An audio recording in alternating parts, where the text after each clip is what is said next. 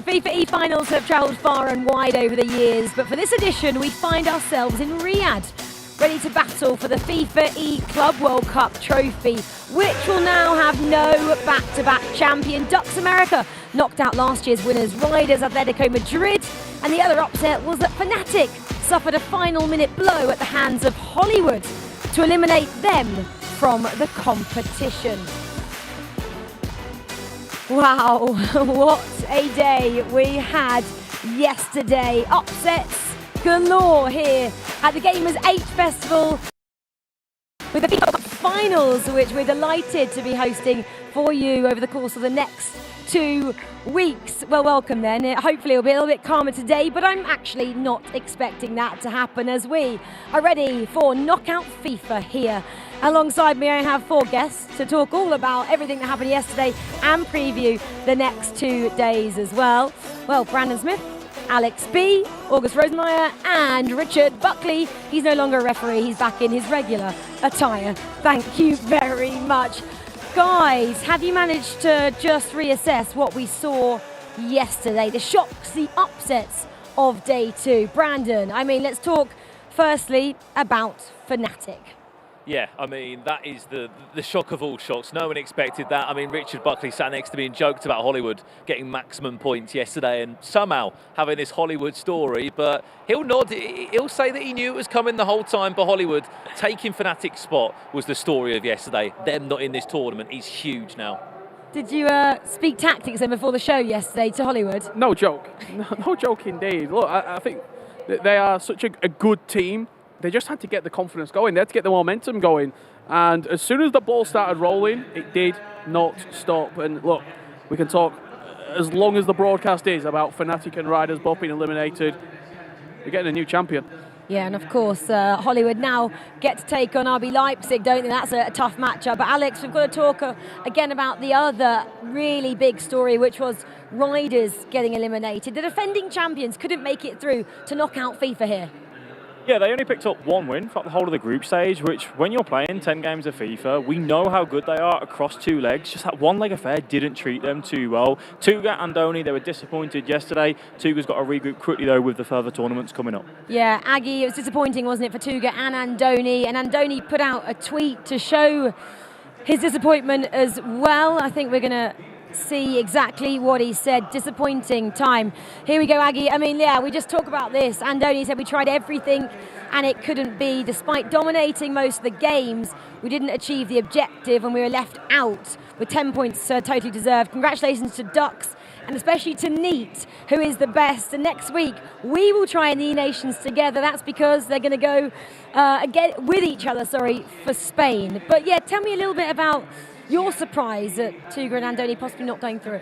Yeah, I mean, it's obviously a big surprise that they didn't make it through. I really think they would have been a very, very strong side in a knockout stage because, yeah, it's a very defensive, strongly team, but sometimes it's a risk not taking risks. And Absolutely. I think the thing with me, you can go 4 wins and 6 losses. You can have a negative record in the group and still get through.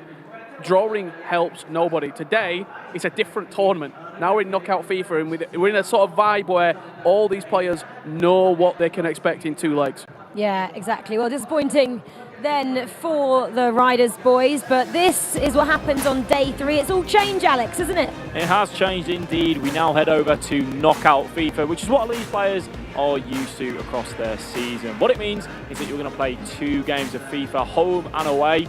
And obviously, if you are drawing at the end of those 2 legs, it goes into extra time and maybe some penalties as well, Rachel. Yeah, and a couple of in-game substitution, maximum 5. And we can also see 1 team substitution. So if these clubs have bought 3 players, we might see some rotations happening as well. We saw it yesterday, didn't we, from the KROWMX guys, a Malaysian team. They decided to switch out, I believe, as well. Yeah, let's have a look then at the tables and see where it finished. I wanted to bring this up, guys, because we had a little bit of a competition running as well. We decided to put who we thought would stand at the top. No one said BASEL. FNATIC and Richard. Anyway, let's move on. Group B, top of the table, Napoli. 2 of us said Napoli. Brandon, you did, and Aggie, you got that one right, so 2 points there. It was pretty exciting, wasn't it, for them? 18 points they managed to achieve at the end of 2 days. Ninjas then going through KROWMX as well.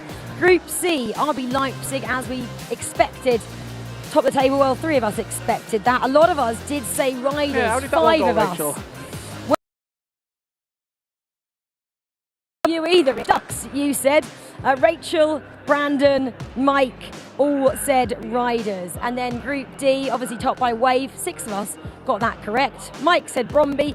Aggie, you said Man City. Not a great day at the office for them, was it?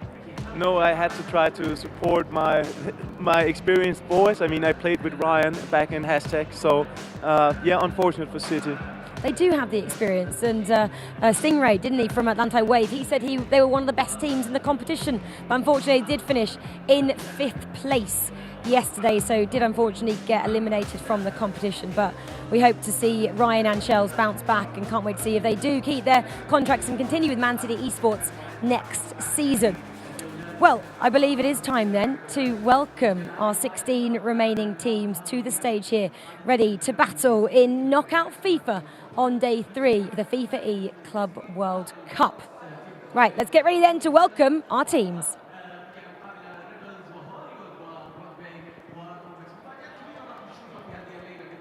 Well, that is AJAX Brazil there. PH and Resende make up that duo.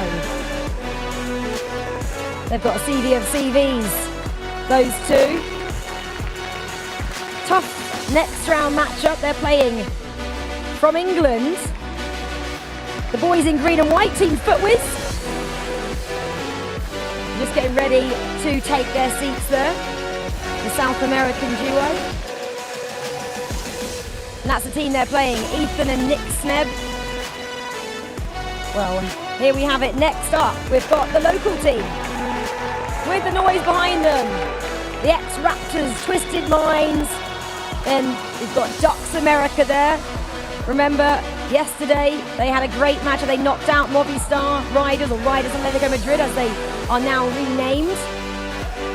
A lot of pressure though on the Raptor boys. They're clapping though, the fans, saying thanks for coming to support us. That's Goliath Gaming there from South Africa.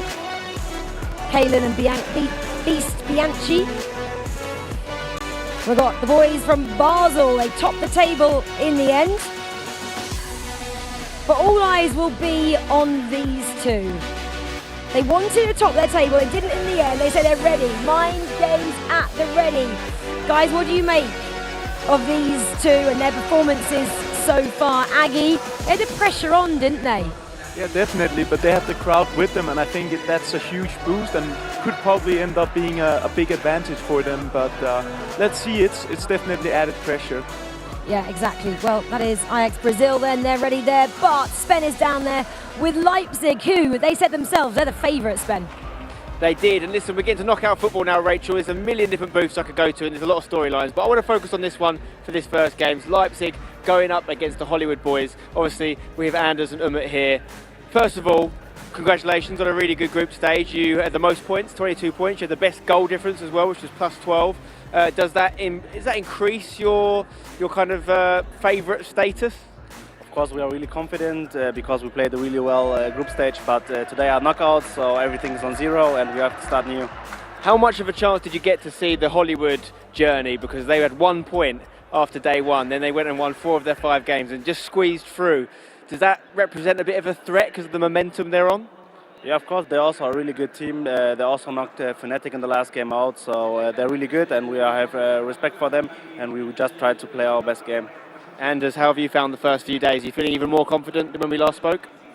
Not really. I knew we had to play really bad to not go through, but I'm happy that we played really good. We got the highest amount of points out of every group. But yeah, I know that we are big favorites in this match, so yeah, I hope we can live up to the expectations once again. Best of luck, lads. Yeah, big pressure comes with that new status, or not same status really they had at the start, which is of favourites, of course. Here are the Hollywood boys. Now, is it fair to say, lads, you're playing with a little bit of less pressure than the RB Leipzig boys? Maybe people didn't think you'd get through, but you said it yesterday, you've never been grouped, and here you are. Of course, they're the favourites to win the whole thing, so if we lose, it is what it is. We've got no pressure on us, really. We're just going to go play our best, hopefully. What is the plan to get it, Tron? How do you beat the legends of RB Leipzig? Stop this step everything. If we can do that, I mean, if we play our game as well, especially like if we play like yesterday, we can definitely put on some trouble, but I think so, yeah. If we just keep our game plan simple and just move the ball around, we should be good.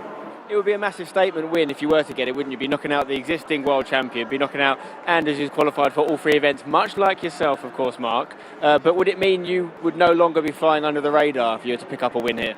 Oh yeah, if we win here, I'll expect to win the whole thing, really. They're the best team, so if we win here, it's a big, big statement. That's a big statement from you there as well. Are we going to see the eventual winners come out of this game? There's every chance. This is a big one. They're all big ones now, guys. Enjoy. Yeah, every chance. I just love how relaxed the Hollywood boys are as well. Just leaning on the back of their chairs. Contrasting styles, wasn't it, to RB Leipzig there. Well, that's one of the matchups we're seeing in the round of 16. Let's have a look at who else is taking on who then. So, obviously we've got Leipzig then taking on Hollywood. That's on the other side of this spider draw. You can see XRAPTORS, Goliath Gaming there up first. AJAX Brazil are up first and FUTWIZ. And the other 2 matches are NAPOLI DC, that's a bit later, as is Wave and Team EXEED. Other side of the draw then, well, we've mentioned RB Leipzig Hollywood. That's coming your way in a few minutes, as is BASEL Ducks America. Then later on you've got BRONDBY and KROWMX and Team Hullet Ninjas in Pyjamas, APOGEE, Poland. Well, it's getting lively in here. They are not supporting the boys, though, from Germany, RB Leipzig. But a couple of people in here will be. And actually, we got a chance earlier in the week to learn a little bit more about those two. I'm Umut, I'm 20 years old. I'm playing for Rebels Gaming since 3 years. I'm Eiergang.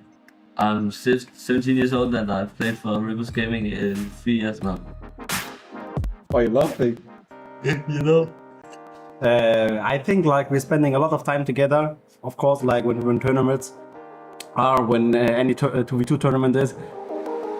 Anders is like one of the best players. I think like his reaction is, I think he has the best reaction. He's like so really young. I think for his age, he's also good experience. So he has also a good mentality and weakness. Maybe the only thing is that sometimes you have to be like a little bit more calm.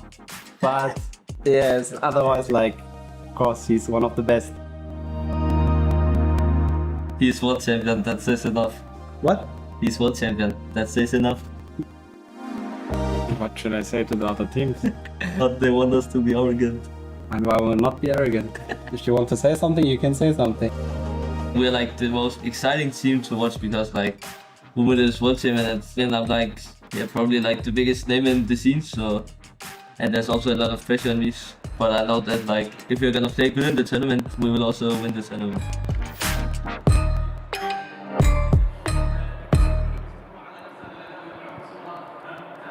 Well, Umut there saying that Anders could be more relaxed. Aggie, Anders, talk to me about him a little bit more. What's he like? Does he have any superstitions heading into matches that you ever seen? Not really. I think he's just very, very confident and believes in his own abilities, as we can hear. He thinks he is the best and he's usually showing it. And together with Umut, it is definitely the favorites. So yeah, he's not trying to underestimate themselves. He's going for the gold. Yeah, well, they're all going for the goals. They're all going for the trophy as well. Big matchup though, Rich, as well. FUTWIZ, AJAX. In your opinion, who comes out on top there? You haven't got long to give me your answer. I'll give you the backstory when we get into the game because it's historic between these two. But I think AJAX just squeeze it.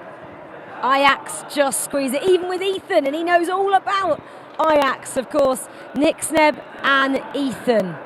The time is now for these guys, it really is. I feel like they need to step up. They are playing the best FIFA of their careers, Alex. They are indeed right now, and for Ethan and Nick Sneb, we know day one, they came off a little bit ever so slightly as we got close to the end of that day. Day two, though, they managed to scrape through. They looked good near the end of the tournament, and obviously, as Richard will tell us once we get into that game, a lot of backstory with Ethan and Resende. I'm looking forward to the action. Well, we've kicked off. Round of 16. is away. Right, let's take you through these 4 matchups. Yeah, well, this is going to be one of our featured matchups that we will be taking you through. Round of 16 is officially here at the FIFA E-Club World Cup. Remember, the prize money jumps up. This is the biggest ever FIFA E-Club World Cup it's been, with a $1 million prize pool on this one. I'll bring Richard back into the conversation because he did want to tee up the storyline here, Rich. There's a lot of history, not just between the 2 teams, but between the players in the teams. Yeah, so in FIFA 20, the Club World Cup, Ethan and Resende was a team for 11s. Who did they knock out in the first knockout match? Team FUTWIZ, Jamie and Marco. FIFA 21, South American region, ESL Torneros, the team that PHZin was playing at the time. Who did they beat in the grand final of the South American Club World Cup? Team FUTWIZ. It's basically Resende and PHZin 2-0 against FUTWIZ in the Club World Cup, Brandon, and they look to be going 3-0. Yeah, well, you said they might edge it. It's AJAX to take the lead in this game. They had a shaky second day in the group stage. I think it's safe to say, Alex, yesterday in Team FUTWIZ, but they just about scraped through. Not the best of start for the UK boys. Definitely not the best of start there. Resende and PHZin, though, they looked confident in that area, just taking that drive with R9. The near post green time finish. Resende and PHZin, they want to start strong, they want to start quick, just having that ability, get your first shot off and go for the green time as well. Brilliant start. Yeah, well, let's jump around the games. As we said, we've got 4 round of 16 games taking place in this round. Ducks America, they were going absolutely mental at the end of play yesterday. It was Neat and Zizinho, and they found that they just about did enough to scrape through in the group of death. We still sit here now, Alex, and wonder how on earth Atletico riders didn't make it through, but simply they just didn't play well. No, they did not get enough wins on that board, and ultimately, as we've said, plenty of times draws will not always guarantee you through. Ducks America, we have to give them credit. They did what they needed to do yesterday. We saw that goal from Neat, just taking it past the goalkeeper, having that confidence is why he's one of the best players in Europe right now. Zizinho, they were sat there, they were waiting, they were looking up at that big screen saying what is the result going to finish in that Riders game. And thankfully, they see themselves into the last 16. However, we have to say FC Basel, top of their group, a team that maybe we didn't talk about too much. They just went quietly under the radar. Yeah, well, there has been a goal in one of the other games. If we can get it on a replay as soon as we can. It's between Hollywood and RB.Leipzig Gaming. Richard Buckley and Aggie are watching the game. What's happened? Yeah, they've been outstanding. I've got to say, RB Leipzig, 15 minutes in, 1-0 up. It's just incredible stuff as we see the crowd erupt into celebration. That's Goliath Gaming versus XRAPTORS Twisted Minds. 1-0 up, Aga. Yeah, there we see Raptors just working their way into the box. No, they're not. They're just going for the power shot, and we see the chanting fans there. Amazing scenes. I was speaking with Goliath Gaming before we started, and they were confident. They'd watched footage. They knew exactly what they were going to get.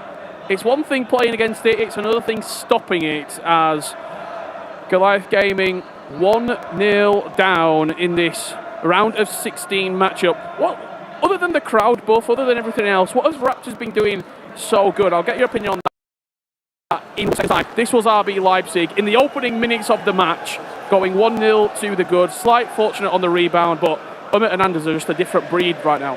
Yeah, and we were just watching the first 15 minutes of the game, and RB Leipzig were putting pressure, they were creating the chances, so it's not completely undeserved that they get rewarded with a rebound goal there. Back underway. Goliath Gaming and Raptors Twisted Minds. Goliath Gaming 1-0 down. It's the worst case scenario. You're not only a goal down, but you've got the fans on your back as well. Twisted inside the box. Good driven pass, well intercepted. And what happens when the ball gets turned over? A cheer from the crowd every single moment. It's like being at a football match. It really is. A tackle, a possession loss.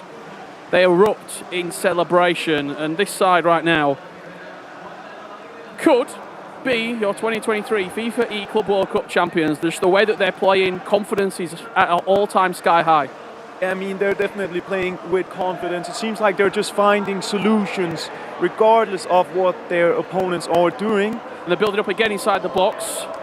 They're so instinctive, the way that they get the ball out wide, and then it's either a finesse shot, a long shot, a power shot, or it's that driven pass right into the heart of the box. It doesn't give you a long time to get back into the match, it's really sort of a tough way to play because you've got 2 players on the pitch.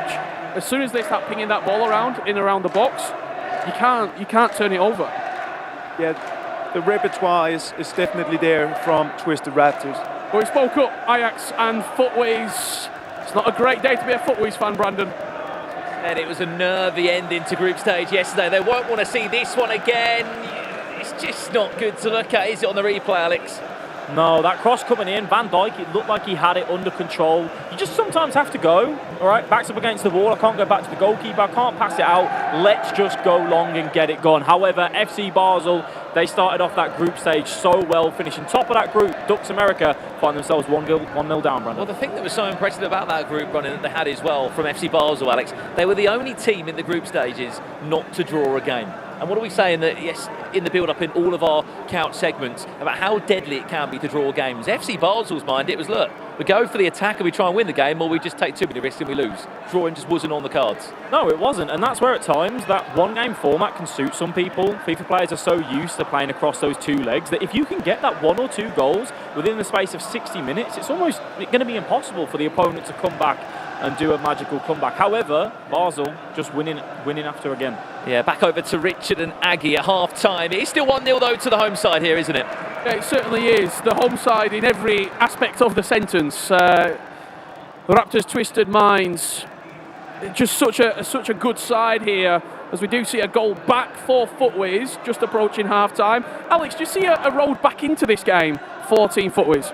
Yeah, they did it once yesterday. They were 2-0 down. They pulled it back and got that 3-2 win. There's one thing we know about Nixneb and Ethan. They want to go forward. They want to play with that attack. They don't want to sit deep. They don't want to put all their numbers behind the ball.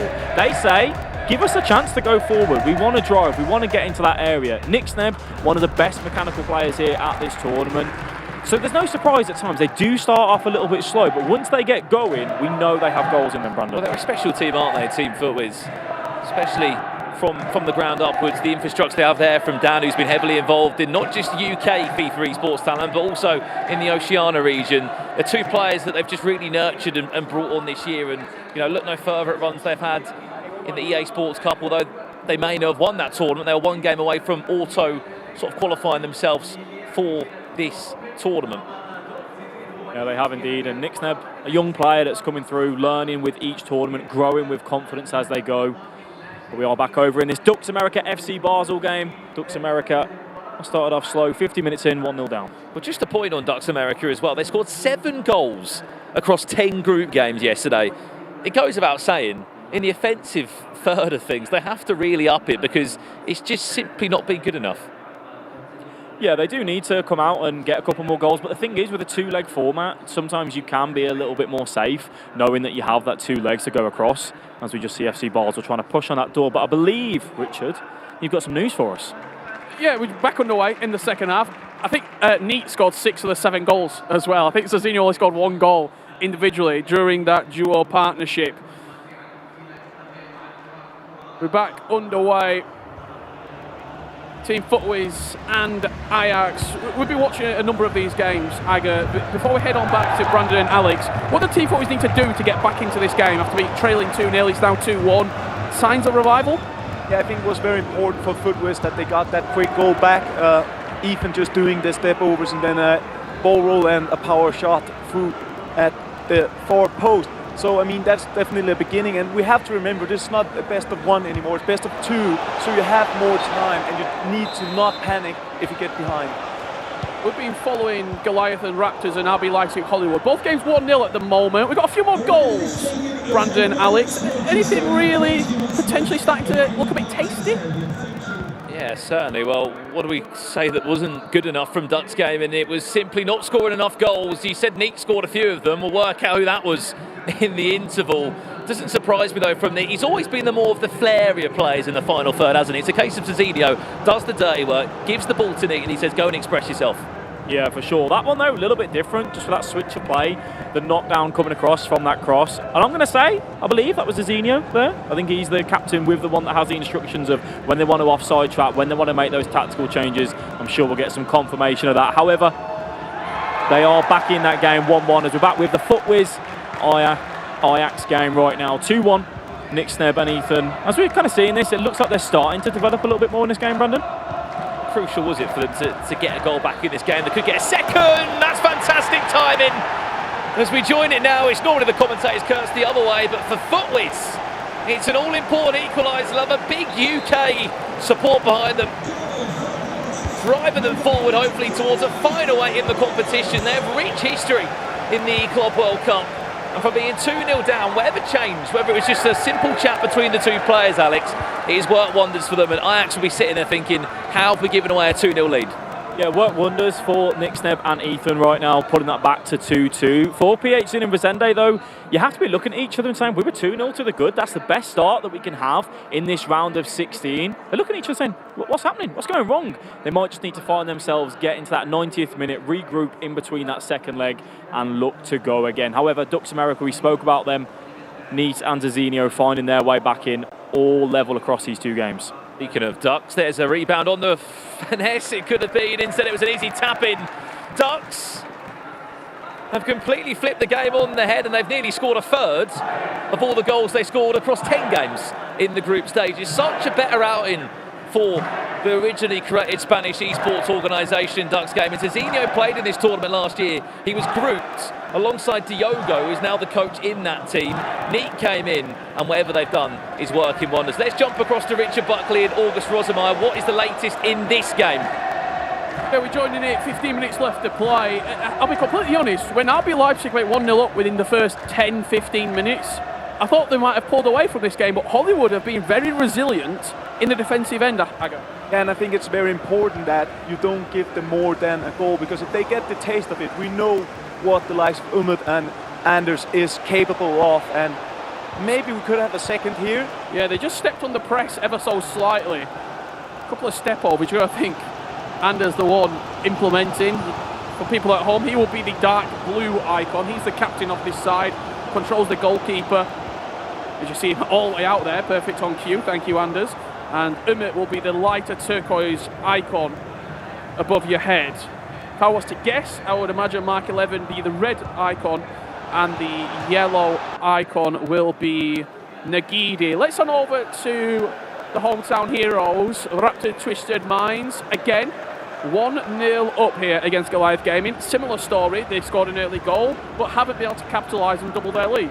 Yeah, I think, and it also a result of where we are now. This could be the doubling of the lead as he dances inside the box with Pele. Just a big tackle at the back there for Goliath Gaming. They've defended well though, Goliath. We've been watching this game. Definitely, and we saw it in the groups as well. I think we have the low scoring affairs right now because it is the knockout stage. There you go. And there you have it. We talk about Goliath Gaming. I went on the stage before we kicked off. Every single day so far, I've gone up and I spoke to Goliath Gaming. And Beast Bianchi today said, I'm glad you've come up and spoke to us because I think you're the lucky charm. Maybe I am. We go on their game, they score a goal. And the crowd, all of a sudden, just push ever so slightly here in the arena. We have to remind you, we have changed format for today. This will be a two-legged match. The FIFA esports that you're used to seeing over the season, aggregate scoreline in use, extra time and penalties. How does that change from a one-legged game now to a two-legged game? It changed everything for the teams here. They definitely have to be, or they will be more patient. They won't panic as much because they have more time to get back into a match. So very, very important. And I will have this thumb rule that you can never be behind with more than two coming into the second leg in a best of two. And that's also why we see the cagey affairs here. It's the first game of the day, and all days here at a World Cup is different. It's always difficult. And I don't imagine that we'll particularly see a team throw bodies forward in the final few minutes here to try and get a leading scoreline in this matchup, as they are just seeing out the last few minutes of this game. As we head on over for the final 10 minutes to FUTWIZ versus Ajax. Yeah, thank you, Rich. This game's just settling down ever so slightly as we head towards the last 6 minutes or so in it. Have to remember that Ajax were leading 2-0. It was Team FUTWIZ that came from that huge goal deficit just to change things around. But it came from these moments, Alex, where they have to be careful at the back. Yeah, you have to be very careful knowing that you conceded one of your goals from doing exactly that. Nick's Never Ethan just seeing out remaining 3 minutes. I will give credit to Ajax though, been watching this game. They were 2-0 up, pull it back to 2-2. That's difficult for you to have that conversation with your teammate. They've said, look, let's just slow it down, let's work our chances as we can, and let's try and get to that 90th minute, which right now they're doing that. Yeah, looking across the ground as well. We've got full times coming in for the end of the first legs. Ducks America coming from 1-0 down to win their first leg 2-1 against FC Basel. RB Leipzig did conclude that 1-0 win over Hollywood. A full time between the South African side, Goliath Gaming, and XRAPTORS Twisted Minds. And last but not least, our last full time whistle here for the end of leg 1. Yeah, there was a draw in each of your matchups and a lead in each of them. And for me, the biggest surprise was probably, guys, Ducks America. They scraped through, it's fair to say. Yesterday, remember, they were the team that knocked out Riders and Atletico Madrid. They took on table toppers Basel and have got the lead 2-1. You were across that one, boys. Did you expect them to be as dominant as they were in that first leg? They didn't expect them to score 2 goals. Exactly, they hadn't scored that many, had they, at all group stages? And they did somehow, but again, I think we're going to sit here and we're going to say it again and again and again.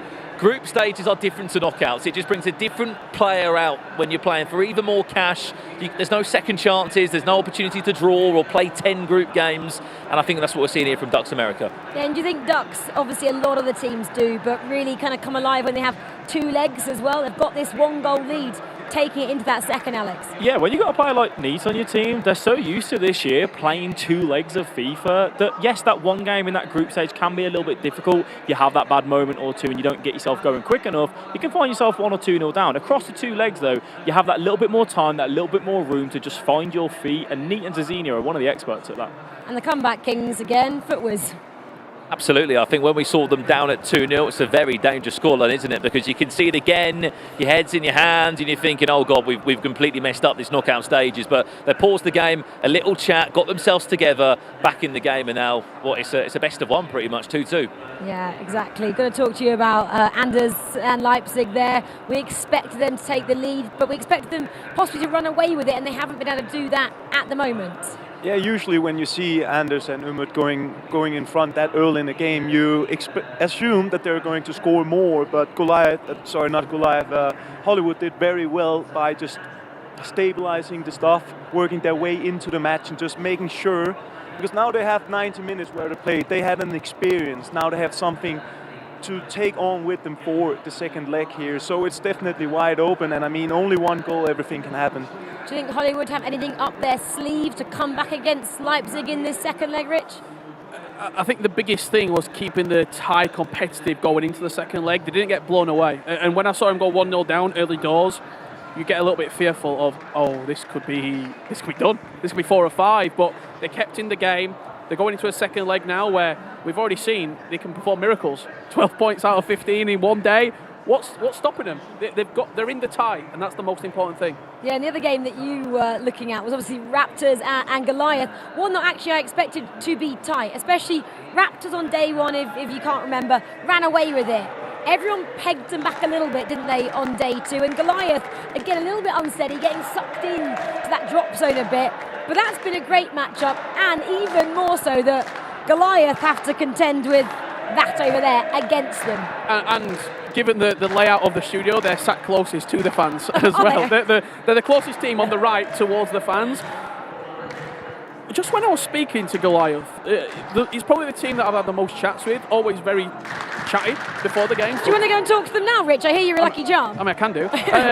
Just the way that they were talking very openly, they watched all the gameplay from last night, they know exactly what they can expect up against this Raptors side, and they want the challenge, they want the fans, they want to tell them to be, they said we're going to be humble, but if we win, there'll be a celebration. Baggy, that's nothing new, is it? Don't you always watch a lot of your competitors' clips from online and you analyse them quite a lot? I mean, that's a part of it here, and they definitely analyze from A to Z on the Twisted Raptors.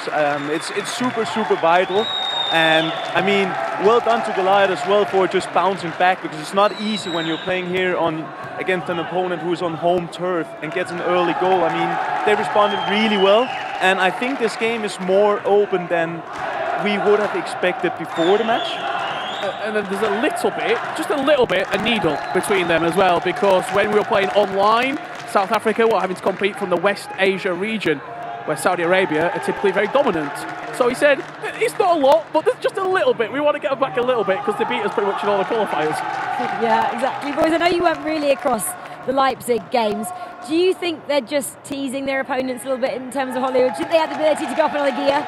I think for Hollywood, the difficult thing is, like Richard said, yes, it's down to only 1 goal at the minute. You're still in that tie. But if you don't get that goal within the first 45 minutes, Hollywood then have to come out and be more aggressive. There's one thing we know about Anders and Umit. If you leave less numbers at the back, Anders is so quick with those step overs, he will punish you and they will find their way through. So Hollywood, they need to try and get a goal in that first half to then give themselves a good chance to settle down and see where that tie can go. AJAX Brazil then, they had a 2-goal cushion.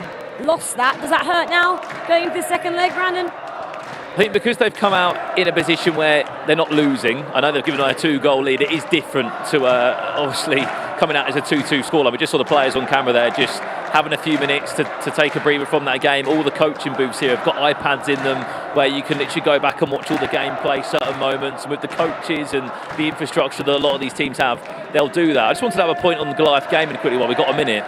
They're the only team that qualify from Africa. Every time they come to these tournaments, not many people rate them, you know, and they feel like they've got like a bit of something on their back every time they come here. They play in difficult conditions, you know, connection-wise and stuff as well. And the fact they're matched up against multiple play styles around the world, like they always loved the fact that they're the underdogs coming into this, and what a chance they have of knocking out the only Saudi team in this tournament.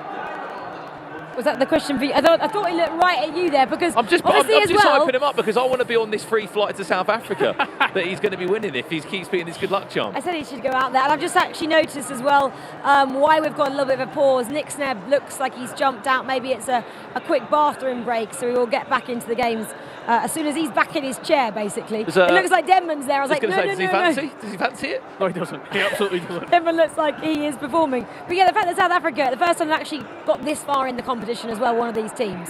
Yeah, I think they're not only playing for themselves, they're playing for the entire region to put more focus on it, and they've been very vocal about this as well. I mean, we have seen them throughout the Global Series for a long time. I mean, I played against Beast Bianchi back in FIFA 18 at the playoffs, so he's not new to the scene, and they want to put South Africa and Africa in general more on the map, and they are on their way to do create one of the biggest results in Africa's history in FIFA Esports right now. Yeah, it would be great. And they have Boosie, she's part of the team as well. She's not here, but she is actually highlighted on the website. This is the match we were talking about from these two competitors, Rich. Yeah, they've been absolutely loving that power shot, have Raptors twisted minds, anywhere in around the box. Goliath Gaming, very similar to a lot of the teams here in the round of 16, kept in the game. They didn't let the game get away from them, but they are dealing with a rambunctious crowd, as you can just see, up on their feet, giving the Raptors twisted minds maybe that extra 2-3% that they need to get over the line here in a tough Goliath Gaming matchup. Well, I'm looking at all the screens, you can't see them all. It looks like everybody has now taken their seats and we are ready to go with this second leg of FIFA. Those boys are loving it. We're loving it. Back into the action we go.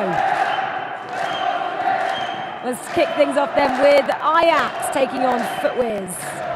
They're back underway here for the second leg. Me and Alex B will be guiding you through AJAX team FUTWIZ whilst keeping a close eye on FC Basel against Dux America. I think the key thing in this game, Alex, is FUTWIZ not again. We're not going 2-0 down again 25 minutes into this one. No, they want to make sure that they start off in that good position, Brandon. Don't give the ball away cheaply like we saw in that first leg. However, though, Nick's net defense so far in this tournament sometimes have been slow burners, but then once they get going, as we said, one of the best attacking teams here, create multiple chances, and they'll be happy to go in at 2-2 after that first leg. Well, I can see and I can hear that we've already had a goal going in. It's a game that I've not got my eyes on, but I know someone that does. Richard Buckley, what is going on over in that Goliath Gaming Raptors Twisted Minds match? 3 minutes on the clock is all it needed, Brandon, for a goal. And it was a goal for Goliath Gaming, getting down the byline. Great work inside the box, just laying it off, just waiting, and bang! The Travella comes in, hits the top corner, and we have a shock on our hands, Aga. Yeah, definitely just taking the chance with a long shot there and saying to Raptors, you're not the only one who can shoot from outside and succeed with it. And that's exactly the start they want to have on this match, just trying to silencing the Saudi fans. And again here, Raptors just trying to come back. But Yeah. I mean, amazing match so far. And a start to this that will definitely make it more open. But if you look at all the scores, 2-1, 2-1, 1-0, 2-2. All the games so evenly contested here. We'll stick on this matchup between Goliath Gaming and Raptors Twisted Minds for the meantime. This is arguably the biggest shock so far. The High Flyers, Raptors Twisted Minds, the Saudi Arabian home field favourites against the resilient South African duo of Goliath Gaming. And here is Goliath building up on the edge of the box. Can they quite get that bounce to fall their way? It's Zidane holding the possession. Jude Bellingham's the man in his shadow. However, poor passage of play there will turn over possession. And Raptors Twisted Minds come forward with Neymar on the Trivella. Good save from Edwin van de Sar. Hollywoods and RB Leipzig. Another matchup that is 20 minutes into the second leg. We've not had a goal yet in this second period. However, RB Leipzig with the goal in the first leg mean they will be progressing through to the quarterfinals if it stays as it currently is, Aga. And right now Hollywood just trying to find a way through the defense, because we spoke a lot about how great attackers Umut and Anders is. But that defense been on point as well throughout this competition. And we speak a lot about a lot of goals win you games, defense wins you championships. It's something very similar to like what Tex has to deal with almost. He's so good going forward. People forget how good of a defender he is. And I think that's very similar to RB Leipzig. The only problem probably with RB Leipzig that you would say is when it does potentially go awry, it falls apart. Exactly, and that's where you need to hit them, but it's very hard if you're already down with one. You need to be very, very patient. You need to wait for the right opportunity to try to come into the head of Anders and Umut. But right now it doesn't seem like they're under total pressure, but it's still a very good sign, I'll say, for Hollywood that they're managing right now to keep the game this open. Still a pretty 50-50 game. Even though RB Leipzig are leading, it's not been emphatic by any stretch of the imagination, it has to be said. 30 minutes on the clock. Could be a chance here for RB Leipzig. Just building up on the edge of the box. Hollywood defend well. Let's head on over to Brandon Smith and Alex B. Anything happening in your matches? FC Basel and Ducks America. Ducks still got the lead. Yeah, to be honest, it's been quite a slow start in the second leg matches to kick things off. They were full of goals to kick things off with. This time round, it has been a stalemate. Ducks America still lead 2-1. Here's FC Basel though on the attack, looking to try and tie this game up. This is nice from R9. All the skills are out on show, and it's defended well by Gigi Buffon, who I don't know why is a defender nowadays, but he is thanks to the recent shapeshifter promos. I'm hearing goals going in the other games, Alex. It seems like we can't get any, but Richard and Aggie can. Goals indeed, Brandon Smith, and it's a third goal in this tie for Goliath Gaming. The ball whipped out wide, the German cross comes in, Virgil van Dijk on the volley, and we might not see it, but he stood up, he turned to the crowd, and he just told them to calm down. Beast Bianchi, 3-1 up. Bold move there. You don't want to turn on the Saudi fans even more, because what they can do to lift their team, they're supporting, but it also shows you signs of confidence. It shows you that they're ready now. Yeah, they certainly are ready. No goals between AJAX and FUTWIZ, Brandon, but we could have one here. Yeah, we might have one here indeed. It's Pele dancing quite literally in the box. That could have been 3-2 FUTWIZ. I spoke to you about why FUTWIZ are so dangerous in that area. It's almost like at times, Nick Even when they're on the ball, they don't know what they're doing because of how quick they input those skill moves, which in the turn means for Resende and PHC, and you're going, where do I go? Do I go left? Do I go right? Do I stand up? How do I commit? How do I win that ball? Pele with that strike, goalkeeper matching it though. Has been a few chances here and there. Yeah, there has been. Although it's been a 0-0 game, either Team has been able to create a few. Here's one now, Ajax with on eye. It's into the back of the net. Resende and PHM will restore their leads. It's only by one, but it's on the stroke of half-time, and there is no better way to go into the half-time interval than that. PHM Resende down the other end, taking that chance with clinicalness on R9. It's funny how you can have your back up against the wall inside the 18-yard box, thinking, where do I go? How do I defend this? You get that counter-attack through, and they find themselves going into half-time with that lead. Goliath Gaming, 6 minutes to go before half-time.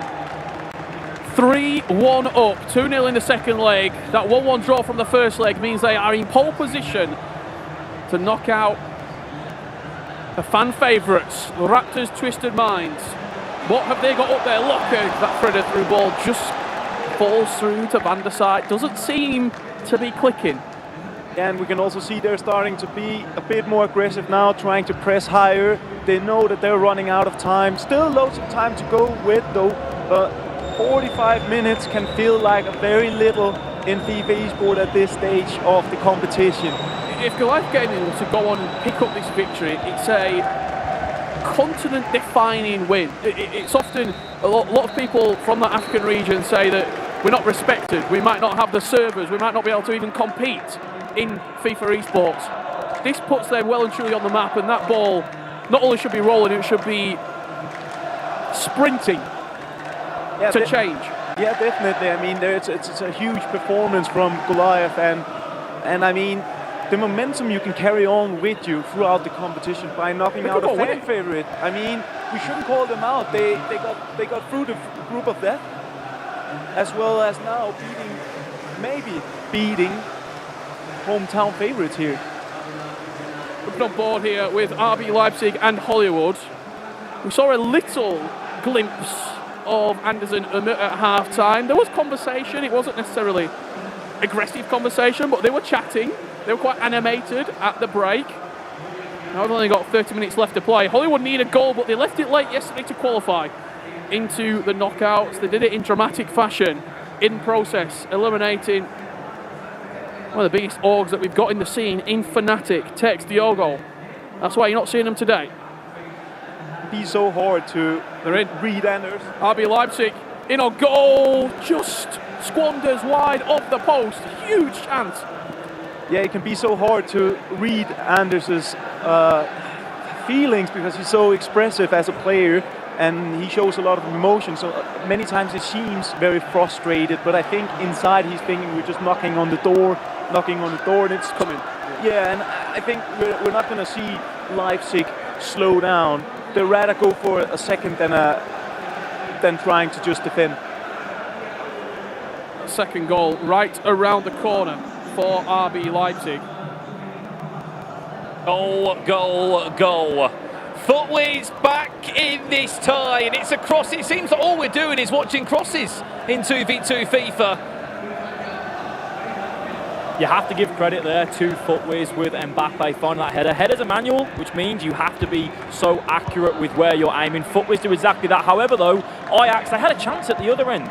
Goalkeeper makes a massive save, and we see Ethan and Nixneb come down that other end, put themselves back into the tie, Brandon. How big is that? Because we were watching the player cam at half-time, and on one side of Ajax, you're seeing lots of talk between the two teams. On the FUTWIZ side, there wasn't a word spoken between the two. They both just look at their own screens. They weren't interested in talking through any sort of tactics or how we're going to get back in this game.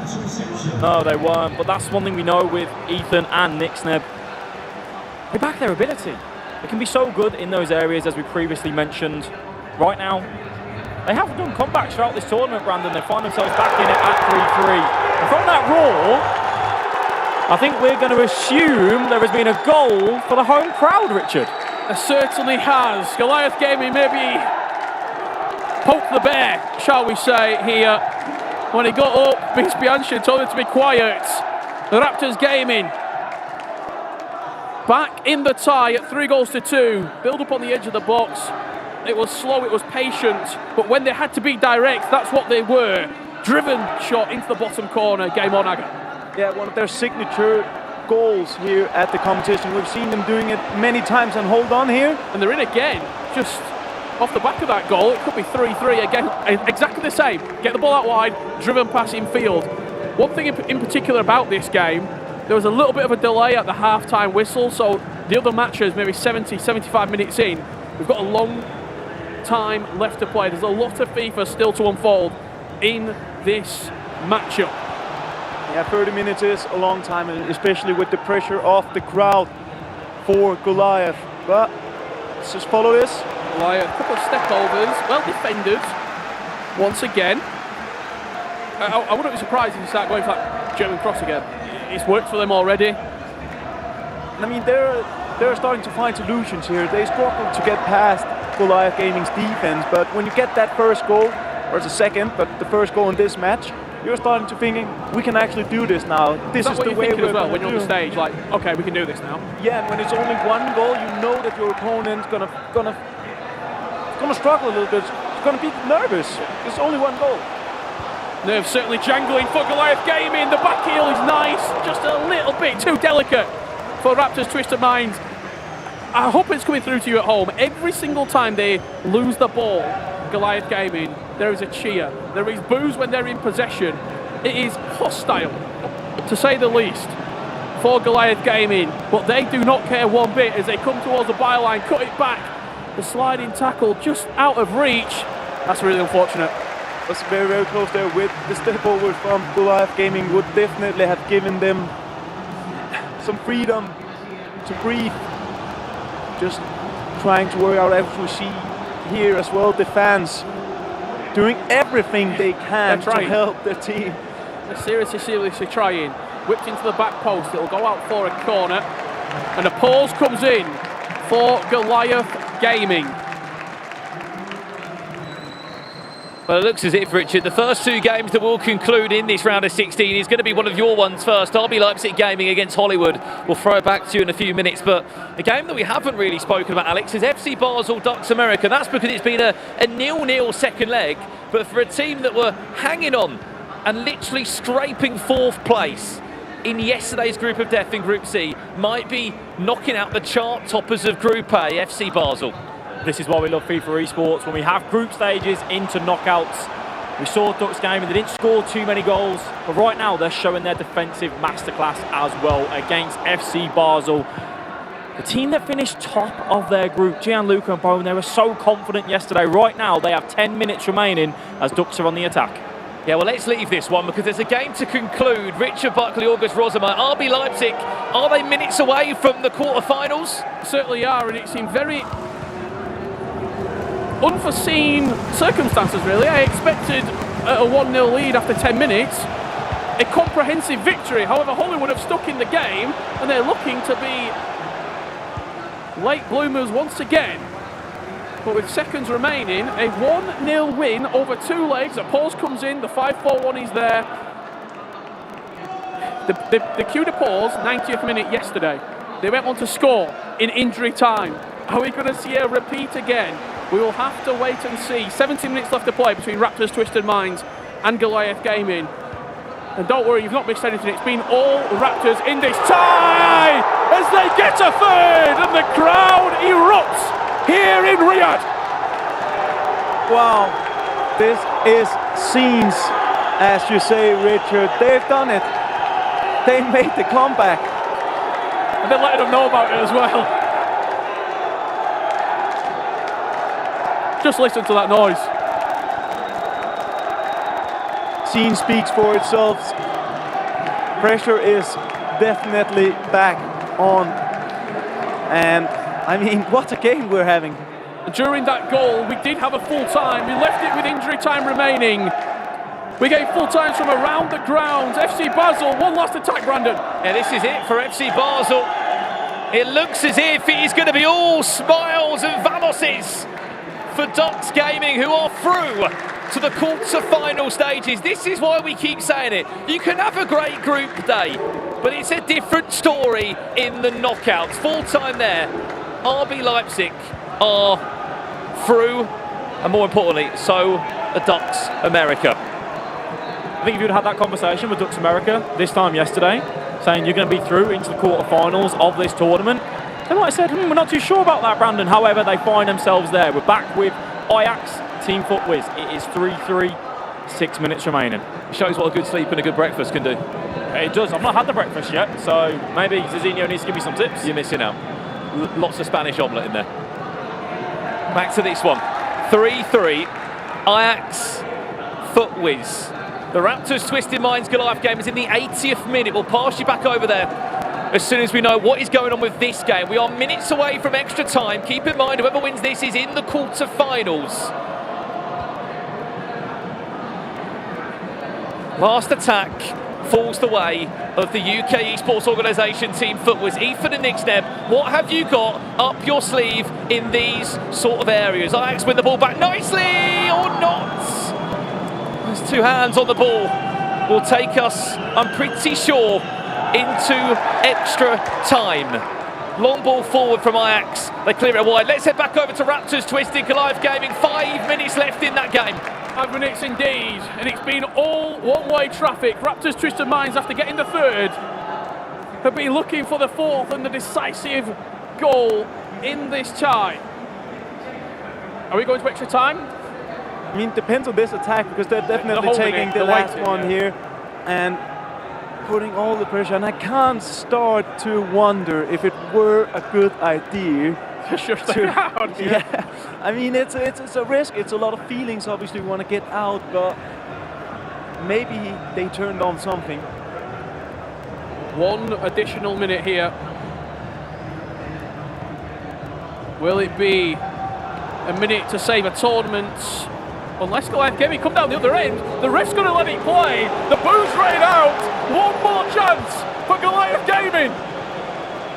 Will it be late? Will it be great for Goliath? Not quite. Extra time is where we are heading. Incredible, incredible scenes here. Ajax and FUTWIZ. 3-3. Yeah, and it's underway in extra time. Let's jump over to it now. We just saw, Alex, about 2 or 3 minutes of the players' POVs. Just a very different side of the story. Ajax, they looked excited for extra time. They look ready for extra time. You've got to remember, this is the team that lived in extra time in the E-Nations Cup final last year in Copenhagen. They've been there, they've done that. They can claw back on previous experiences, knowing they've been here and done it. For Ethan, Nixner, the conversations were there. Denman was getting involved, trying to rally up their players, saying, come on, we can do this. It's 30 minutes. Keep switched on. And do what you two do best. But we're sending 9 PHs in. It's just an entertaining game, Brandon. Really is. Credit to both of these teams. Unfortunately, someone is going to have to go through, even if we have to go to the dreaded penalty shootout here. The E-Club World Cup Grand Finals this year at Riyadh, Saudi Arabia, which plays host to the first ever $1 million FIFA E-Club World Cup. As Ajax look to build up for their first real attack in extra time. Nearly 10 minutes on the clock here. We'll stay with this game until half-time in extra time. And then we'll jump back across to Raptors Twisted against Goliath. Last 5 minutes here. FUTWIZ in possession, looking to create that chance. It could be enough to send them into a top 8. So at these moments in extra time, for players, the nerves really start to kick in. You make one mistake, you might not have enough time to find your way back into that game. Well then. What can FUTWIZ cook up? Not a pass like that from Thierry Henry, unfortunately. The Brazilian boys who were picked up at the start of this year by Ajax Esports signed new deals as well to 2025 just a month ago. Can they defend this attack though from FUTWIZ? Here's Henry. Added time of just 1 minute in extra time. So much noise going on around us. We'll get to the other game as soon as we can. Camavinga finds De Jong now, building up nicely. Camavinga whips it into the box where it will be defended well. And the referee should take us into extra time as we jump ships over to that other matchup. 9 minutes gone in extra time between Raptors Twisted Minds and Goliath Gaming. Not too much to talk about, really. It's been quite a stagnant first half of extra time, as it usually is. Very, very cagey affair, Rich, as you are saying. Both teams definitely don't want to take any chances now. We could probably see this game go to a penalty shootout, which would be maybe the first, maybe not the first of the day, because we have the other game as well, which are a bit in front of this one, but it is definitely a tight affair. We have 2 consecutive penalty shootouts. Don't worry if you are wanting to see FUTWIZ and AJAX. They're currently in a technical pause, just making a few changes around with the time they have remaining left to potentially impact this game. Final chance of the half will fall to Goliath Gaming. What can they cook up? João Felix on the edge of the box, just tackled, and that will do us for your opening 15 minutes of extra time. Conversations certainly raging at the moment in the Twisted Minds booth as the fans wait in anticipation for the second half to start. The second half has already started between AJAX and FUTWIZ. What are we saying, Rich? Penalties, both games? Surely not. I think we could be. We're back on the way. AJAX against FUTWIZ. 15 minutes left to be played. If we're being brutally honest, in that 15 minutes, that first section of extra time, we didn't really see any real chances being created. No chances whatsoever for either team. AJAX at half-time, there's a lot of tactical changes. Nick the Hammer behind them, the coach just wanting to put his input across, finding any sort of slight bit of angle they might be able to create a chance or two. FUTWIZ on the other hand though, Denman's behind them, he's rallying up, he's saying come on, we can do this. Now, matter of nerves. Atmosphere here to play into. Keep in mind that we'll only play up to the semi-final stages today. Tomorrow will be a championship Sunday. This game is in the 113th minute, the other match is in the 108th minute. Both games still all square.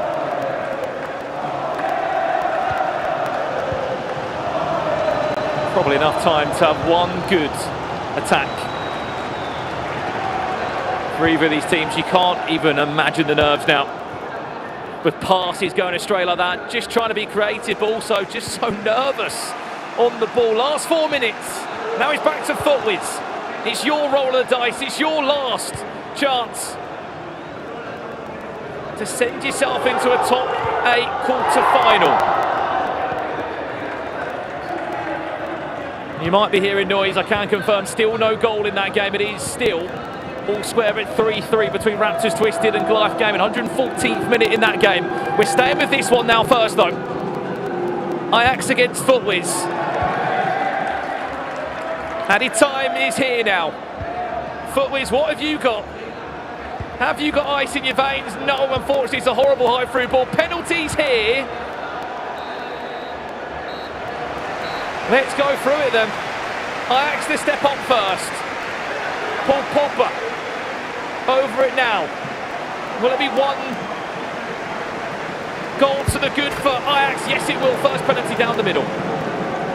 Over to FUTWIZ. Pogba with the longest run up in the game. Does he go left? Does he go right or middle? Steps up, saved! AJAX one to the good. Advantage for AJAX. It could be 2 from 2. Kylian Mbappe always reliable. Not this time. Bruno Fernandes. Ethan Nixneb. Saved again the same way, Brandon. Up steps AJAX. They do score. And I can confirm penalties is on the cards in the other matchup as well. Here's Mbappe with FUTWIZ. Finally, they do find the back of the net, but they still do trail in the shootout. Right, I've never done this before, but we'll give it a go. Saved again from AJAX. We'll keep you up to date on the right-hand side of your screen. We'll conclude that one first. FUTWIZ have scored again. This is it, really. Round 5 of pens. AJAX to step up. They do score. FUTWIZ have to score. If AJAX save, they're into the quarter-finals. Up steps Van Dijk. Panenka down the middle. In the other game, very quickly, Raptors Twisted Mind with a 2-goal advantage. Make that 2-1 on the scoreline. AJAX in sudden death. They score. FUTWIZ is back on your hands again.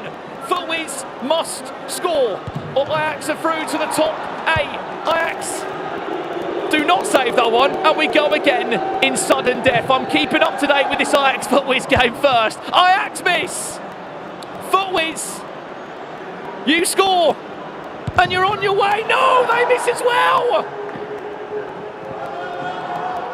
Goliath Gaming with a chance to go 3-2 up in this shootout as AJAX stick it in. Goliath 3-2 up, winning penalty, Brandon, potentially. This is it, FUTWIZ. FUTWIZ score, they're in a top 8. Up steps De Jong and FUTWIZ are 1 pen away on the other side of the screen. Goliath Gaming have just done it. I don't know what's going on. They've I'm knocked trying out. to keep up. Up steps FUTWIZ. Why are you going down the middle? What a moment now this is. We go back again to sudden death. AJAX miss. What's happening? FUTWIZ. Klosterman misses as well. Edwin van der Sar's on the pens. He scores for AJAX.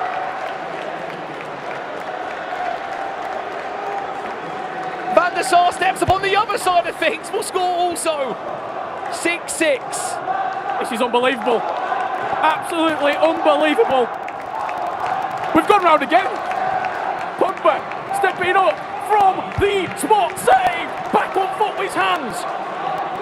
Oh, Pogba. We've gone round again. All the way round again. Paul Pogba with the worst run up of all for Team FUTWIZ. Will miss. This is incredible. Mbappe, now it's your turn for AJAX. Does score. Advantage, AJAX.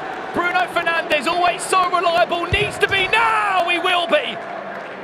Who's going to win it? I've never seen scenes like this. Karim Benzema from the spot, score. Look at Resende. He can't even watch. Mbappe needs to score this one for FUTWIZ. He will. This must be the longest penalty shootout you'll ever see. Samuel Eto'o. How is that? Miss. Henry with FUTWIZ down the middle, and that is the winner. Team FUTWIZ are in the top 8 of the FIFA E-Club World Cup with a penalty shootout that you will never see again. What an incredible moment. It might have gone under the radar ever so slightly because we saw one of the most ridiculous penalty shootouts we've ever seen.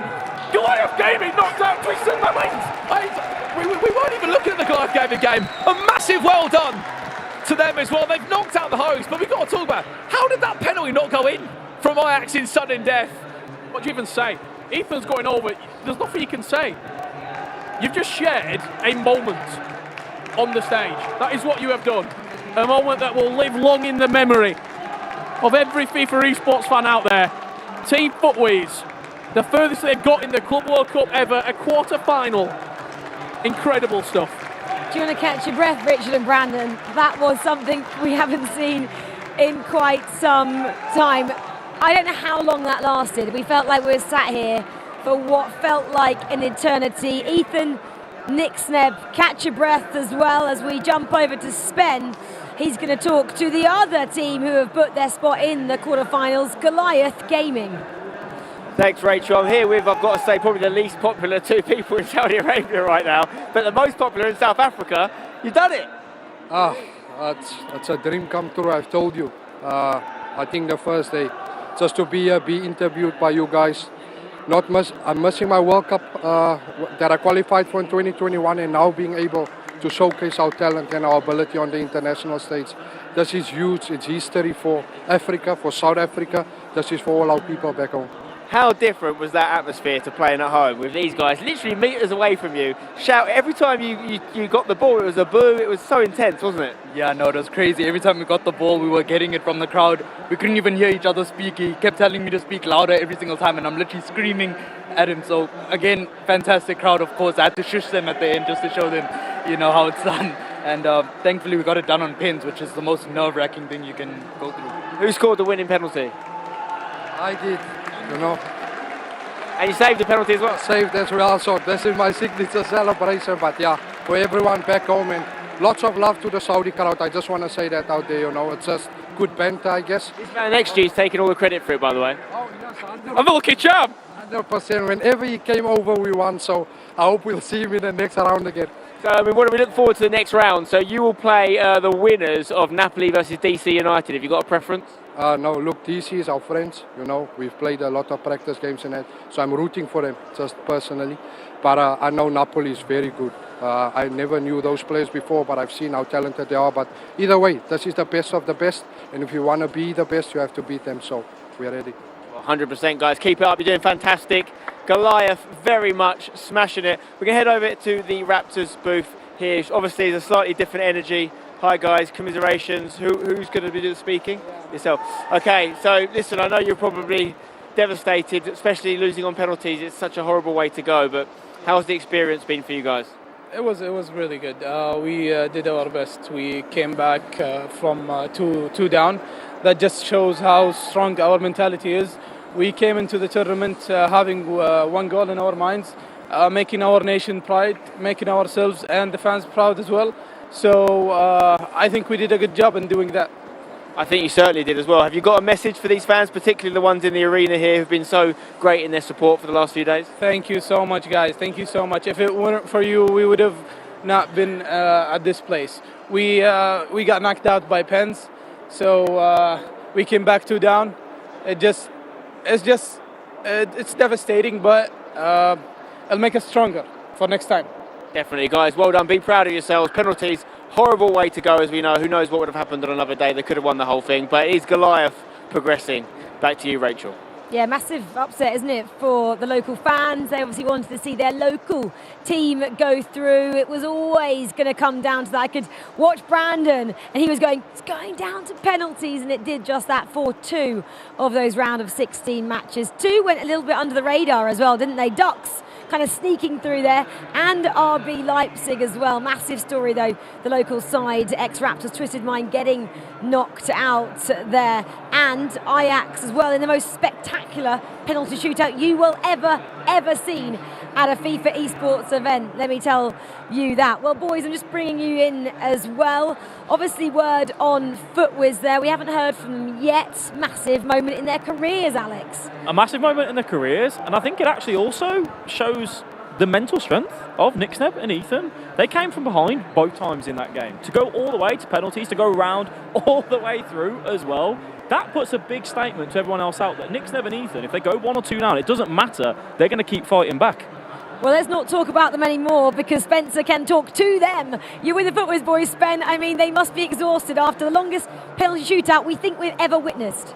I think so. It's got to be the longest penalty shootout you've ever been involved in, Ethan, surely. Absolutely. I think we almost went the full-way round twice, but the most heartbreaking one.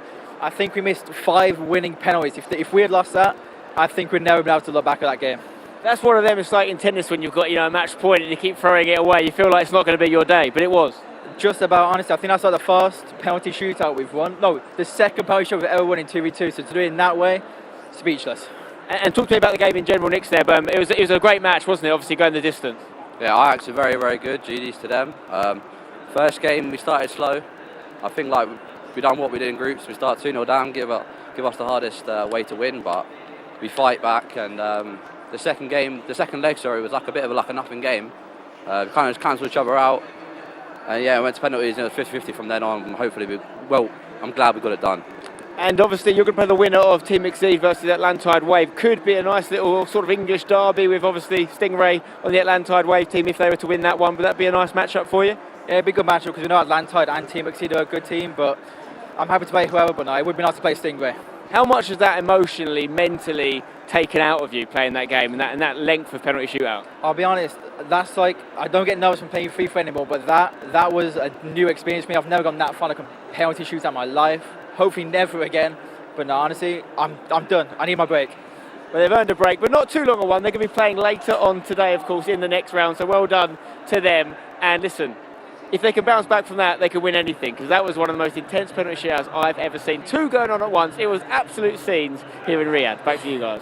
I think it was difficult as well for Richard and Brandon to commentate the end of those. Aggie, I wanted a quick word though to you of what Ethan was saying there. They lost their first 2 as well. They missed their first 2 penalties there, then came back to win. At that moment, he said he doesn't get nervous now in the games. Hands must be sweaty. He's exhausted. Tell me about that. Yeah, I mean, that was one of the more crazier games that we've been commentating over, especially our game as well, going on with Goliath and Twisted Raptors. But yeah, it's so hard when you miss the 2 first chances to actually win the game, and that just shows how strong they are. As soon as you get into that moment where it's like sudden death and you go in a little bit longer, I mean, Al, you've probably been in this predicament, you start second guessing yourself. Every other penalty, you start thinking, well, they went right last time, so maybe I should go left this time, and that's when we end up going round and round and round. Ridiculous. Brandon, they went left, it looked to me, though, a lot of the time. I'll be honest, Rachel, they did a Panenka, the keeper scored, we went round again. I've never done a penalty shot where we've gone round again. Paul Pogba thought he was done. He was back up taking the 12th penalty. And you in the end, you seemed to be going to the Goliath one and the FUTWIZ one. How did you keep up? I didn't. No, but I have proof though. I filmed it for his social media later on, so we can see just how he managed to do it. Just a quick point on that as well. We all remember rightly, there was a heartbreak moment this year with FUTWIZ on penalties. EA Sports Cup against TG.NIP. Many months on, FIFA Esports does weird things. It gives you triumph in moments you don't expect. Even going further back than that, this tournament, the Club World Cup in Milan, Ethan lost on penalties to Team Complexity in the final with Resende, who we just beat on penalties. It's his time, isn't it? It's time for the guys from FUTWIZ to step up. A quick word on LEIPZIG, though, as well. Only got through by the skin of their teeth, just one goal in both those legs. Aggie, we didn't expect that. No, but I gotta say, we saw the game and they looked very, very comfortable in the defense. And often we speak about how good they are in the attack.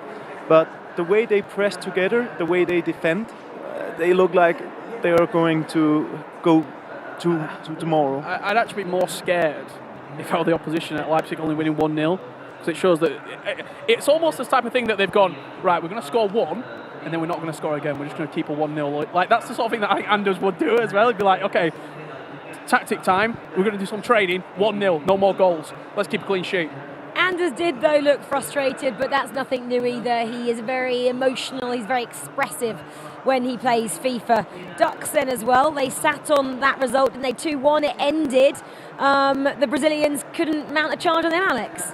That's a big statement from them as well. We just said about how, you know, RB Leipzig, they go through and they get that 1-0 and they're through into that next stage. For Ducks, Basel finished top of their group and they've just gone, yeah, that's fine, we're going to get 2-1. That second leg, they didn't have a look in. They literally just held it out. They put the numbers behind the ball. Neat and Zizinho, they looked ropey at times throughout the group stages, but we know knockout FIFA is so different from those group stages. They're going to be oozing with confidence from that. It's just so many reps. Outside of this tournament with Ducks, they were playing in La Liga, Real Valladolid. It's reps as a duo in knockout FIFA over 2 legs, which is a very different thing to best of 1 group play, and we're seeing that again from Ducks. Well, Gravison is watching. I gave him a message. I said, are you watching? He said, I'm actually doing a stream on it, so I'm very excited to hear from him a little bit later as well, part of that Duck setup in Spain, of course. Well, we always talk about, don't we, a new day of FIFA brings new results, and we saw that in our first games of the round of 16. Ducks, we didn't really expect much from them yesterday, and Goliath as well. It was touch and go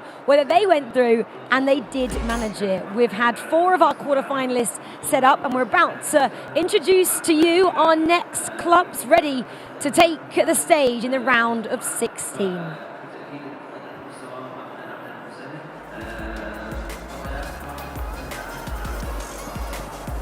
Well, BRONDBY then, they take to the stage first. Klenke, leads the line, and BLZ with them. Those guys were a force to be reckoned with yesterday in the group stages. They look ready, they look focused as they come into the arena. They're up against KROWMX first. Lantai Wave then. Puma and Stingray taking on Team EXEED. Napoli, you just saw them enter the stage.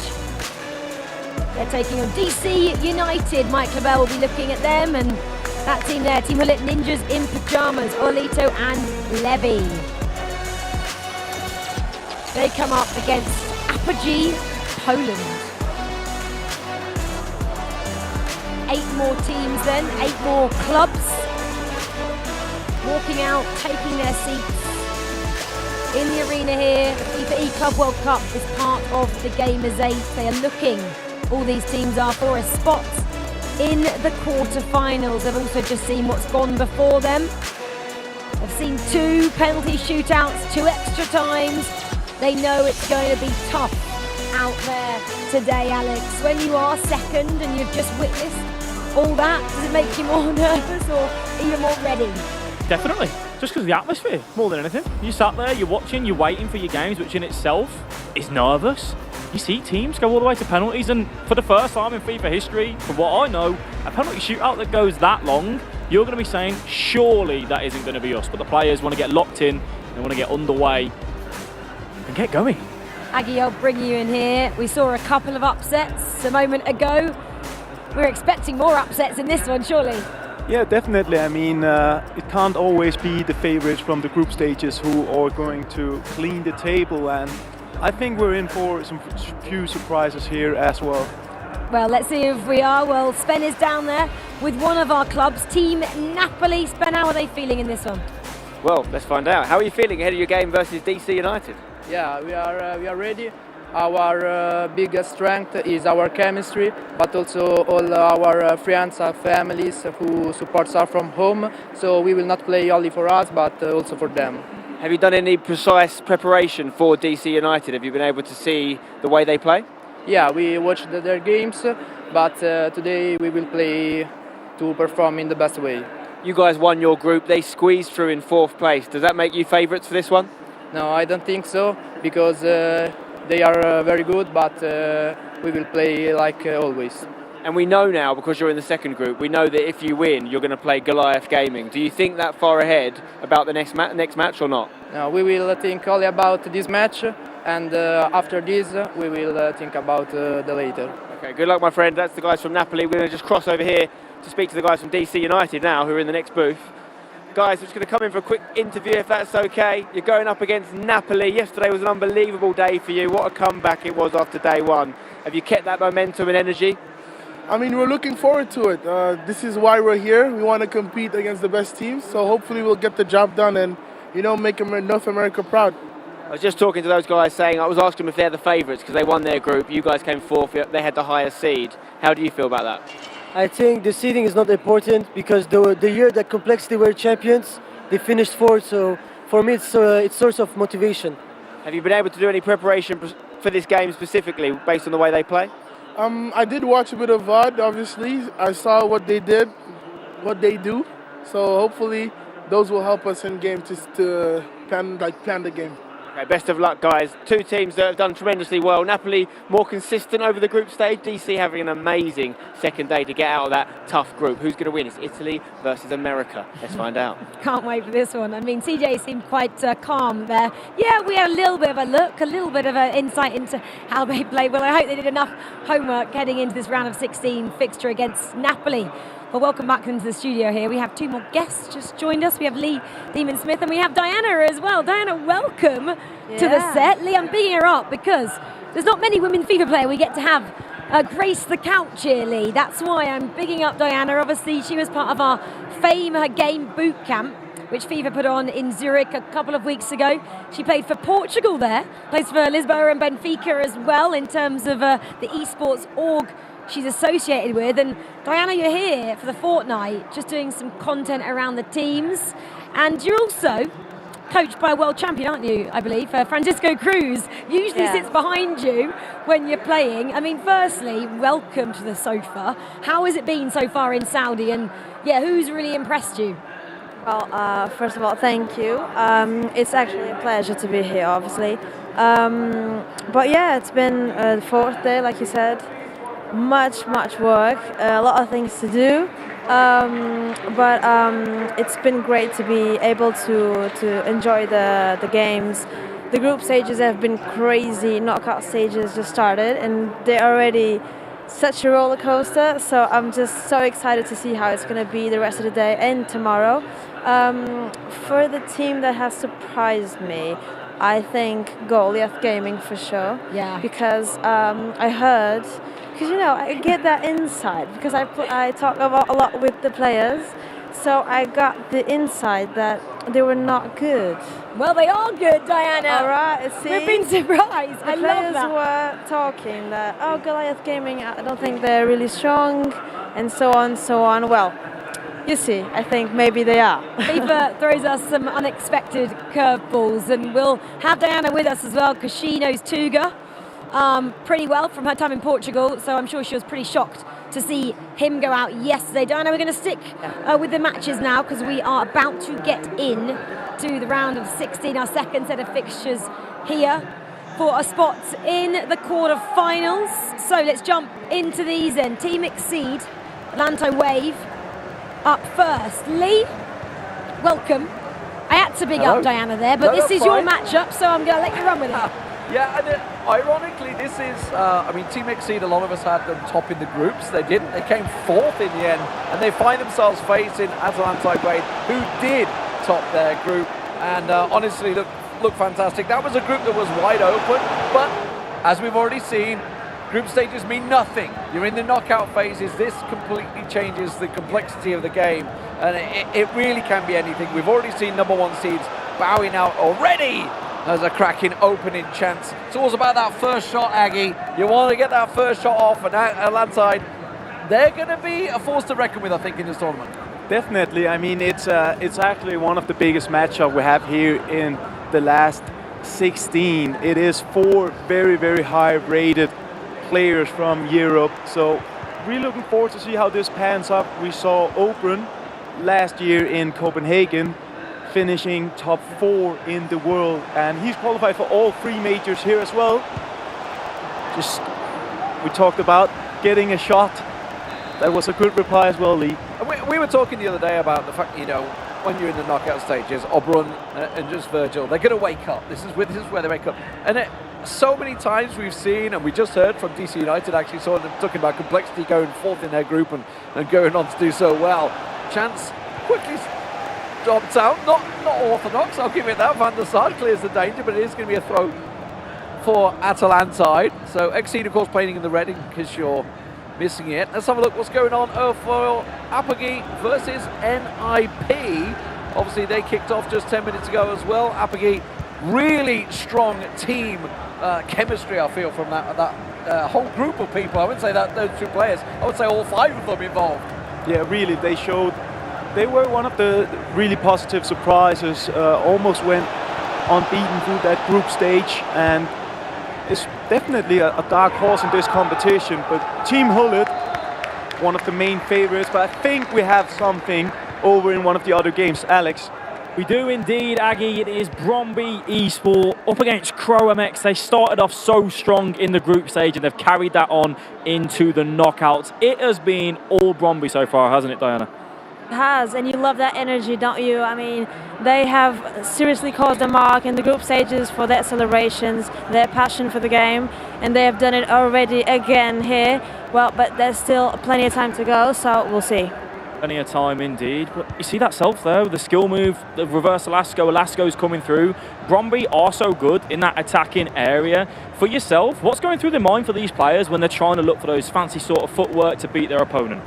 I mean, it's so automatic. I think if you see the space, if you see the pass, or if you see you have a chance to shoot, you just do it automatically. You don't actually think a lot. I think it's just, you just take it, go with the flow, really. Very much in that flow state. And also in our other matchup as well, DC United and Napoli is currently 0-0, no goals through there, but they are knocking on the door right now with Napoli. Lee, though, I believe there has been a goal elsewhere in this tournament. Yeah, absolutely. Over in the EXEED Atalantide game, and as you can see, it is Atalantide on the attack. Some silky footwork in the area. Little lucky that I think it rolled to R9 there, but bangs it in on Atalantide. Probably the favourites in this matchup, I would say. Take themselves 1-0 up. Yeah, looking at their group stage, they were definitely the pre-favorites for this game, and it looked like they're showing off to it, just to reverse Elastico, ending up being a great assist to one of the other players. And just as we're speaking about goals and skills, we have another one over here. We do indeed, Aggie, and it's gone the way of BRONDBY eSport, which we were keeping a close eye on that game, Diana, and we saw the opportunity come through on the other end of the pitch for KROWMX eSports. However, it's BRONDBY that strike again. Right, you know what they say. I mean, if you don't score, you concede, and that is FIFA logic. So, yeah, they did have a chance, they didn't score, so. BRONDBY eSports 2-0 to the good. KROWMX looking to try and find a way through. Lee, I think it's action from elsewhere. Yeah, BRONDBY Brondby, though, just carrying on where they left off, right? I think they were one of the high-scoring teams throughout the group, so continuing to bang them in. But, yeah, we've had a break in the matchup that is APOGEE versus TG.NIP. And as you can see, it is TG.NIP on the attack, setting it up. Olilito and Levy absolutely banging it in. Beautiful, beautiful goal, but instant changes coming out from APOGEE after that. Instant pause. I mean, you want to take yourself a little moment, but they also went for instant substitutions after that 30 minutes in. Yeah, and I think it's the first time in the competition we're seeing this. It's not the actual tactical substitution. I think it is a player substitution that we're seeing here, and that's very early in this match. So interesting, and I like it. I mean, you sometimes just got to take the risk. Yeah. I mean, obviously they played, you know, we talked about the fact that they had like a 5-man group that was so fantastic chemistry in them. The fact that, you know, we've had this before. We had this at previous Club World Cups, right, where a player switched out mid-game and it affected that game. Obviously, when you go 1-0 down, I guess they must have had a pre-arranged, like, if we let one in, you're swapping in. Maybe they go for like a more attacking player or a more defensive player, but either way, working wonderfully. Let's have a look at some of the other games that are going on, of course, around the grounds. Atalantide leading this one still with that goal early on against XRAPTORS. XRAPTORS, they came through 4th in their group. Atalantide, of course, Stingray and Fuma did fantastically well. But Alex, there's more going on. There's 4 games all happening at once. DC Napoli. DC United have had their back up against the wall time and time again throughout this first half. Napoli, we saw how strong that duo was. They've got absolutely no fear in their play. Diana, they're a young duo. They've come through in this tournament so far and they're happy to go forward. They want to apply that pressure every single time. As R9, DC United looking for one more chance just before that half-time whistle. The referee says play on. Ronaldinho, the fancy feet. Plenty of numbers behind those. Zidane trying that long shot, and the referee is going to blow from there. Let's head over to our next game as well. BRONDBY eSport 2-0 to the good. KROWMX trying to find an answer back at half-time. Do you think for KROWMX, knowing that they're up against BRONDBY, who score goal after goal after goal, conversations will be had to possibly change something? Yeah, definitely, but I mean, it's still a second half to go and then second game, so a lot can change. FIFA is just like that, so I mean, they will have a conversation for sure at halftime, but I think they're sticking with the tactics for now. Right now for One Way Crazy and Klinke, they're going to be happy with that first half performance. Back over to you, Lee. Yeah, I've just been watching EXEED and Atlantide during their half-time. EXEED having a really strong conversation, which you need to have. That's the time to have it. It was half-time. They were having a good discussion about what's going on, what can we change, what can we do. You talked about it before, like during the game, there's no time for that. You either take that tactical pause or half-time's the only time you can do it, and you're 1-0 down. Exactly, and that's exactly what they're doing. And you need to do this. It was a good chance there. It's very, very important to use your breaks. Chat together with the team, with the coach. Find more information, spare together. Take the temperature of the game. And as we can see, 2 of our games here, Lee, are still super tight. And we would expect that at this stage of the competition. Yeah, and if you look at the last games, obviously we just had the crazy knockouts, the penalties, all of those games that got there were very tight in that first game. A lot of draws, obviously, throughout in the groups as well. We already learned, and everybody that's ever been in these tournaments knows that draws means death. And you can't have that. You've got to try and get through. If you want to win, you've got to look at riders going out in the group stage, just that one win throughout. Knockouts, though, a very different game, and goals count. For Atalantide, they have the 1-goal lead at the moment. Still, no goals across any of the other matches that are coming. Obviously, we haven't missed anything just yet. Ball looks like it's, well, one last attack for Henri. It's going to go for a tasty corner. Let's go across to some of the other games, Alex. There's a lot going on right now, a lot of action. I can see a lot of attacks.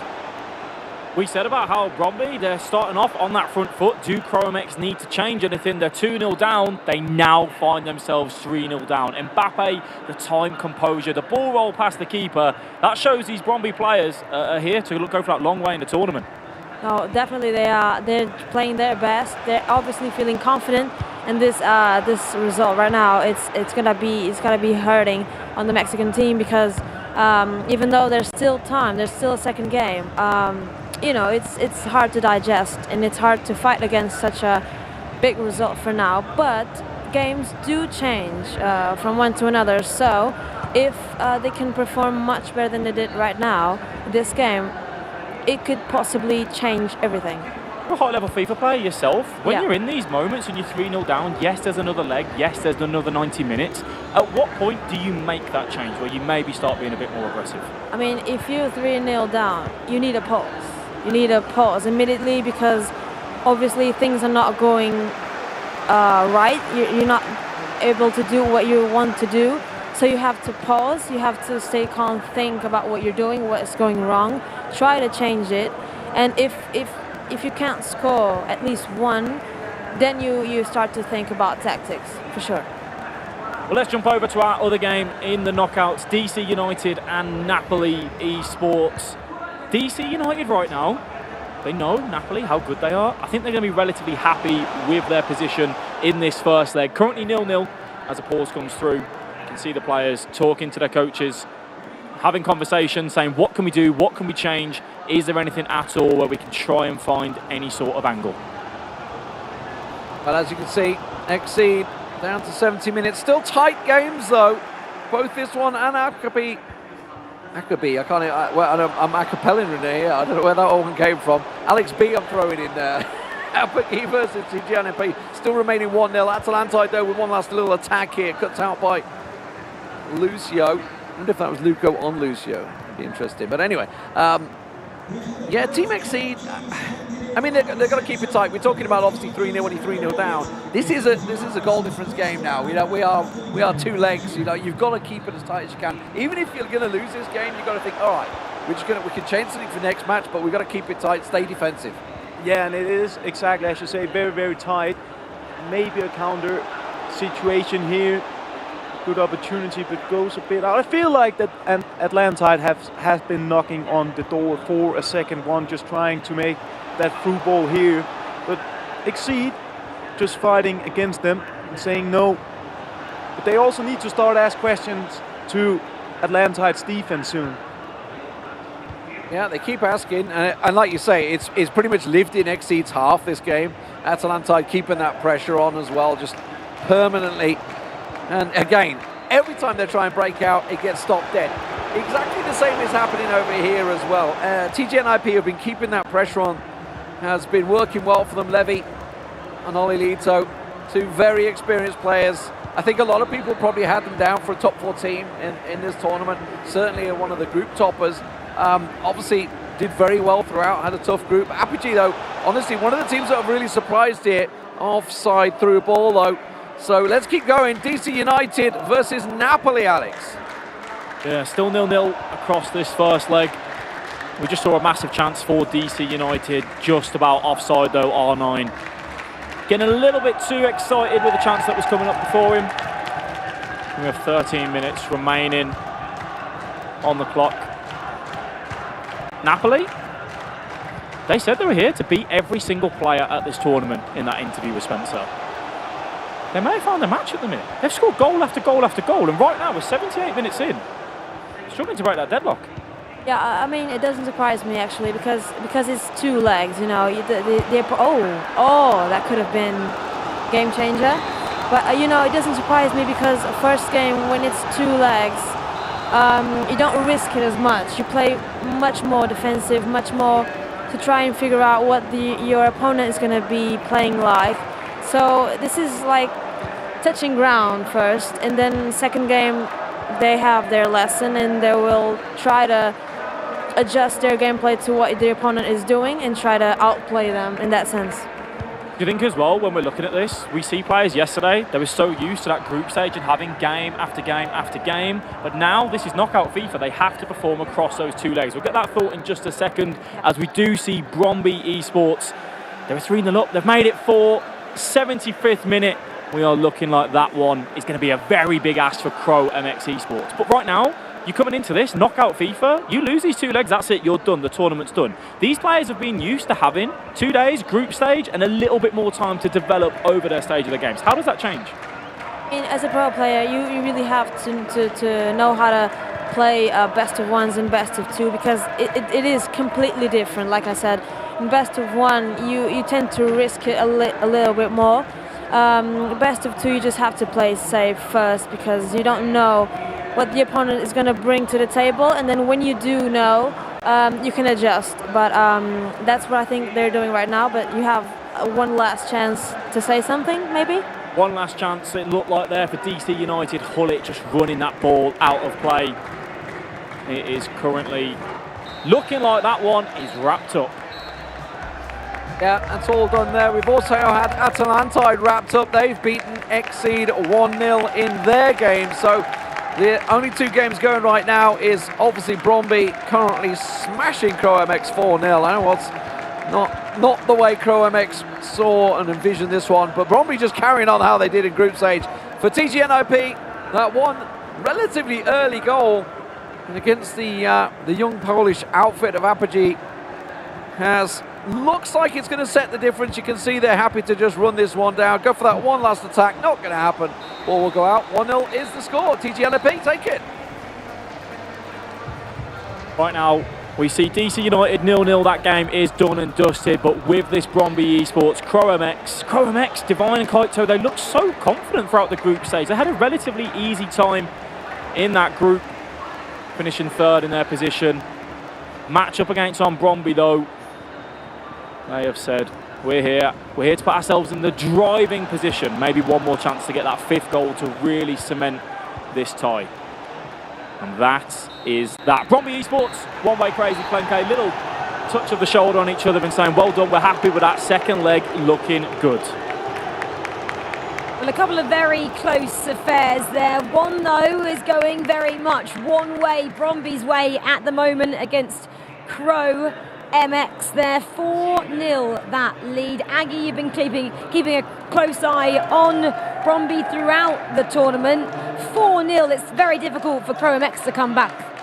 Yeah, it certainly is, and I always speak about how the first game of the day at a competition is the hardest one, because you need to find the rhythm, the flow, and BRONDBY just seems to come out guns blazing every time. They score so early, and they just took the advantage here in this game, and I mean, it's hard to come back from, because they're just feeling we're about to score more and more and more, and it could go into a very hard cycle for KROWMX to come back into this match. I think it's almost done. I was going to say, Lee, when is too many goals too much? Is it 4? I would say 4 is probably pretty close. I mean, we've had a few moments in real life Champions League history where maybe it's been turned around, but this feels like it may be a step too far. BRONDBY just, they're scoring goals for fun right now, which is a great place to be when you're in knockout phase. Yeah, exactly. ATLANTIDE then, they had a 1-0 victory so far in that first leg over XRAPTORS. And Ninjas in Pyjamas, APOGEE, the same scoreline, both going the way we'd expect, Alex. Yeah, for sure. I think when we were looking at that tie, I made the statement backstage that whoever wins between the FUTWIZ game, which we know FUTWIZ went through against AJAX, and then for Team XEED and ATLANTIDE, whoever wins that and goes through, they're going to be one of them that's going to win that tournament. Whether that's going to be ATLANTIDE, XEED or FUTWIZ, we'll soon find out. Stingray, though, and his teammate Fuma will want more goals, but they know XEED are so difficult to break down. They had a difficult group stage, XEED. We said, yeah, okay, maybe they're going to look for one of the favourites. Right now, they've got a 2nd leg where they need to go out, they need to apply that pressure. Doing that against the E-League champions of Stingray and Fuma is easier said than done. Yeah, it is indeed. Dan, I wanted to ask you a question about DC United Napoli game. It's 0-0. That's the perfect start, isn't it, just to go again? What do you tell yourself if you've kept a clean sheet, both teams in that first leg? Do you just kind of go same again, or do you change things up, knowing that what you had as your A game did not work and you need to find your B game? Yeah, well, if my A game is not working, I have to change something, obviously, because, well, I mean, you don't have much chances when it's 0-0. It means that it's really tight, so you're not going to have much chances, and the ones you have, you really have to capitalize. So if you want that, you have to change something. Either it's tactics, even players. Maybe fresh players can do the difference. For me, it has happened before. So I would say because it's 0-0. I think it's the nicest scoreline. Some I might think so, say, yeah. but sometimes it's quite nice to possibly be on the back foot and actually go, well, I know how they play. They've got to go past me. Yeah. I know what I've got to do in the next leg. Who do you think is the happier of the teams, DC United and Napoli? Do you think DC United are going to be happier to go in at 0-0, or would you say Napoli will be a little bit more maybe frustrated that they're not leading already? Yeah, for sure. I think Napoli will be definitely frustrated because they have done an outstanding performance so far. It's their first time participating in the FIFA E-Club World Cup, and they finished top of the group. I think that's impressive. So they will be definitely upset to be 0-0 so far with DC United. As for DC United, yeah, I think they think it's an accomplishment to be 0-0 so far. Well, it's all still to play for then, especially in that game. DC United 0-0 against Napoli Esports as we get underway in our second legs of these matches. Alex, where are we starting? We are looking at Napoli, DC United, the game that we were just talking about. 0-0 off that first leg, so it is all to play for in the second leg. We have Napoli Esports kicking from left to right in the black kit, DC United in the white kit from... We're doing, if changes are needed, well, he will obviously point them out. Besides that, I think just to keep it calm because there are a long time to go yet, and it's still 0-0. Anything could happen. So it will be important to score first, obviously, but also not to force it, because if you try to force it, you're risking it too much, and you don't need that. You need to try and score a secure goal first. If you are just joining us, we are here in the knockouts at the FIFA E-Club World Cup round of 16, and two of the tournament favourites are going head-to-head in ATLANTIDE Wave and Team XRAPTORS, and I believe there's been another goal. There has, obviously the game kicking off just 11 minutes in, just like we were there, but it is ATLANTIDE that have broken the deadlock. Look at that, overhead through ball, simple as you like. That's the sort of goals you like to score. Yeah, and they just seem like a train that's just keep being on. I mean, very impressive stuff. On the other hand here, look at that, speedy. We just had a quick look at it there. A little teaser maybe coming up, Alex.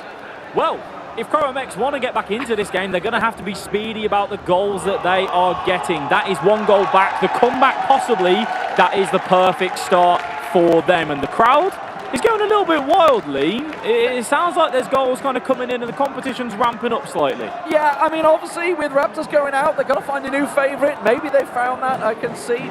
Obviously, we have a couple of games. We're going to have KROWMX goals, though, coming up just in a second, Alex, and that's obviously one of your games. It is indeed. We mentioned how they need to be speedy about that and come through. It is KROWMX Esports. Finding that goal back, still a long way to go in that game.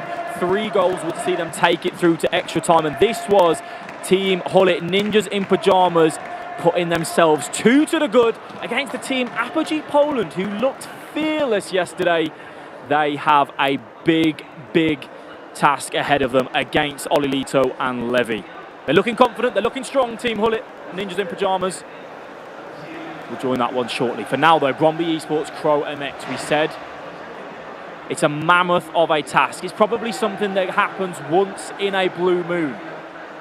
It is impossible, though. It's never impossible, no. And it is the perfect start, right? If you're 4-0 down and you're having those conversations with each other, you're saying we need a goal quick and fast. And they did so. And now the momentum is with them, and that is really important. So, I mean, you have a difficult task still, but it is doable. It is doable indeed, as we see ATLANTIDE Wave take themselves into a commanding position. 3-0 up. That is Stingray and Fuma, the champions of France. A brilliant duo looking to make their way into the quarterfinals of this tournament.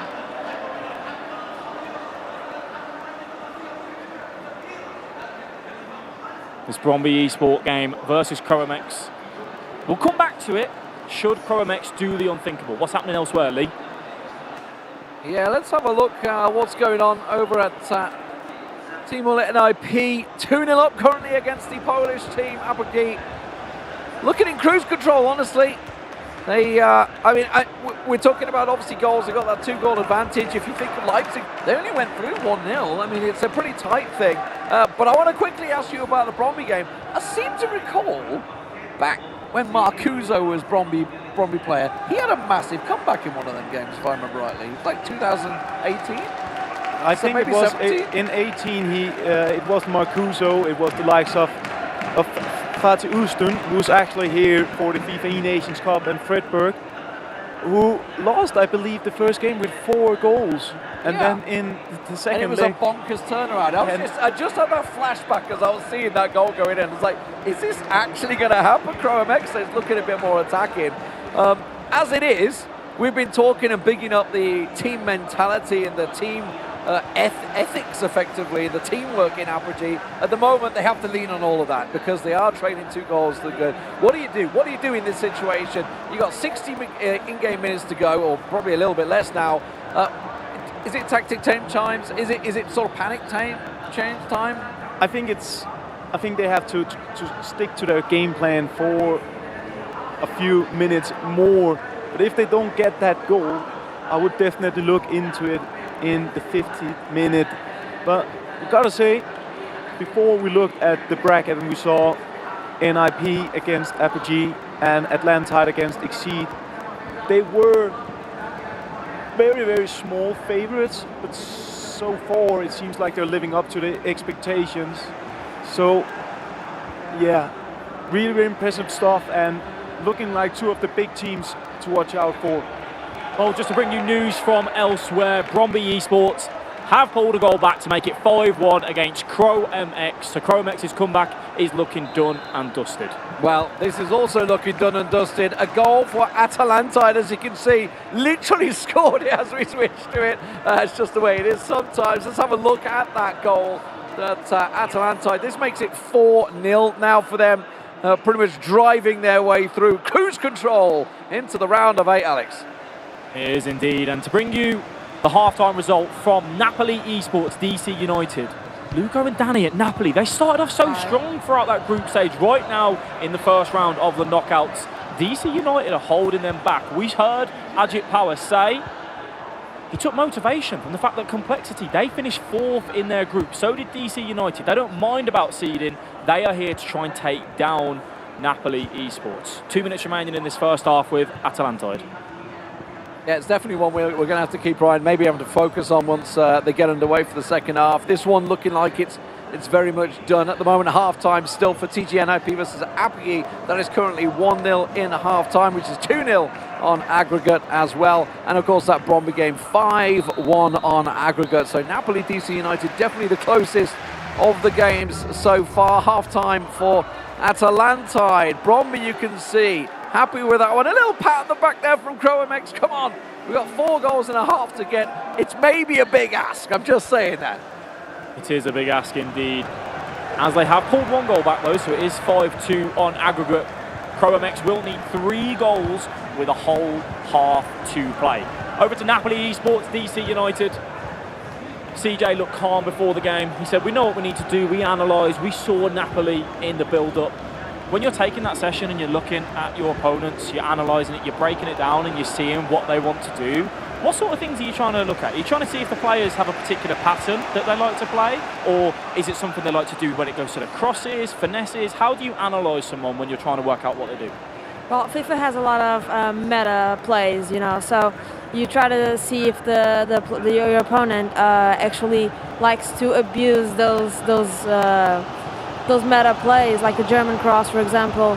You try to see if the opponent does it a lot, if it just does a lot of crossings, just does a lot of skill moves. You try to look at that and try to adjust your gameplay to defend against what your opponent is presenting to you. Yeah, and a team that knows every single tool in their arsenal is Team Hullet Ninjas in Pyjamas. Yeah, absolutely. It's still pretty close at the moment, obviously.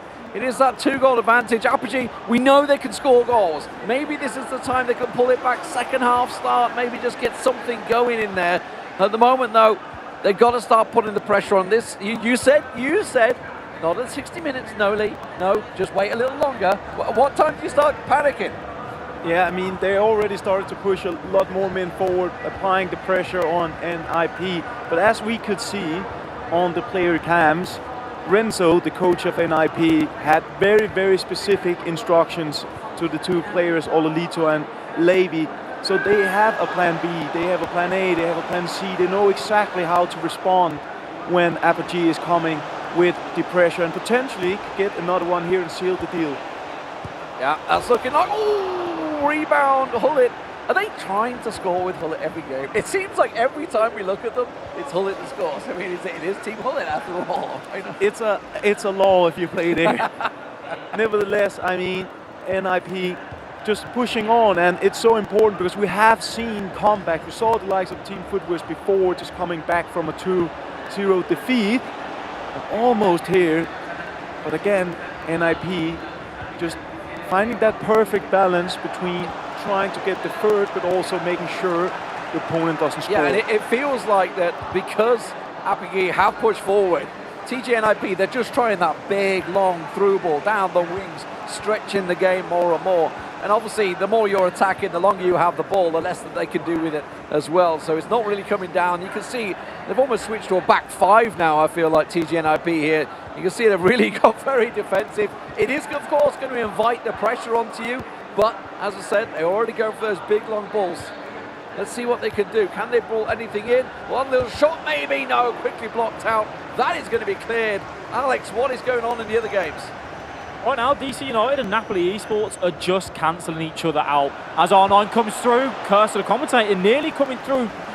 That finish for R9, Napoli Esports, they're going to be disappointed to not see the back of the net there. Oh, I would be mad. I would be so mad because that would be an easy goal, and R9 just doing what he does best, I guess, because he's known for a lot of goals, obviously, but he's also known for a lot of misses as well. Just a 50-50 card, I think. That will give DC United something to think about as Napoli Esports trying to knock on that door. That will give them confidence to grow, knowing we've created that chance, we can do it again with 15 minutes remaining. If you are wondering how are the games looking elsewhere in this round of 16, BRONDBY Esports are 6-2 up against KROWMX. The Mexican team look like they will be finding their way out of this tournament. Right now we're going to stick with Napoli Esports, DC United.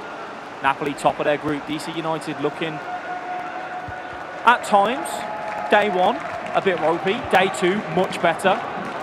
CJ and Ajit Power wanting to do it for their fans over in America. It was still impressive, this result for me, I think. I was not expecting a 0-0 over 2 legs. But I think it's been such a tight game.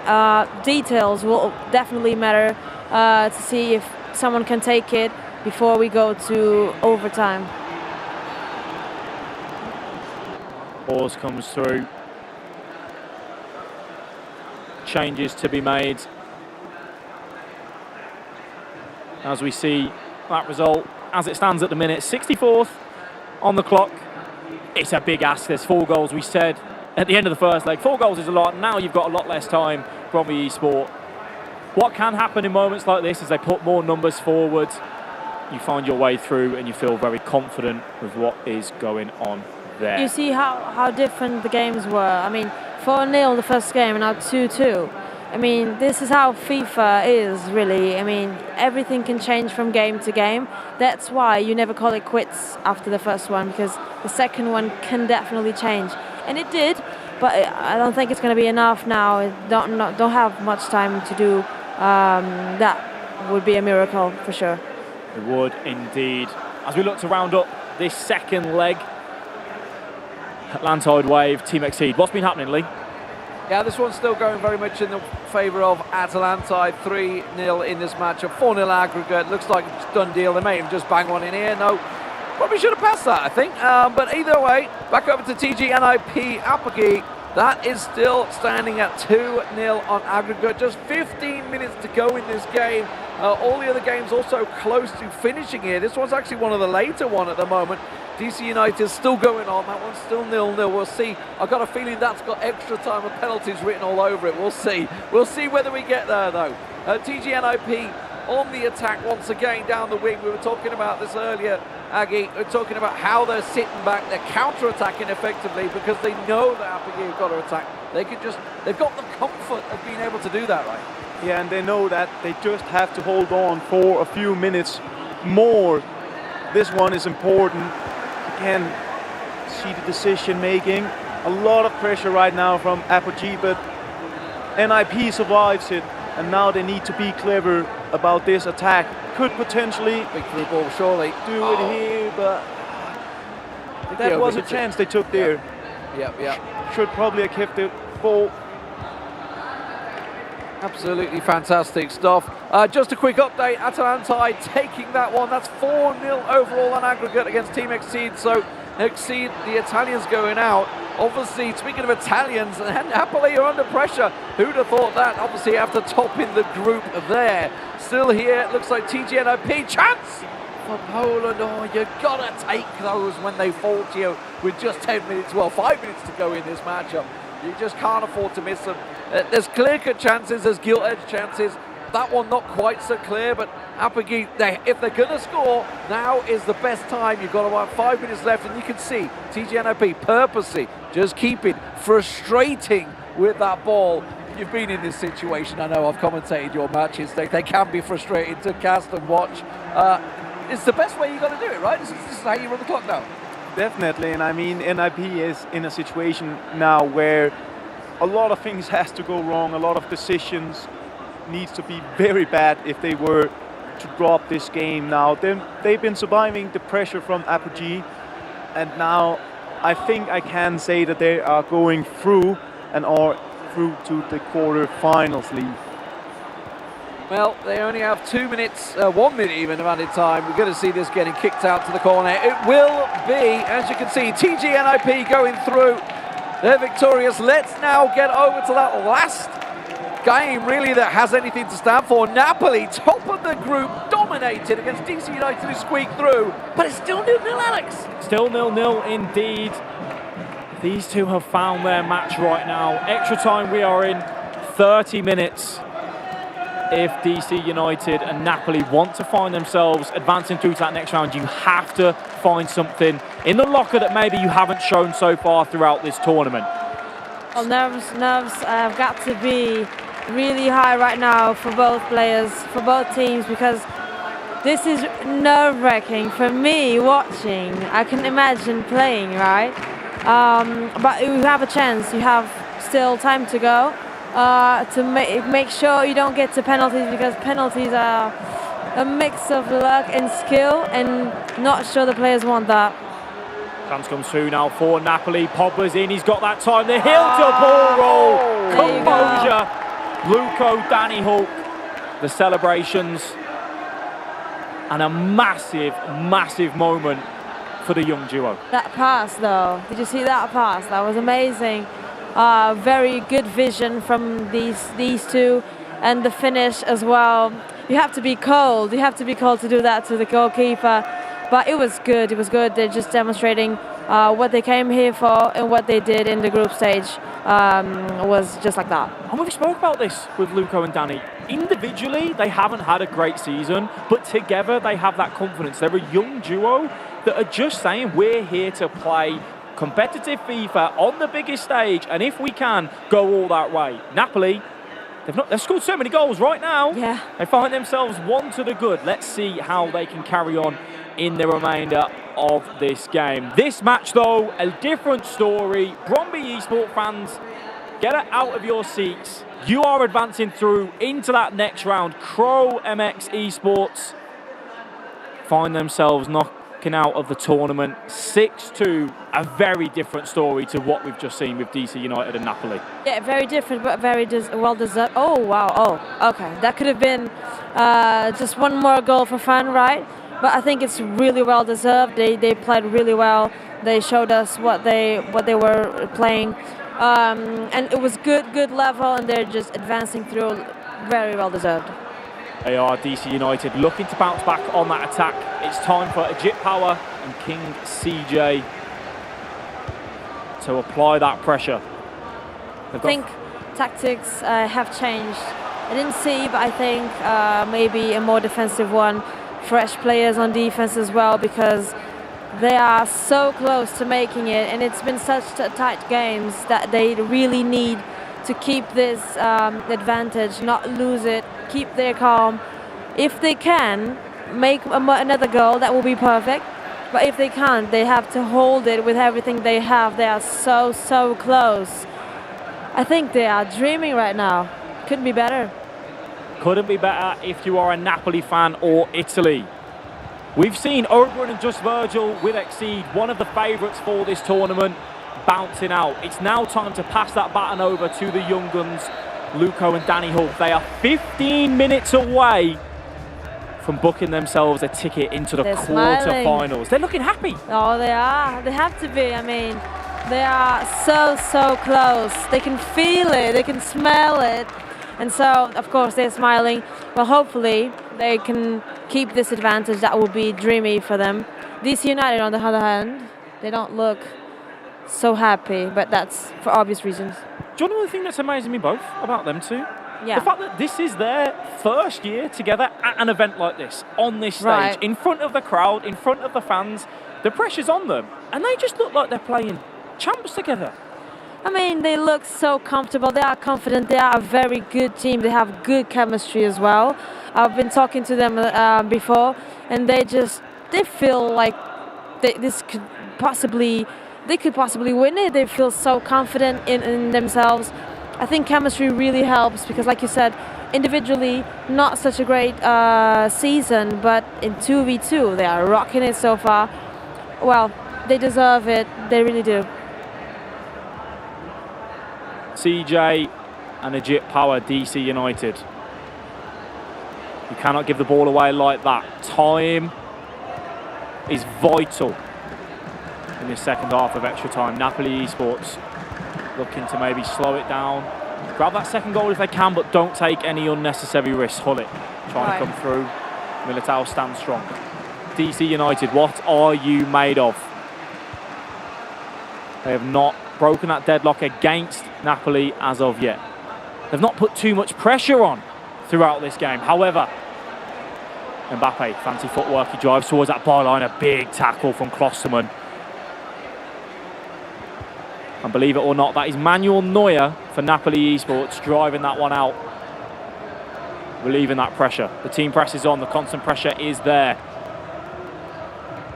They're dealing with that press with comfort right now, you'd say. I'm telling you, they are really calm. They just handle their nerves like I've never seen before. I think they are really a surprise, especially because, like we've said before, it's their first time competing. And there you go. There's your last chance. A chance to put the game to bed. It is going to be just that. Oh, yeah. Napoli Esports, Luco, Danny, celebrate. So good. That passion, though. That is what you're looking for. And let's just remember, these are young players. And in a moment like that, to put the game to bed, to say we are through, ice in the veins. Ice in the veins, for sure. But it was deserved, I think. Overall, the two games, they were tied, of course. But I think Napoli did a great job. Obviously, they scored 2 goals, so they did a better job. So it's gonna be a dream for them. A dream indeed, as Manuel Neuer comes through. Martinez with that block. DC United going to be exiting the tournament. CJ and Ajit cannot do what Complexity have done many years ago, and it is Napoli Esports that advance through to the quarter-finals. At times, at moments, it looked like it could go either way. However, they have done it. Sure, details made a difference. Napoli were just better in details, and they are through. They're through. We're down then to our final 8 now. It is time for our quarterfinals. Very exciting for all the 8 clubs still left in it. One team who booked their spot a little bit earlier, a little bit easier route possibly, is Team Hullet Ninjas in Pyjamas. Sven is with them now. Yes, I'm here with Ololito and, of course, Levi David and Renzo as well. Let's not forget you. Playing an important role here in the victory. First question I want to ask you, Ollie, is seem to have a bit of a relationship going with the crowd here. You trying to inherit the support now the Saudi Arabian team have been knocked out? No, I think these supporters are just crazy. They deserve all the love and support in the world. And yesterday I was moving my chair, and then apparently they knew me and started to do some chant, and I was a bit, feeling the connection. So now when we scored, I was trying to fire them up a bit more, yeah. Could be a really good secret weapon going into the next round. Before we talk about the next round, Larry, how did you find that game? Pretty tough, to be honest. A 2-0 scoreline. We already knew they were pretty good defending-wise because in the group they didn't concede much. And yeah, we played 5-4-1. They played 5-4-1 as well, so that countered each other a bit. They switched to 4-1-2-1-2, and then we felt we had the opportunities on the wing. But in the end, we only conceded one chance, so I think we deserved the win. Yeah, definitely. It was a really good performance. Ducks America waiting for you in the next round. What are you thinking about that one? Of course, very strong team. We'll need to analyze a bit, of course. We know Neat and Cezinho pretty well. Cezinho played for Team Hullet before as well, so a bit of a old teammate clash. But no, fun. Going to be fun. Good team. Attacking team. So hopefully exciting and good game. Renzo, last question for you. What are your expectations? I'm sure you're proud of what the boys have done so far, but what's the target? The target is simple. We won the World Cup. Like that's the only objective that we have. But we're playing still. I think we're still playing at 70% of our capacity. Like defensively 100%, but offensively we can do way more. So hopefully against Ducks we will come there going out all blazing. Okay, watch this space. Meanwhile, I'm going to move over to another. My phone. Thank you very much. I'll move over to another pod here. The APOGEE Poland guys who have just actually left the pod. But is there someone I can speak to around the corner? I'll go around the other way. Go around the other way. Yeah, the lad that likes to do the English speaking is around this way. They're hiding from me. I don't blame them. It's been tough. Sorry, could you even film around here? I don't know. Quick interview, guys. I know it's tough. You've just been knocked out of the competition. I don't know if you were trying to get away from the interview. I do understand it's a sensitive moment, but you guys have done so well. You should be really proud.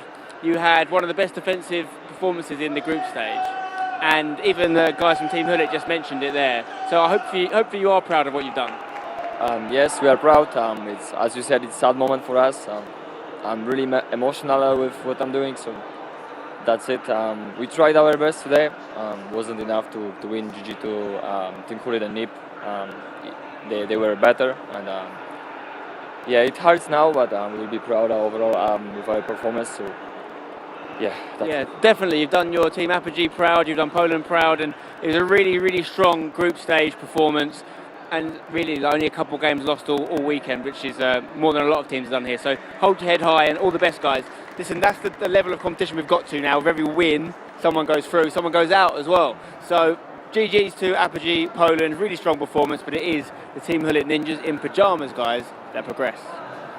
That's a new look Polish team as well, Spen, isn't it? They're young guys there, they'll bounce back for sure, and we'll be seeing a lot more of them. But you can just see what, like Spen said, FIFA Esports means for a lot of these guys. It is their career, it's not just a hobby anymore, especially not at this level. Well, we're welcoming back Mike Lebel. He's just jumped back in for Diana, who was on a commentary debut there, Mike, so you've got big shoes to fill. Wow. Some of the games today, you talk about the penalty kicks. I've never seen this. I know we talked about it early on, but that many misses, that many mistakes. I thought FUTWIZ was out. You usually don't get gifted multiple opportunities when you miss the chances to convert. Yeah, I thought they were out, but they got the job done. They seemed relieved, and the games are going, some a little more unpredictable, others maybe by the book a little bit. Mike, as you are just joining us as well, I'll get your thoughts on the DC United game. I know you would have been paying close attention to that. They pushed it all the way, extra time for those guys against Napoli. They must, well, they have to, I'm going to say, be proud of that performance.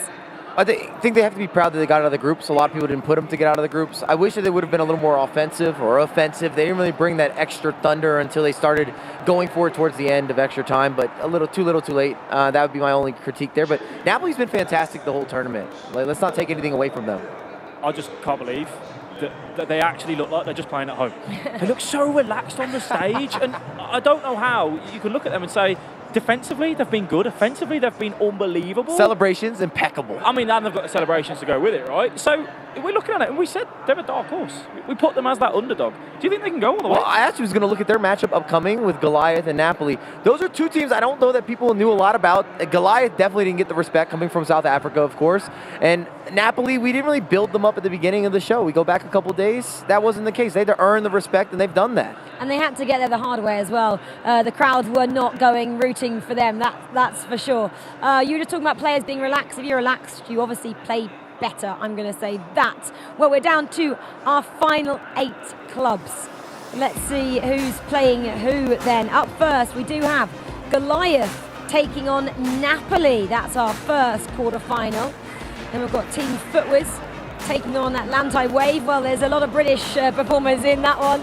Ooh, what a game, what a matchup. That's got a lot in it. That's pretty exciting. Goliath then, we just touched on that one, so we'll jump down to FUTWIZ. I'm going to have to go to you to that one, Alex. I mean, those players know each other so well.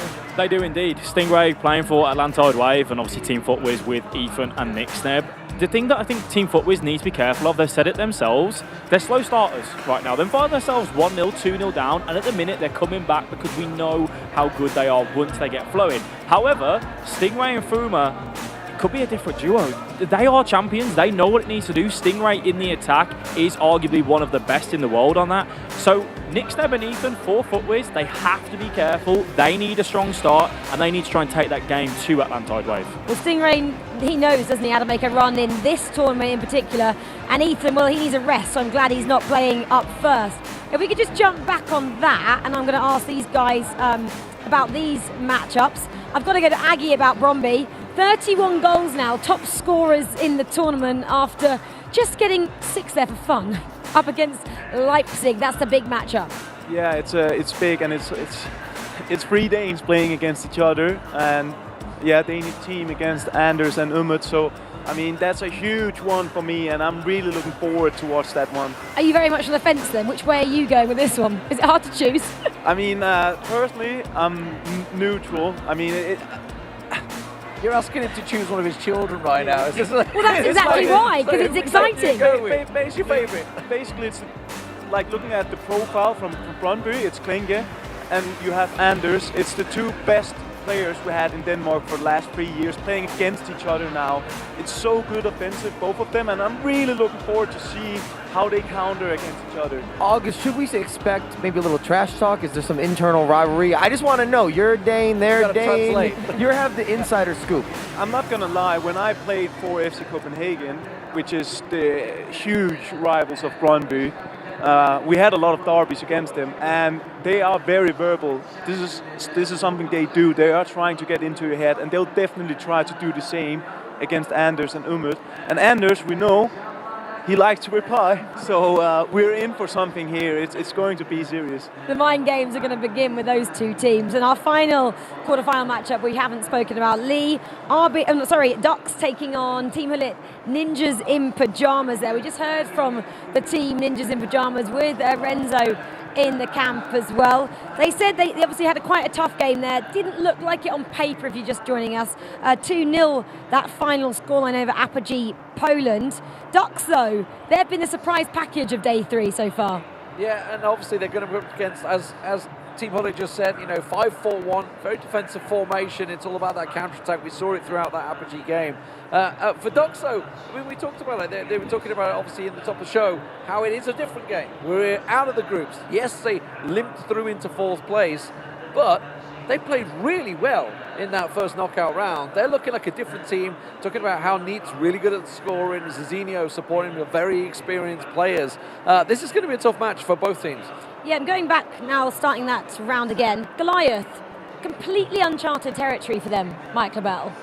If I'm them, I like that. Do you? People have kind of been writing them off from the start, and they keep performing. They score early goals. They score often. They have good teamwork. They're prepared for the event. And I don't think this is the same scouting report. So, a lot of these guys we get to watch play time in and time out individually, collectively. That's not really the case for them. So I talked to these guys quite a lot. I know I was at an event with them last year. I've been chatting with the coach all morning, and he was talking about how the fact is, like, we didn't just come here to just, oh, we made it, yay. So we've come here to actually, we've put the work in, they've come here to compete, and they were talking about, they were very confident, this was before the Raptors game, they're very confident that they were going to come out on top in that game. They had a game plan. Yes, it went to penalties, but I would say the biggest problem they had, and it showed in that game, they always do seem to go that goal up, but they always kind of let one in. Diana was sat there where you are, and she was saying that, speaking to all the players before the games and before the tournament started, that Goliath, they're the worst team here. We're confident. We know that we can beat them. So if you're Goliath right now, you're going, hang on a minute, let us go out there, let us play. For them, I don't know how the players can look at the players from South Africa, and Kaelan and Bianchi, who are the best players from that region, and go, oh yeah, we don't need to worry about them. And if you're unfamiliar with the FIFA scene, a lot of times, I'll say this, Europeans look at themselves a little bit better than the rest sometimes. And South Africa doesn't have the same track record. Let's be very transparent here. I'm objectively speaking here. They're not winning a bunch of events, and this is one of the first times they've traveled together, got the job done, and they're still doing the job right now. And I'm telling you, that is the matchup of two underrated or underappreciated teams. When you look at Goliath going up against Napoli, I don't want to say they were written off, but they just weren't respected the same way. We didn't talk about them at the beginning or the top of the show when day one got underway. Well, I think we're going to rate them now because they're about to enter the arena here, and I hope Richard Buckley has been down there giving his words of advice to Goliath Gaming. He's their lucky charm, apparently. Well, welcome then our first two quarter-finalists to the stage, and welcome Richard and Brandon to the casting booth. Certainly have been down there giving my good luck charm off on Goliath Gaming. The quarter-finals are here. Richard Buckley, Brandon Smith in the commentary booth. Incredible that these two teams are here. Maybe didn't predict them to be here, but they have been outstanding in their performance thus far in the Club World Cup. Well, one thing that we've learned, haven't we, about the Club World Cup is expect surprises. So many of them, teams being knocked out, former champions being knocked out. However, this is a first quarter-final from 24 down to our final 8. And I believe that Spencer Owen is speaking to the players right now. Yes, guys, thank you very much. You know it's getting serious when we've got the big head referee, James, on the stage, because it's time for a coin toss. Before we do that, I have a quick chat with the two players of the two teams going into this matchup. Napoli, you've done so well. You've got Goliath you're going up against. What are you thinking in this match? We will do everything to win this match. We passed up a really hard match, but we fought to win it, so we hope to do this also in the next game. Okay, Napoli, interested in going into this event, the lowest ranked in terms of the FIFA rankings at 73rd in the world. You guys, even though you have come under the radar a little bit, you are actually ranked 25th in the world going into this. Are you thinking about ranking now going into this match? Does it make you the favourites? Absolutely not. We know they're a great team. We just watched their game against DC right now. They were so good defensively and they were so clinical, and obviously they won 2-0. And well, hopefully we can overcome that in this next matchup. Okay, let's get this coin toss underway. I have James with me here. James, we've got a blue side and a green side on this coin. Can you explain what they mean? Blue side is Goliath Gaming, green side is Napoli Esports. The winner of the coin toss will have the home right in the second game. Okay, fantastic. James, if you take it away for us here. And that is green side, which I believe was... Green is Napoli Esports. Napoli Esports will have the home right in the second game. There you go. So you're going to be kicking off in the home side in the second game. If you'd like to make your way to your booths, guys, and you can go and get comfortable and get ready to play. Best of luck to both teams. This is it. Napoli versus Goliath. Mike said it's one of the ties of the tournament. I have to agree with that one. Right, let's join our casters for this one, Richard and Brandon. Well then, interview done. It's all about this one now. They've already guaranteed $40,000 for getting to this stage of the tournament. We have to talk about that first and foremost, Richard. Last year's tournament was $300K, I believe. No way near $1 million. $1 million.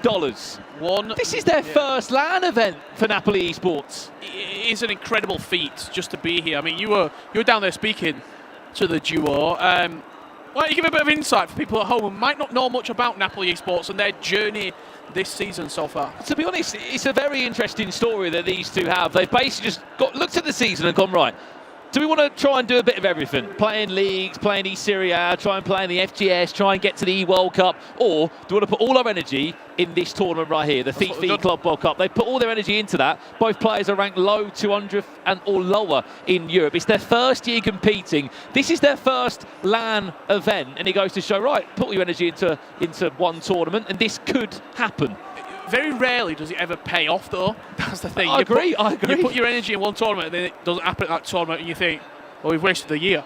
Because we've not maybe played 1v1s. We've not tried getting into the national setup in our respective country. This is a case study of it working, of two players saying, it's not the end of the world if we don't make it to the FIFA E-World Cup on the 1v1s, because we know we're a good duo. We know we're also competing from a region which is real strong at the moment. Italy in FIFA Esports right now are thriving, it has to be said, and I think Napoli might not be the name on the tip of the tongue when it comes to Italian FIFA players and Italian FIFA teams. We've just seen probably the name of the team be eliminated in EXEED when it comes to Italian FIFA. However, this side are a serious prospect. Absolutely. Well, if you look at where they came from in terms of that Europe South-East pool of teams, they weren't the number one ranked seed to get to this tournament. It was EXEED that beat them in the qualification final. They still did get here as one of those two spots, but they stopped the likes of AC Monza from getting here, Applied Tottenham. But on the flip side, we have to speak about Goliath Gaming. They don't get much airtime. They don't get many opportunities, do they? They get one spot from Africa. But when they do come to LAN, Richard, no matter where it is, they make noise, they play FIFA, and look at them, they're in a top 8 here. And they always perform, whether that's Team of the Season Cup, even last year, where Kayla was there, and you're looking at this roster and you're putting it together, Bianchi's in there, and you're going, oh, you know what, it's got potential. They start to make moves. This team right now is exceeding our expectations, maybe even exceeding their own expectations, but they fully deserve to be here. They're in a top 8. They've got a guaranteed $40,000 between them. They win this game, they go up to 75k. That's ridiculous. They've got a money. championship Sunday, and they cement themselves as one of the best clubs in FIFA Esports. Into the future, we don't know what it may hold. Them two will be there if they continue this road, it has to be said. And you have to feel for two individuals there as well. Beats Bianchi, he qualified for his first ever World Cup. It was the first time we saw African representation at a FIFA World Cup. Unfortunately, that was in no one's hand, but it did get cancelled. He had that snatched away from him. And it was a case of, look, I could either sulk about it or pick myself back up and get back at it. And he's done that, exactly. This is his moment. This is their moment. South Africa's moment of a top 8 finish as it currently stands right now. And they could go one step further, as you said, Rich. They win this game. $75,000 and a championship Sunday. Best 4 clubs in the FIFA E-Club World Cup. You might be asking how they got here. It was a route through Group C for Goliath Gaming. They finished 3rd in Group C. Yes, the group of death, as many called it, coming into the tournament. It was a unbelievable penalty shootout victory against Raptors Twisted Minds, the Saudi Arabian team, knocked out by the South African Goliath Gaming. On the other side of it, all in blue, Napoli Esports, and what a journey they've had in this particular tournament as well, topping the group. Top the group, a Group B that was full of what? TG.NIP, EA Sports Cup winners, they were in there as well. Team XRAPTORS, the team that they qualified with, when they saw the fellow Italians in there, they'll be thinking, what's the chances of that? They went into knockout play, and it was a tough first leg, but eventually in extra time they were able to pull away with a 2-0 win against DC United. Commiserations to the NA side there. On the flip side for Goliath Gaming, they had to knock out a big team in the round of 16, Richard. The noisiest team here in Saudi Arabia, the only Middle Eastern team that was here. But here we go then. We are officially underway in the quarter-final stages of this year's FIFA E-Club World Cup. We kick off with Goliath Gaming from left to right against Napoli Esports from right to left. Keep in mind, 2 legs of FIFA. Let's see who comes out on top.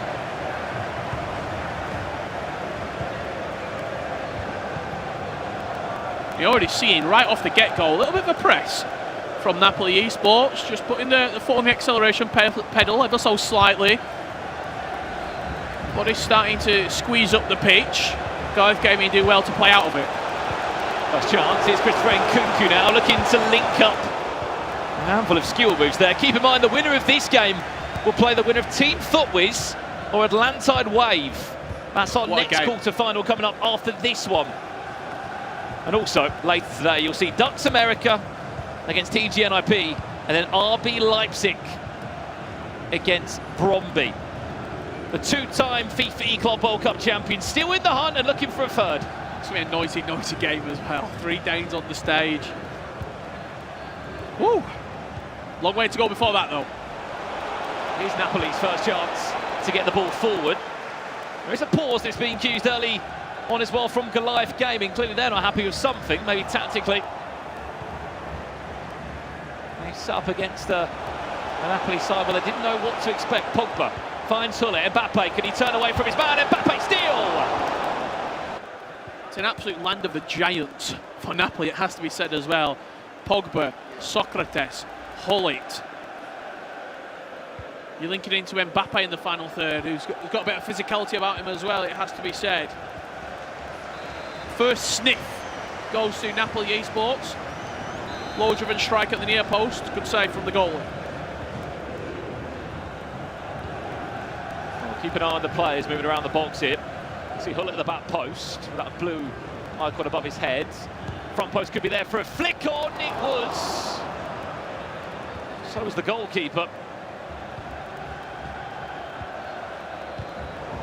Big win there. Zidane losing out to Hulle. Here comes Socrates and Hulle linking up perfectly well.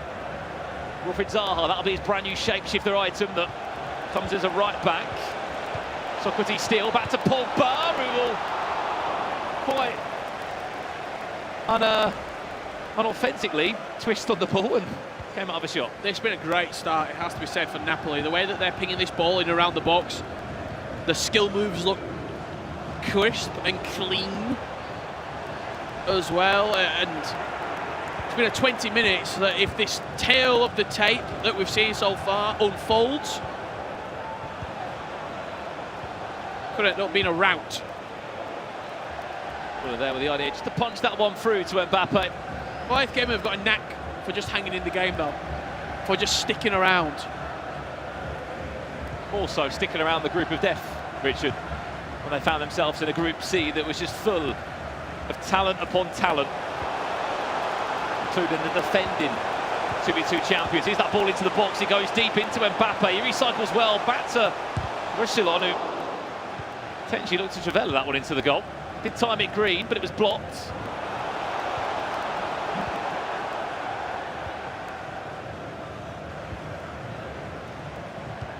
Kimpembe picks someone up nicely, getting so much joy down this left-hand side now. Pogba whips it indeed, there's Mbappe with all the time in the world. Napoli Esports will strike first.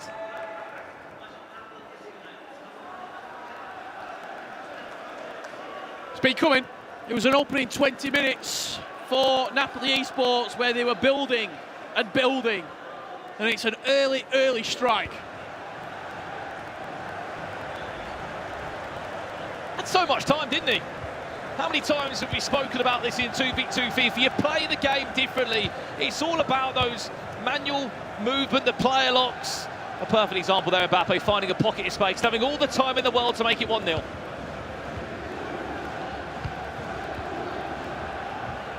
What can? It's all about the answer now. The question's been asked. What do Goliath Gaming have in the locker? What can they reply with? Rafael Varane, be careful there, very heavy touch. Back to Henry.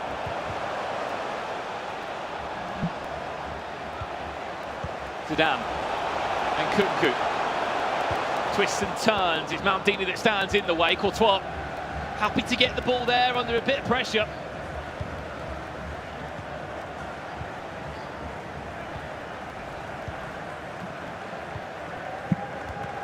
Might be asking a few questions about the teams that you're seeing as well on the screen. There was a draft process in for the Club World Cup.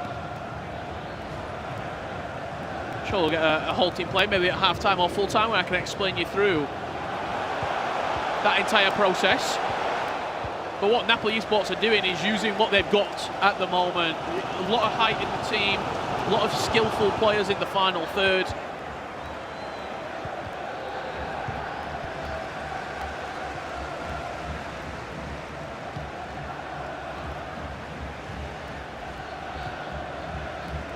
absolutely. There is a draft process in play here. When we can tell you more, we will. Hence why one team's got Pele and the other one's got Trophy Titans R9.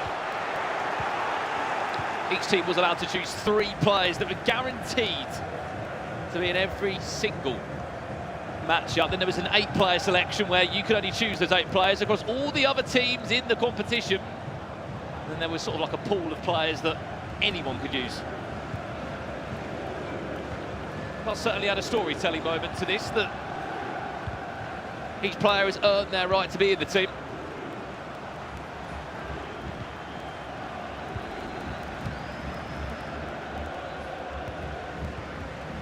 Just taking the sting out of this one. Happy to go into half-time at 1 goal to the good. Napoli, Paul Pogba pushed off the ball. That'll do us for half-time here. So far, all smiles for Napoli Esports. You see there as well with Napoli Esports, the amount of interaction. Every single pause, every single sort of halting play, whether it's a half-time, a full-time of a leg, everyone in there straight away, over the shoulder. Okay, this is what we're doing, this is what we're liking. You mentioned the draft process there. 3 players, key players. That means no one else can touch them in the group, in the tournament. In your groups then, you go through the 8 selected. So if you take, let's say, Paul Pogba, that means I can't take Paul Pogba. That means Mike LaBelle can't take Paul Pogba. You then have a set of open players, which anybody can use. I think Wilfried Zaha's in there, so he'll be pretty frequently operated. Roussillon, pretty frequently operated as well in those sides. Now we're going to the knockouts. From the groups to the knockouts, you can take two players who weren't selected previously in the group stages. So if you took Paul Pogba, I can have him off you, and that was done this morning and last night, ready for the knockouts. Just keep you up to date with everything that you might be wondering. Well, why am I not seeing Hullet all over the pitch, or R9? That is what. Napoli. For a couple of step overs of Hullet. It also adds the odds to why you've seen Petr Cech scoring goals across the last 2 days, and Hugo Lloris is a central midfielder, Olivier Giroud is a centre back. That's because these FIFA pros they've had to be creative, haven't they, through all the different promos that have come out this year, especially the recent shapeshifter. Goliath Gaming hunting for that first real chance at goal still. They want to throw it. Right at the corner there, Zinedine Zidane back defending for his team.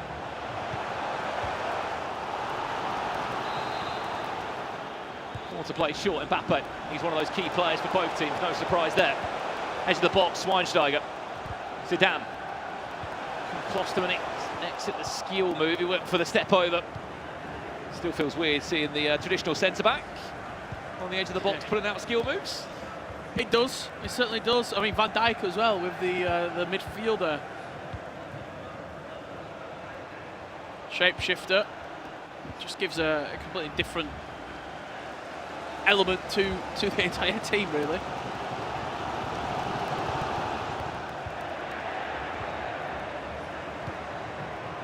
Massive space again. They're getting so much room on that far-hand side of the pitch.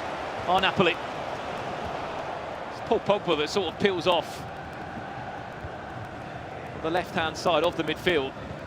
Just adds a different dimension for them. Here's Christopher Nkunku. That's great feat. Goliath Gaming, Pele, that shapeshifter, looking to add his pace and important skill moves into the final third, and able to do so there into the last third of this one now. Remember, this is leg 1 of our first quarter-final here at the FIFA Club World Cup. Again, I keep saying it, they're getting so much space here. Zidane and Pogba to switch from side to side just to disrupt any shape that's been created from Goliath Gaming. Socrates back to R9 again. Zaha just offering an overload.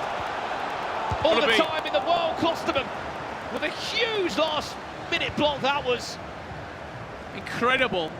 As his foot drew back to release. That's a long way out the keeper. Courtois just nods it out. Not going to rush anything. What a block from Klosterman, putting his body on the line. I mean, for Goliath Gaming as well. He had so much time, you thought, didn't he, R9? Just came out of nowhere.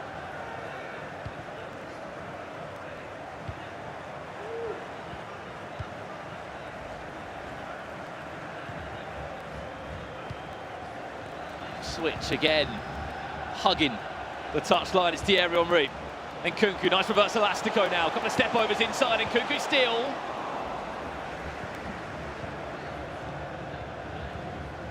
This is dangerous. Be very, very careful. Coach is literally in between the seats.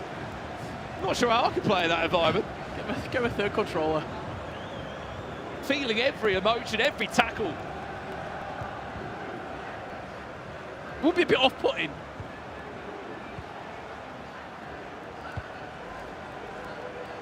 They said they've been grinding 2v2 FIFA, have Napoli Esports since November.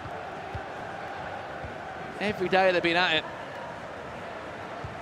Getting better and better for these moments now. Zaha whips it in, flick on, Paul Pogba cuts it inside!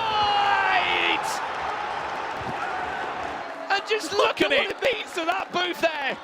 Napoli Esports double their lead in the first leg. I felt sorry for the desk. Four bodies clambering all over it. Just whipped into the box. They won the first contact. What did I say right at the start of the game? Big men around that area. Whether it's Paul Pogba, whether it's Socrates. Just bodies in and around the box. It's like they know where the camera is. Because every time they score, they're straight to the camera. All of them. They're playing up for the cameras. They are loving life here. Might have to pop down in between the legs. Then go and give some good luck. Did you wish him good luck for this game? We're up here. That's probably why they're losing. Surely not. Life Gaming have given us many comebacks. They have. In our time, both for an individual and team element. Yeah, they'll never say never. Didn't expect to be in the quarterfinals. They probably maybe even didn't think they'd get through the group stage with how competitive and cutthroat that process was. They did. They always seem to exceed expectations. Is it one hurdle too far? Towards that post. Karen's on it there. As it looks as if Napoli will just sort of sit back in now into a back five. Take all the time they want.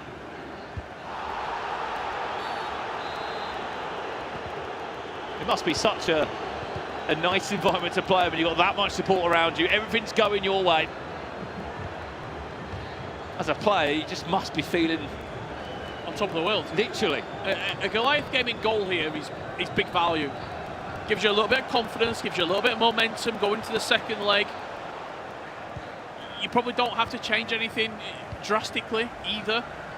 At 2-1, at 2-0, you start to think, okay, we need a goal by the 45th in the second leg, and you're starting to already take that into consideration. 3-0 is a whole different prospect. Could have been. Curtains by the end of leg one. Terrible pass again. Van Dijk caught sleeping. Napoli happy to keep the ball and just see it out. They're just not playing great, Goliath gaming either. A couple of mistakes. It's very hard as well when you've just come off the back of a, exhausting penalty shootout victory. Playing about an hour later. You need to get out the game, recompose, recollect yourself, and then pick yourself back up again. Napoli Esports, they went into extra time, yes, but it was pretty comfortable in the end against DC United. And it's looking to be a similar story yet again. Well then, full time in leg one looks to be here any second now. It will be. They're saying calm, calm, calm. Maybe just saw that the coach just gave a little off the shoulder there. 2-0 up at the halfway point. It's not done yet. I can understand where the confidence is coming from, but you do not write out these two yet. Kylan and Beast Bianchi very much will be in this second leg. Let's have a look at what we may have missed if you have just joined us in the first leg. Yeah, you've missed 2 goals here in the first leg. They've both fallen to the Italian side, Napoli Esports. This was the first one. Ball out wide to Paul Pogba. Floated into the back stick. Mbappe, too much time. That's 1-0, and look at that reaction. And I can tell you, it gets better if you are a Napoli Esports fan. Whipped into the box yet again. R9 just made sure he got that first contact and then jumped over the ball as well. He was pivotal in that movement. Paul Pogba, the goal scorer. 2-0, Napoli Esports lead. Is there, do you think, just the level of just freedom of these guys as well? There's no expectation. They've never been to an E-Club World Cup before. They're young. It's their first LAN event. They're just enjoying every single moment. I would say yes, but also I think they know that they're good. Like, sometimes you come into tournaments, yeah, I might get a top 16, I might get a top 8. Every interview they've done, whether it be Spencer, whether it you talking to them behind the scenes, me talking to them on the stage, they know that they're good. They know that they've put a lot of time into this. They've qualified out of a truly treacherous region in Italy where there's killers everywhere you look. And they feel good about themselves right now. They feel confident. That's why they're reacting the way they were. If they didn't think that they might end up going far, I don't think you'd see such emotion from them. But they've got one thing on their mind, and it's a trophy. I'll tell you what, they're not many games away from it as well. Win this, $75,000 in the bag and a top 4 finish in tomorrow's Championship Sunday. As we said, 2-0, still very much open. But if they do get through, Team FUTWIZ or ATLANTIDE Wave. Great game. Will wait in their way. Well, we've got a minute or two. We'll tee you up the other quarterfinals coming up later today as well. Ducks Gaming, they may have made group play look difficult, but in the knockouts, they look like a completely different team. They take on TG.NIP. No one's really hyped about them. I mean, look, they're still in the tournament, still in the top 8. I think you expect them to be here. Team Hunt Ninja in pyjamas. They're one of those teams that they could. I think there's probably, right now, we've got 8 teams left. I'm not going to tell you who I think. You've probably got about 5 teams that could go on and win it that I see lifting the trophy. I'll give you a secret. They're one of the 5. 5? I think there's 5 teams. I think there's 3 teams that I would be very surprised if they went on to win it. I think 5 teams that are currently remaining in this tournament. Yeah, I could see. Absolutely. Well, they've already had silverware as well this year, haven't they?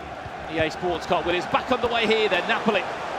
Still in that same dark strip from left to right. Lead 2-0.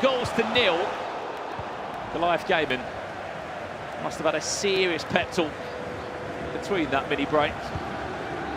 It's now or never.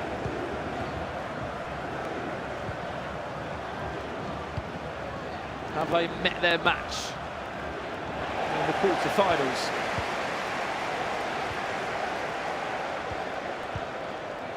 Here we go. Pogba, this could be all said and done. It's Klosterman again with another huge block. There's only so many times he's going to be able to save today.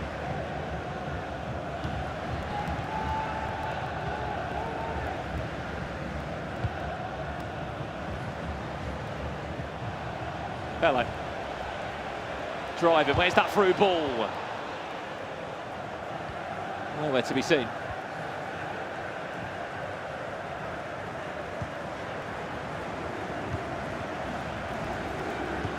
Just not been at the races so far. Have the 2 South African players.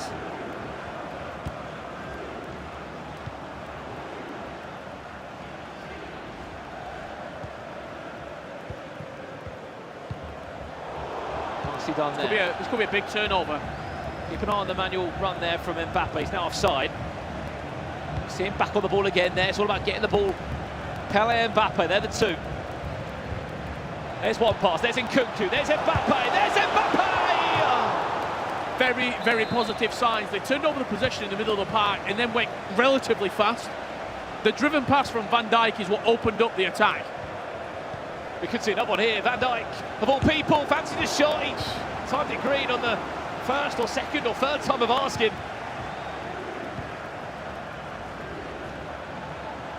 This is dangerous. Napoli not electing to go forward, playing smart. There'll be a switch of play coming anytime soon, I would imagine. We'll take it on the ground. There it is. And now the possession just recycled over. Napoli on the hunt for a third. They'll win a corner. Keep an eye here on who's being moved around the box. Who it will be moved, no doubt, as he's on the goalkeeper towards that post as well. There's more options. Keep an eye on that movement towards that front post. There it is. If I'm defending that corner and I see so much movement, I am petrified. As soon as I start seeing that right stick getting flinged around the box. These are the small moments, aren't they, where... It's the small margins where champions... Literally, in 2v2 yeah, FIFA, absolutely. look no further. Look, Hullet will go to the back post now. There, he'll try and peel off if he does. Quite not on that occasion. This is a chance to break away. Big tackle from Hullet, who recovers so well.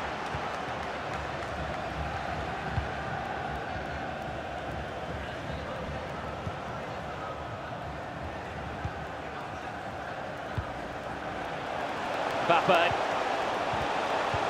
Oh no, making it look easy. Pogba!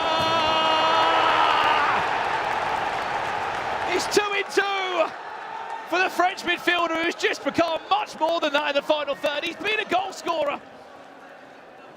It's been a game winner as well, has Paul Pogba in these moments.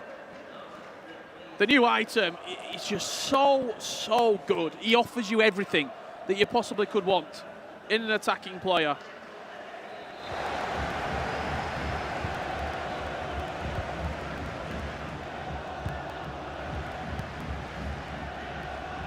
Something's got to change, something's got to give now. Take a risk. Make a move, otherwise it's going to be Napoli Esports going through. 3-goal swing. If 60 minutes. Just haven't been able to create. They've not shown me in this particular quarter-final that they've got what it takes to perform such a comeback.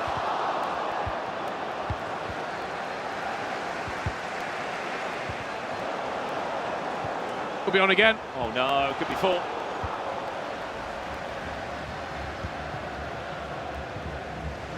Goal before half-time is everything now. Make a pause, have a chat. You can do so. Mbappe Chance. now has to go. Zidane! There was a teeny little bit of goalkeeper movement there, surely. It's a big opportunity. That is the chance they were waiting for. That cutback, that one extra pass, and he just ever so slightly tickled the goalkeeper back onto the line, opened up just that little bit extra room, and it paid dividends in the end. And suddenly we're in end-to-end FIFA all of a sudden. Best chance they've had. And by the looks of how these last 120 minutes of FIFA time, including this and the last game, have gone, you're not going to get many chances like that.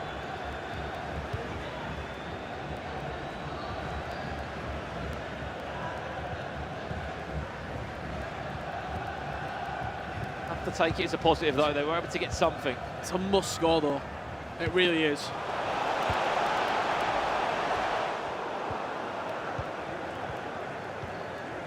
Just that 5-back that is so in order, so hard to break down. It's not been pretty from Napoli Esports, but it's been unbelievably effective for them. Tournament football. A lot of crosses, a lot of second bouncers. Finding a way to win. Organised, so in sync with his teammate. Speak about it so often about how it looks like sometimes he's just one player playing. This will be $75,000 in the bag for Napoli if they were to win this game. Added time of 1 minute. Last chance, Pogba knocks it down. Schweinsteiger. Absolute joke, it's Pogba, by the way. I think just on that, by the way, $75,000 if they win that. The only prize money these two have ever earned is from online cups. And we're talking like €100 here, €200 there. To then go and win $37,500 each, with the chance to still go for the jackpot. Come tomorrow evening, $300,000. Remember, the winning team will get. It's two very, very different camps at the moment, isn't it? You saw all smiles, sort of having a joke about the heart rate and the nerves that they might be feeling on the other side of it. Not one word spoken for Goliath Gaming. A miracle. That's what's needed. 3 goals against a team that's this organised. 45 minutes. just don't see it. I just don't see it, but please surprise me.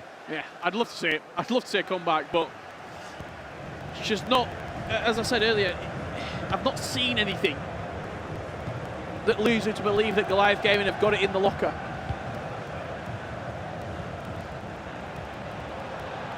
Such a good tournament from them. Such a story. Side. Not only playing for a country, but for a continent. The entirety of Africa right now willing the ball into the back of the net.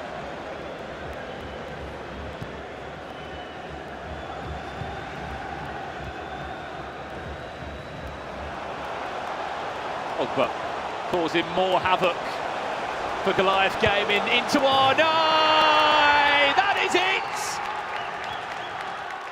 Job done. Top 4 guaranteed. Some performance, it has to be said.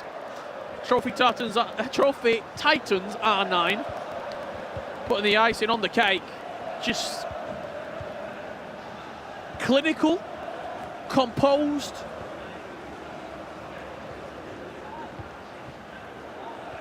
and really, as it's come down to it, a class above Napoli Esports.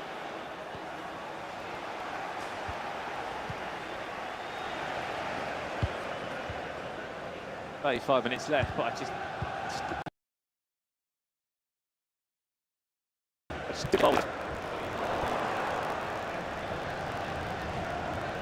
please make me clip this and watch it back and say that was wrong. Ball into the box, it's in the air from Pele. Where do you think it's gone wrong? I think you could be right in some ways. That last game they played, that round of 16, maybe it was like a final. They've also, and I'm sure they'll be, when they reflect back on this game, they'll say this themselves, they've just not played very well. Sometimes you will have a bad game. Sometimes you will have an off day, and at this level of FIFA esports, if you have a bad day, your opponent doesn't even have to have a good day. They could have an all right day and you lose it. Free kick right on the edge. You're 4-0 up. Let's have a direct shot. Well, have a shot. Have a shot from there. I think he's going to. Pull it. From the edge of the box. Fancy this one for 5-0. That coach is getting closer and closer towards the screen.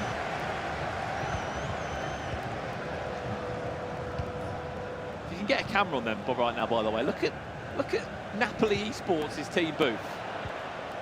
It's just over my right shoulder. You've got a coach and a third teammate there, hanging over the gaming chairs. They are in this match. It's Nkunku offside.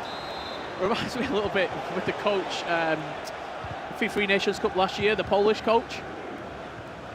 Coach/cheerleader in the end. Made it all the way to the grand final. He'll be here next week. Yeah.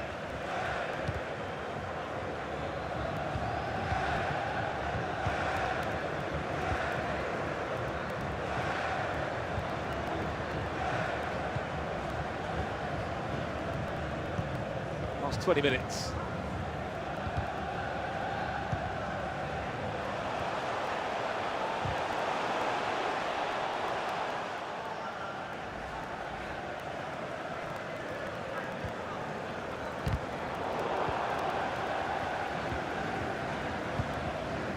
We can start previewing that next matchup. FUTWIZ, Atlantide Wave. Games coming at you thick and fast. What's interesting about that one, as a UK player on one of those teams that has had, or two you could say, had rich history in the club final. Both of them have been runners-up. Stingray last year came second. Back in FIFA 20 it was penalty shootout against Complexity, if you remember that. Top 2 finish there when he was playing under 11s.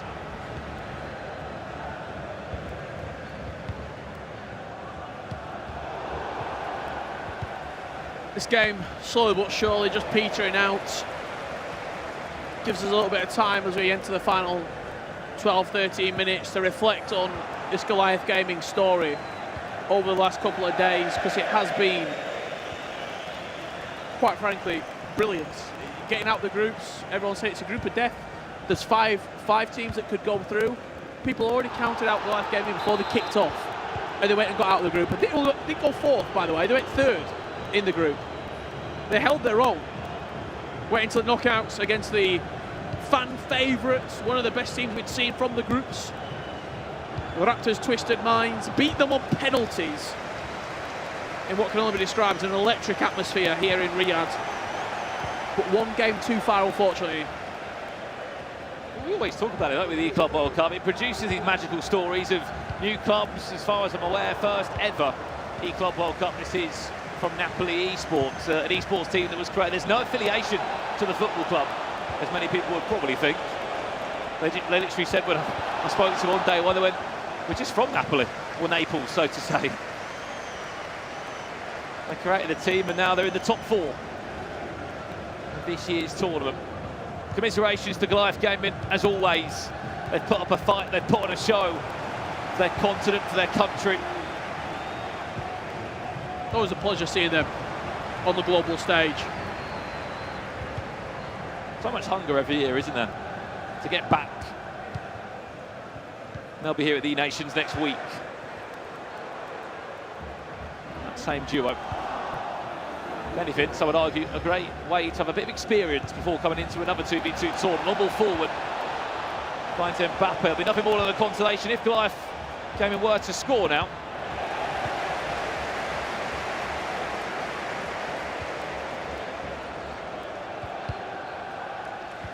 And that will do us there.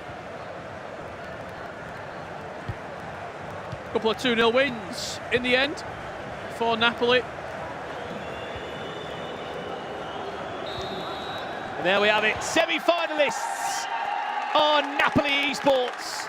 First ever offline LAN event for them too.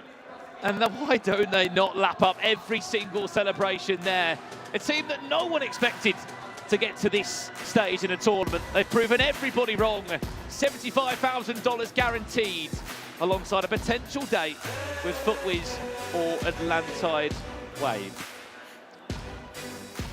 Commiserations to Goliath Gaming. And again, they still made Africa and South Africa proud, but it'll be a top 8 exit for them. For now, let's head down to Spencer FC, who's got the latest with our winners. Thank you, guys. Yeah, I'm down by the Napoli booth. Got to say, very emotional booth. You'd be right to think that maybe won the whole thing. Talk to me about the emotions here right now, because you guys obviously delighted with that one. Yeah, big emotions. It was not an easy match because our opponent were really good, but we played so well, and we hope to continue tomorrow what we started today. Would it be fair to say that you guys have maybe surprised yourself by the fact you've got this far? Because you could think you've won the whole trophy here, seeing how happy you guys are. Yeah, this is our first competition, but we knew our ability and we thought we could do this, but it's not finished yet. $75,000 secured minimum, could be more, of course. I mean, that's great, of course, but you also haven't conceded a goal in the knockout so far. Since you got to knockouts, you've not conceded a goal. People will be looking at you as a potential winner of the whole tournament now. Yeah, we hope to satisfy what people think about us, and tomorrow we will finish what we already started. That's right, well done guys. They are through to tomorrow. You can see what it means to them there. Everyone in the booth absolutely ecstatic. Obviously the mood is slightly different over here as we walk into the Goliath booth. Hi guys, sorry to get involved, but we've got to talk to you. I know your ride's over for now, but what a ride it's been. Yeah, no, it's been great. We've defied expectations from the very beginning. Everyone wrote us off in the groups already. So to make it as one of the top 8 clubs in the world is an achievement in itself. Definitely, and let's not forget $40,000 as well. That's no small change. Talk to me about that game there. How was it for you? Oh, they're very good, I have to admit. You can see they have a complete structure to their play. The way they build up, the way they defend, really solid. Italians known for their defending.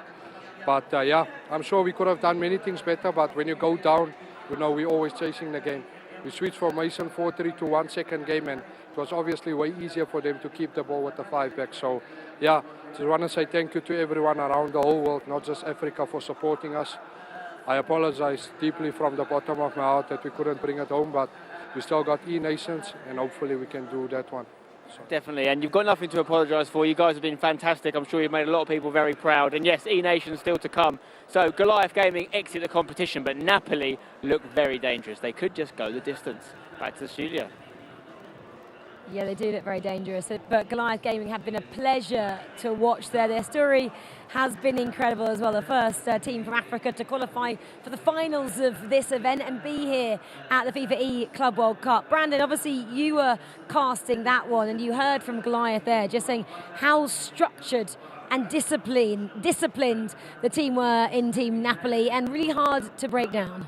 So organised, and I think what you can see from their performances is just two players that have been practicing and you've got two players there. They're making a lot. It's just one player playing. So organised all over the pitch, and I think on the other side of that, you know, goes to show what a character Bianchi is and Esports for just saying, look, they were better than us. Goliath did have some chances though. Why do you not think they could quite finish them off, especially in that second leg? It looked like.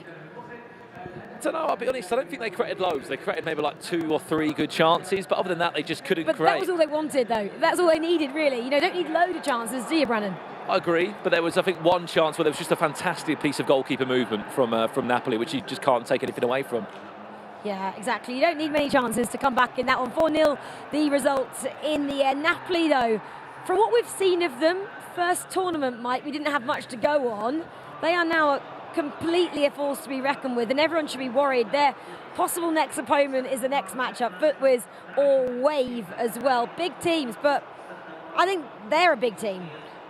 I'm sure both of those teams are focused on this match. However, they've got something to deal with, and the more that I watch Napoli play, and I'd love Brandon's take on this as well, I feel like some of the teams, we have 2 individual players that are fantastic, and they get put on a team together and they try to work it out. Who's going to do what, how they're going to figure out roles.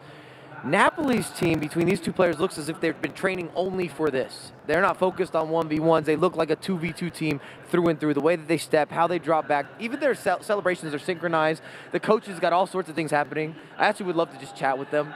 I saw hands going. At one point, I think it was like 9, 10 hands on screen. I don't even know where the extra hands came from. Just a hand was on screen. I have no idea where it was from. But that was the real big takeaway for me, is you see the difference that they've been training specifically for this event and not necessarily focus as much, and maybe some of the 1v1s, they didn't have the same qualifications.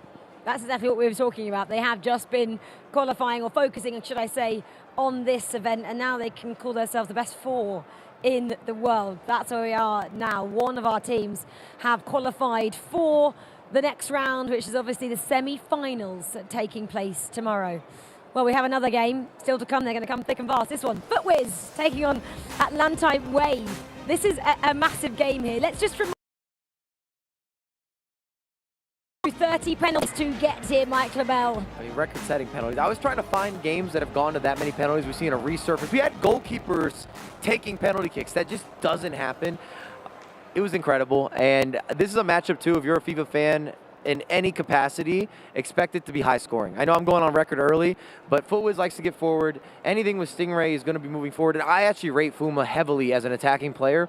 Often he gets overlooked maybe a little bit on this team because Stingray's the big personality, does the interviews, he says the controversial statements, he backs the squad, but don't doubt Fuma. Fuma gets busy. He's got a lot of the extracurriculars right around the edge of the box. Yeah, well, let's talk more about Fuma and that team. Had a little bit of an easier ride in theirs over EXEED, but EXEED are a very tough team, as were AJAX Brazil. Both had to come through pretty hard round of 16s there to reach it to this stage, Brandon. Absolutely. I think the one thing maybe with ATLANTIDE Wave, we haven't spoken a lot about them. Like, they're a great team, and the one thing they have is that they played in their own league. They both represented FC Lorient as well alongside ATLANTIDE Wave. They've had so much experience playing 2v2, and they've had so much time being around each other. They enjoy each other's company. We thought that Fuma didn't speak English. He speaks perfect English, which has probably been another great thing as part of that team. But look, they topped the group, they look good, but they're up against FUTWIZ. Oh, I'm just having a quick look at our predictions. Brandon, you actually had FUTWIZ and Wave as top table picks, so they're still in it. Only one can go through. Which way are you going now? I'm going to have to go ATLANTIDE Wave. Sorry, FUTWIZ. And Mike, yours are irrelevant. FNATIC and BRONDBY you had. Oh, well, who are you going with? I don't like how you did that at all. No, you win. Players are ready. You win Wave. Players are ready. I'm going to join them on Wave as well. Wave. We're waving now. Bye-bye, because we're going to go and beat the players, so we're going to have a wave to them. Right, they're ready for the second quarter-final. They are coming.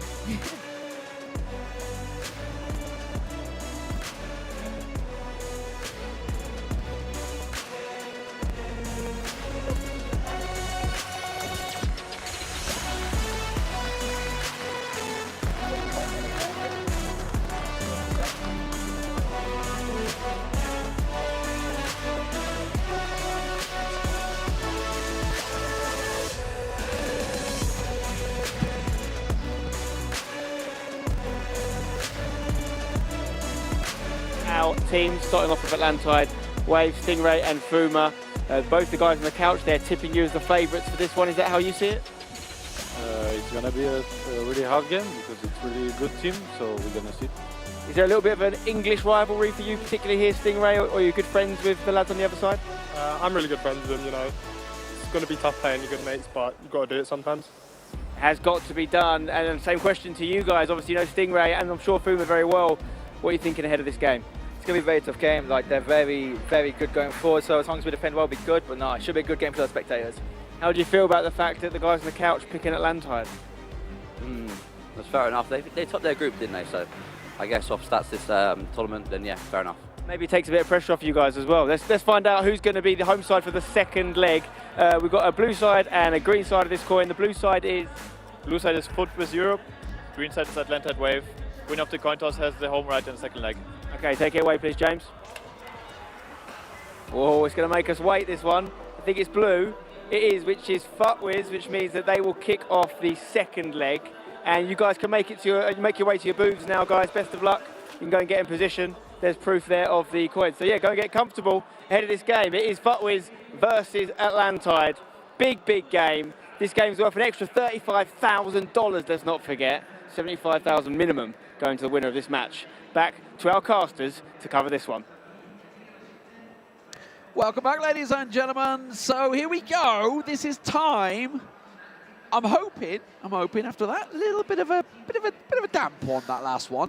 I was backing the Goliath boys, but they just didn't really have. I think it was just a step too far. They'd put a lot of energy into getting out of the groups, getting past Raptors. Massive performance for them. Top 8. They're going to be delighted with top 8 when they look back. And they got the Nations next week as well. So let's talk. Let's move on. Let's talk about this because this is a big one. This is obviously a big English affair from our point of view. Obviously, with 3 English players in there. We're going to claim Fuma for now as well. It's the way it works, right, when someone does well. But yeah, for FUTWIZ, obviously coming into this one, big performance. You know, FUTWIZ, a team and a website, has been out there, back to the scene for, well, probably best part of 10 years now, I would say. Obviously, Atlantide Wave, though. I would say probably the favourites. I mean, Brandon just said it on the desk there. For me, I also have them sort of down as one of the teams that are going to go very far in this tournament. You had your top 5, mate. I did. Which of these? I bet it was both of them, right? I bet you're going to be on the fence. I wouldn't be surprised if they could both go on and win it. Unfortunately, one of them meets their end right now in the Club Local. That's just the way this quadrant. They've been here before, right? This is the big thing. There's experience in both these teams. Yeah, this quadrant was ridiculous. AJAX, FUTWIZ, Atlantide, XRAPTORS. Yeah. 4 teams that you could go on and see winning it. Unfortunately, only one of them is going to come through out of the 4. I think for Atlantide, just casually scrolling Twitter before he plays his game. I mean, that's what Stingray's all about. For Atlantide, it's the big this is the big hurdle for me. I think they came into that XEED game sort of thinking they've not been playing well. We know that we can beat XEED quite comfortably if they don't play well, and they didn't. Like it was a 4-0. It could have been a 5 or a 6. They almost, I think, just put the foot off the gas really and coasted through. This right here, they're not going to be allowed to coast. FUTWIZ went 2-0 down against AJAX. I was probably looking through my fingers watching the rest of that game because it could have been drastic.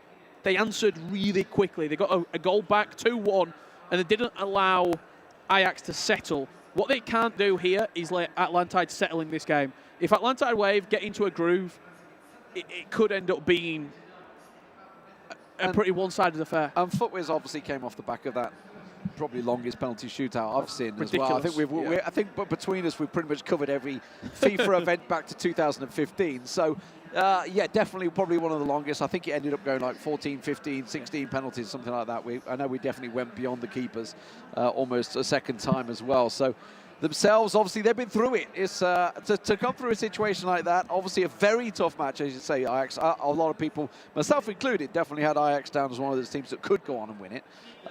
They've probably had arguably one of the toughest runs to get here, but both of these teams did relatively well in groups. For FUTWIZ, I think they'd be unhappy with the fact they got 3rd in group, whereas obviously Atlantide came through top of their group. A tough group with BRONDBY in it, who have also obviously we're going to be seeing in a short while after LEIPZIG. Yeah, the BRONDBY are a surprise package for me in this entire tournament.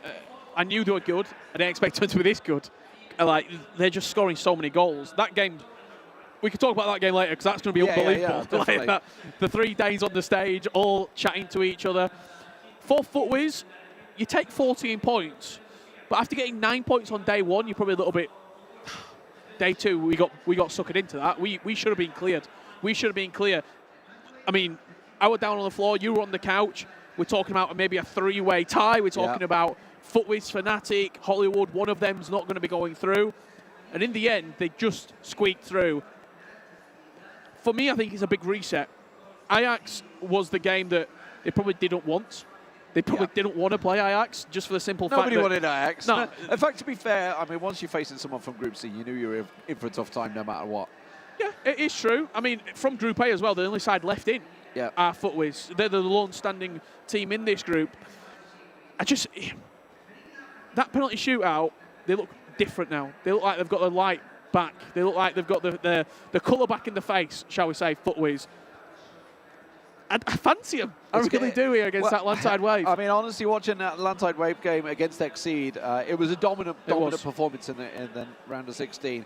Very strong performance, especially the second game. They just clicked. It just started to work. And every single attack, it was almost like clean through balls that were just working every time. And you saw, big Mbappe in the middle. And it's just always sort of chance after chance after chance. 3-0. Honestly, I would say in that second match, it was probably a kind score. It could have been a lot more. Oh, absolutely. Absolutely. And that's something that Atlantide Wave have over a lot of other teams this year. They've won something together. Obviously, it was in the E-Ligue, so under a different name, shall we say. They didn't play as Atlantide Wave, played as Lorient. However, it was just getting that win. And I mean, we've been around for a long time. As soon as you win something, all the mentality changes. It's, okay, now we're coming as champions. Now we're coming in as... We've been there before. Both of these two teams, or I should say 2 players out of the 4. Stingray last year lost in the final. Ethan lost in the final in 2020 with Resende of Team 11s. They both got to the final stage of this exact competition and not been able to get over the line. One of these 2 sides, it's another year and another knockout. There's a long way to get over the line yet. We are still obviously at quarterfinal stages, but you've got to be looking at them themselves. Will have just seen obviously the other quarterfinal playing out, so they know they're facing Napoli, which is a tough opponent, no doubt about it. They look like a fantastic rounded team. For Napoli, they're going to be looking at this. What do they prefer? I mean, I think at the moment you probably ask them, they just don't care. They're just it looked like that everybody was absolutely delighted in that team. There was tears. They made it to the quarterfinals. That's what I love to see. The passion is there. I might say something a bit controversial. Oh, okay. You take this side of the draw. Yeah, no, definitely. You take Napoli in the semi-final over Leipzig or Team Hoyt Ninja in Pyjamas. I think if you are FUTWIZ or Atlantide right now, you look at Napoli and go, yeah, all right, I'll take that. I love that. I'm just throwing it out there. Great side. Rich basically just gave his predictions right there. If you didn't notice, it was so subtle, but he just said TG.NIP and Leipzig semi-final. You just said it there. You snuck that through without actually saying it. Make of it what you will. We're just, the subtlety was there. But yeah, I mean, like you say, these guys, they've been there, they've done it, they've got the experience. It's not like it's the first time they're in this tournament. Obviously, if you look at Napoli, it's a very different ball game. They're looking at, obviously, the fact that they're coming through, really excited. These guys, very experienced. Maybe that's a bit of, are we getting a bit of maybe the iPods coming out from Fuma there? I think you just got a glimpse inside Fuma's head right there. This duo is so interesting because I've sat behind them while they've played a few practice games. Very little communication. They just play. Yeah, well, that's why we were wondering, does he speak English? Yeah, they just weren't talking. Stingray is always just hoodie up, headset on, face of steel. I think there is communication there. I said to Sting, because in practice there was nothing. They could be playing 2 solo games. I went to Sting, I was like, in the games, do you talk? You're like, yeah, we talk now and again, but we know what we need to do. We both know FIFA to the highest level. I'm not going to tell him how to play, and he's not going to tell me how to play. Yeah, right. I mean, you'd feel that certainly if you and me were playing, we'd be saying, I'm going to make a run. Obviously, in terms of the graphic, obviously it's the other way around. FUTWIZ clearly on the left-hand side. Obviously, Ethan and XRAPTORS, and of course, on the right-hand side, Atalantide wave. Let's go. Here we go, ladies and gentlemen. Best of 2. It's all about the goal difference. And it's something we saw earlier on in the round of 16. Some teams letting in a few too many goals, just a little bit too much to come back from. That's going to be on the back of their minds. Defensive play. Atalantide playing in the black from left to right, of course, and FUTWIZ in the white. I've already spotted, you can't really miss him, 6'8", Vanya Milinkovic-Savic. Yeah, absolutely. Don't. Alex would be backstage right now in the green room. He'd be twitching. He'd be twitching. He'd be seeing him on the. I mean, the reason he talks about him, he is such a strong card coming in with the shapeshifters. It's like 99s across the board. He's a beast. And he's absolutely massive. He's massive. Like, he's just. And you know what? I think he's actually moving to Saudi in real life, right? I think he's amid a transfer right now. Not too sure, but I'll take Lee Smith, aka Fabrizio Romano's word for it. Here we go. Here we go. I've just been down to the grounds. Yeah, we'll get to that anyway. Let's get the game underway. So quick changes there coming out. So FUTWIZ caused the pause early on. But yeah, we'll see how it goes. A debut, apparently, for Pele. That'll be a first. We'll see what it can work out. First attack, first chance. No shot in anger coming out from either team just yet, though. Possible counter-attack. Good overhead through ball. This is what's been working well for Atalantide way, but it's a weak attempt in the end from Henry. You're already starting to see just that instinctual FIFA that they play. The ball, it was sort of a 50-50. It wasn't really on. They just launch it straight over the top. If it's there, we're going to play it. And then you give the brilliance to Fuma and Stingray to make something of the chance. On that occasion, a little bit of goalkeeper movement, just forced the strike in. But positive signs for both teams. FUTWIZ knocking this ball around with some tempo, it has to be said. Just a tad offside. Forced to go back. There is the big man in the middle. We'll keep our eye on him, whether he starts making those moves forward. We did have Manuel Neuer making a run forward earlier on, so, you know, these are things I never thought I'd be saying, but there we go. Keep your eye out for Petr Cech as well. He's been in and around. Zaha, though, in that pool of players available! And as straight as forward as you get in 2v2. Anyone that's played the game in their entire life with a buddy in co-op has scored a goal like that. I've got serious question marks over the keeper. It's gone straight through him. It's got to the byline, hit the driven pass. The goalkeeper turned transparent for a second. It's straight through him. Atlantide wave, do not care one bit. I think you could tell FUTWIZ just sort of all smiling, Demon in the back shaking his head. It's a goal that, what can you really say about it? Sometimes it just happens. It may have been, I didn't notice actually whether somebody had quickly shifted the keeper. I don't think so. It didn't look like they had a chance to. They were looking towards the defensive side. Let's see if they can pull one back, though. Remember, FUTWIZ, they were trailing a number of times and have brought 2 goals back. Happened in the groups, obviously, against Ajax. They were 2-0 down in that first round of 16. Pulled it back to 2-2 in the first leg. Ended up on penalties, 1-1 in the second. So, no matter what happens, we're still very early in this matchup. 20 minutes gone. Ronaldo, big R9, trying to pile forward. But FUTWIZ, they're keeping the pressure on, keeping it in Atalantide's half. Although, in fairness, Atalantide looks like they are playing that 4-5-1, so they're happy to absorb that pressure. Yeah, just they also play just so quick that you don't need 4-5 passes to string the attack. It can be one into midfield, one over the top, and then you're in on goal. So it's such a... They've got a style of play that suits them so well. And the sort of, I would say, in that mastery element of it where you can't really defend it. If that ball goes over the top, the attention has to change instantly. They got the speed, they got the pace. As Mbappe wiggles his way through, a tap-in required, but unfortunately, nobody on the end of it. Talking about whether you need to be talking to your teammates, that's where frustrations may flare up, but straight down the other end. Big Kylian Mbappe. Here in green as well. Corner chance. We've seen these given already. Tries to go short with it. Where's he going to work? KDB into Mbappe. finds an opening. Perhaps the big man trying to just push his way through. Doesn't work out. Looking for maybe crosses towards him. De Bruyne tries to let one fly. Now, counter-attacking chance perhaps here. Haven't really got the space though. It's like watching a monster truck beside a load of like piling through the middle. Smart cars. Like it's just not fair the way that he moves. It's you remember Hulk as the player. Obviously, it reminds me of just him. Obviously, he was a big unit that just come through, but he was almost unstoppable on through on goal. Chances to cut back again there. I tell you what, Atalantide look deadly every time they push forward. Yeah, it's a great game. Mbappe's been at the heart of most of their chances as well. Getting down the byline, creating the space, and also they're quite quick on the press. Just again, FUTWIZ in possession. Half a millisecond too long. They're quickly on them, and to me, it looks like Atlantide can smell blood in the water. They can see a second and a third goal in their future.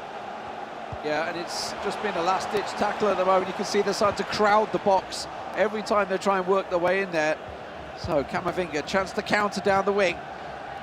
Dembele to Pele, not really too many options open, looking to try and recycle, but it's a poor ball in the end, cut out by Zaha, playing as almost left-back there.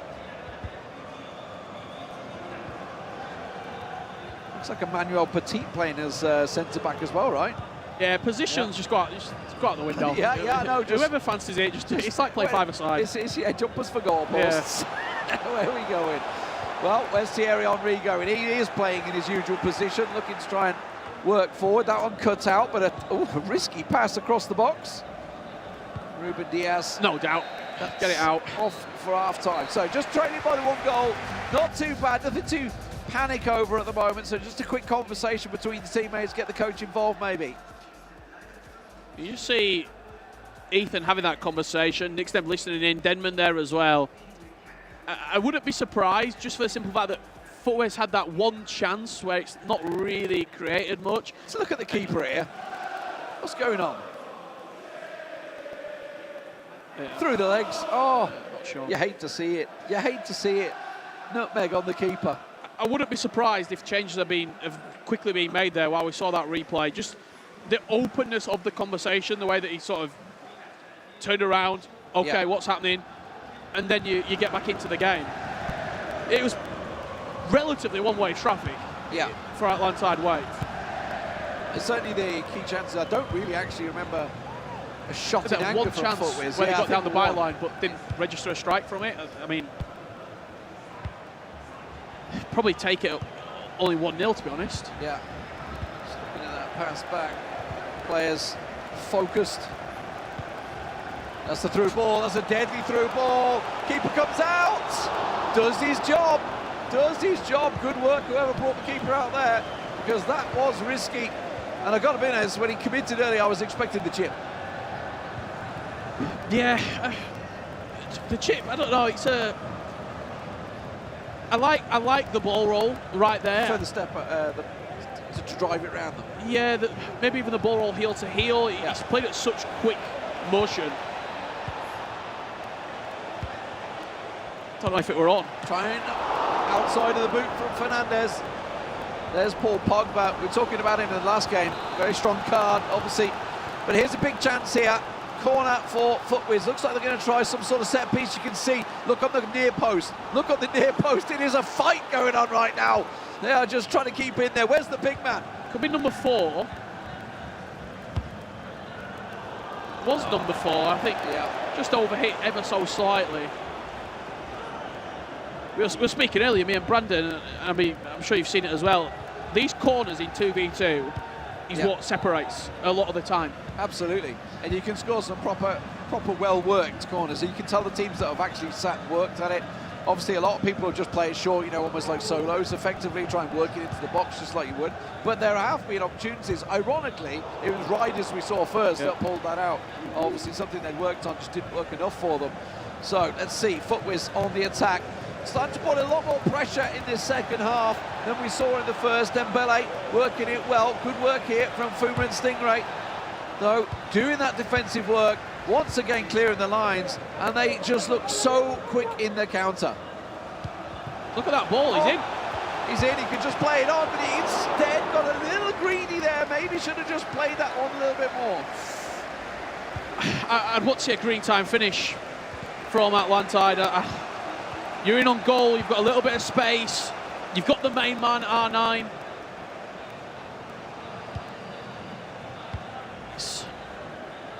It's hard for us to say, because we can watch it back and we can see the... easy for us, we got the hindsight, it's instant hindsight, but yeah. When you're in that split second, everybody goes for a shot split second. I think Pele looking for the cutback. There it is. Oh, he took it off. He just took it off the pitch. I love the player lock there coming in from FUTWIZ. Got down the byline. You see it a lot more in 1v1. In 2v2 to pull the player lock out. It's just not really utilised that much. But you save the things for the big occasion. And right there, thinking to potentially try and penetrate this Atlantide wave defence. Something they've been unsuccessful in so far. So duplicate action, Klosterman there. Let's see where he's going to go with that one. Is it going to be Klosterman? It is. Klosterman across. Chance, and Atalantide just look deadly every chance they get here. But a counter chance now. Where's he going to go? Where's Pele? Going to spread it up to the left wing. Camavinga making strides. Back to Frenkie de Jong. Cross into Klosterman. Ronaldinho. He's got R9 maybe available if he wants to try and go to him. Instead cuts it across. Maybe a long-range shot from Frenkie de Jong. Not going to happen. Runs into traffic. And the counter now from Atalantide is very much on, but he's going to slow it down in the end. Again, I like the build-up play from FUTWIZ. Just a final opportunity, whether it's a pass or a strike, and they could be punished. Driving to the byline, good defensive work, and looked like a corner to me, but a goal kick is what's given. I thought so. Went green as well, with shot was about to unleash, so absolutely vital block. And let's not forget, this is a best of two, so for FUTWIZ, it's not throw the kitchen sink, it's just keep you calm. You're only 1-0 down, there's plenty of time. Still, what, 105 minutes to play effectively in this game across the two legs. And Mbappe, though, chance here to play it back. Ronaldinho finds it, sizes it up to de Jong. I thought he was going to roll it, actually, to the man behind, but instead, now Locke comes in. Henry to R9. Maybe return ball, give and go. He's gone offside. That's why he's had to keep it with Henry. Atalantide waves, working it in once again. Maybe go for it with the big man, just plays it across, working it across the box. It seems to find a lot of space there. But FUTWIZ now with 10 minutes to go in this game. Still trailing, but looked a lot better in the second half. Just the wrong player in the situation there. If it's not Milinkovic-Savic, say it's any of those attacking players, you're probably looking at a green time finesse shot coming in, because the space was there. Something that I've not really been able to say for the majority of this game on the edge of the box. Both teams pressing really well to eliminate space, eliminate passing opportunities. The only space Atlantide Wave has had is in behind. Oh, that's dangerous. Using Pogba, ran the distance, solid tackle in the box there. Virgil van Dijk for FUTWIZ, risky business. But with just 5 minutes left now, let's see what they can do. Build up for that final attack, Rich. This is their chance to maybe draw level. They're just going to try and keep possession. If you are wondering, Ethan, to my knowledge, the dark blue icon. Nick Sneb, the lighter blue, and on the other side, Atlantide Wave in this defensive play. Stingray, the red, Fuma, the yellow. If you want to track the individuals, see who potentially makes a mistake or equalises the game up. Playing for the last attack. It's going to the left wing. Dembele under pressure, but he's actually come out on top. Might be able to make the use of it. Gets ahead of his man, but he's just running too far. That's going to be a corner. Last minute corner. Let's see what they can do with it. They tried to work something on the near post before, and as you said, it was going for the back man. Look at Virgil van Dijk here, in and around the penalty spot. Perhaps that's maybe what they're looking for. It is. He's going to try and challenge the keeper too far into Courtois, and it will be 1-0 to Atalantide Wave. The goal coming very early on from Stingray and Fuma, working well. But it does seem discussions required there from FUTWIZ. I'm getting a bit of a mix combined from FUTWIZ. You did see the discussions there, but it's not panic time. It was just 1-0. They had the chances. They definitely stepped up better in that second half. Yeah, they did, and I think when FUTWIZ got 1-0 down early doors, you might think the gate's going to open, and there's going to be opportunities there for ATLANTIDE Wave to go 2, 3, 4-0 up. They did very similar to what they did against AJAX, just didn't score. Like they conceded early and then got back into the game. They've not been out of the game. 1-0 is one attack, you score from kick-off, you're right back in it. Yeah. They've kept it competitive going into the second leg. The only thing I've been lacking to see from FUTWIZ is that, especially from XRAPTORS, the creative genius that we know he is inside the box, the way that he can move, the way that he can dribble and create something out of nothing.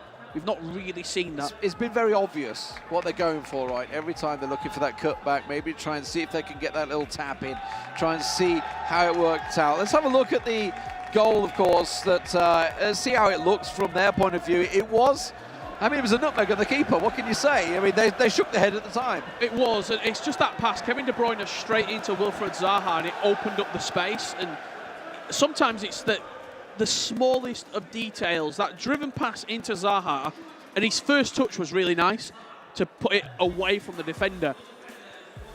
It's sort of a 50-50. Does the goalkeeper react? Does he not? He falls to the floor. It's the easiest tapping you're ever going to score. What I'm glad they didn't lose their heads. Yeah. Sometimes you concede a goal like that. You concede another. You start blaming three. things. Yeah, blame you. Oh, yeah, blah, blah, blah. There's all sorts of They kept very trigger composed. you mentally, right? Yeah. Composure was on key, especially from what can be regarded as quite a young duo. Yeah. NIXNEB and Ethan. They've got experience, but they're not mature in the age department. But they've been on this stage many a times, and this season, a penalty shootout loss in the EA Sports Cup semi-final, a penalty shootout win here. It's not been an easy road whatsoever. This is the moment. Yeah. Well, this is their time, and this is where the players, the coaches, they effectively earn their money at the moment. You know, the coaches have got to talk it, sitting down. You know, both of these players, both these teams, both these players, they've all been in top 4 positions over the years, 2020 and 2022, for both these teams. So, you know, this is obviously, they've already made good money. They've come here, they've made good money, but that's not what they're looking for. They don't care about the money, they care about the trophy. And that's what they all have in their mind. And as you said, they'll be looking at that next leg as well. I mean, not right now, but they'd have looked at it when they saw the matches going out and say, we fancy it. This is a chance to get to the final, but we've got to get past this team first. Absolutely. Well, here we go, ladies and gentlemen. As you can see, bit of a change of colour. FUTWIZ now playing in the black. ATLANTIDE Wave in the orange. It's FC Laurent, isn't it? I believe. Yeah. It's the orange colour that they were using, that they were successful in. So maybe trying to hope that success rubs off to them. All those little superstitions that come into it. FUTWIZ in the traditional black and green that you associate with them. Yep. The FUTWIZ home kit available in FIFA 23. Good chance straight away. Goal. I heard it. I heard the goal. I heard it rattle the post. We didn't see it, but it is going to be ATLANTIDE Wave that get the early goal. And that is exactly what FUTWIZ did not want. But now the pressure's on. Now they have to go for it. They have to chase it. 2-0 down.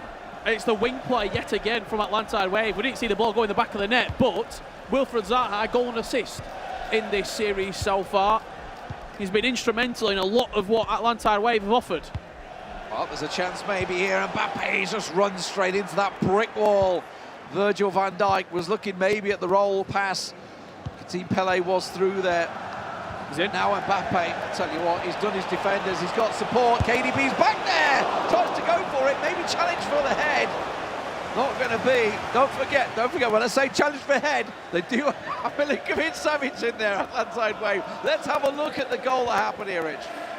Yeah, just that run from Wilfried Zaha. He started it manually, continued it with the AI. Green time strike at the near post. Nothing the goalkeeper can do about that whatsoever. It's worst case scenario for FUTWIZ. You come into the second leg, you think you've got a tie in front of you, and you find yourself 2-0 down after 3 minutes. But there's a lot of space on that side of the pitch. There's a hell of a lot of space, and it's Mbappe again. He just took the chance. Oh, important tackle there. One little step in, and that would have been 3-0. Now for FUTWIZ though. You're talking about the space. We were looking at what he's talking about is the right wing effectively for Atalantide. Absolutely cutting through, but now what can FUTWIZ do here? Try and work it in. Look how many men are back already though. It's a slowly worked ball. Ronaldinho. Where can he go with this one? Looking for the two players on the penalty spot, but there's no options. There's nowhere to go at the moment. No space. Finds it to Mbappe, but again, cut out. Those two defensive midfielders working well. Pele chance. Blocked down. Chance here for Dembele. Sidesteps a few too many times. And it's cleared. As soon as those step overs come in from Dembele, the space ever so quickly opened up for the extra pass. It's split-second decision-making. Pele injured for FUTWIZ. Maybe make a change here. Let's see what they're going to do. They made a very early substitution last time around. This might even just be a tactical pause. You're 2-0 down. Absolutely could use it now. You've got to be careful you don't lose one before that happens, though. As Atalantide wave look to just almost run the clock wave down here. Milinkovic-Savic finds De Bruyne, finds the space. Frenkie de Jong clears the danger.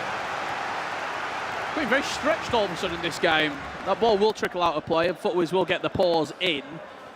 Have a very quick look here at the two screens on the formations that you can see. Atalantide waving that 3-4-2-1. Wilfried Zaha and Mbappe causing all the danger on the right-hand side of the pitch, and it is changes being made here for Team FUTWIZ. I usually wouldn't tell you and show you what we can see, but because both players' I can't see formations, instructions, tactics are on the screen, and it's more than likely the last club competition of the year.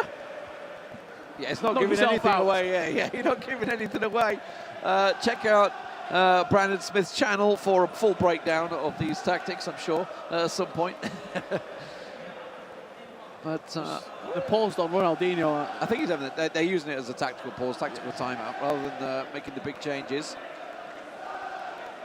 What do you go through right now? You're 2-0 down, Ethan and Ixneb. You know, they're experienced players. They came back from 2 down against Ajax, don't forget. Let's have a look at that goal, that early goal. Zaha solo. Just the space on the right-hand side, the overload. Right centre forward, right mid linking up. That Wilfried Zaha is a serious prospect as well. I think he can play any position on the right-hand side.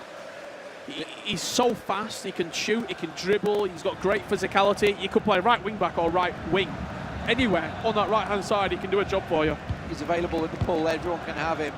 And I think we'll see probably more and more of him. Dembele, though, setting up a chance, no. But look at that big man compared to Pele, good grief. It's an absolute Wookiee. Pele for FUTWIZ. They have to try and get something to go here. Get that confidence, maybe. It was there, just one little step in, and now the counter. But look how quick those counters can be. They have Zaha down the left. There's a rave going on, mate. Don't worry, it's a bit of a party. We'll probably get fireworks on the go again in a minute. So it's a party atmosphere here. I will be so checked out if I take FUTWIZ right now. I'm turned all down, I can hear drum and bass. I've got a drone show going on outside. Just got to keep yourself in the moment. I have to ask Aga about playing at DreamHack one of those years. I remember a massive party going on while they were playing super serious football, and that's exactly what this is for a place in the semi-finals to face Napoli. And at the moment, Atalantide Wave leading 2-0 as we approach second half. Also 75k guaranteed. Yes, it's amazing money, 40k guaranteed for either of these. That's a foul. And now just 5 minutes to go in the first half.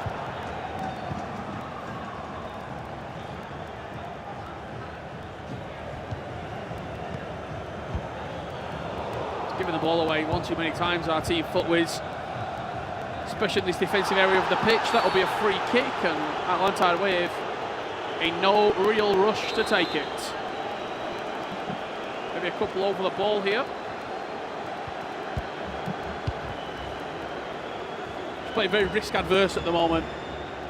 Atalantide Wave. There's no reason. No, yeah, I mean, they keep the ball.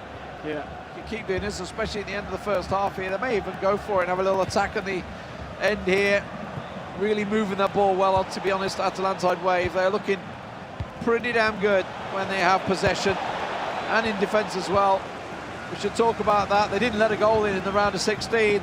So far, they've not let a goal in the round of 8. Have to double check their defensive record for groups, but they certainly are doing a fantastic job here. FUTWIZ trailing by 2 goals here with just 45 to go.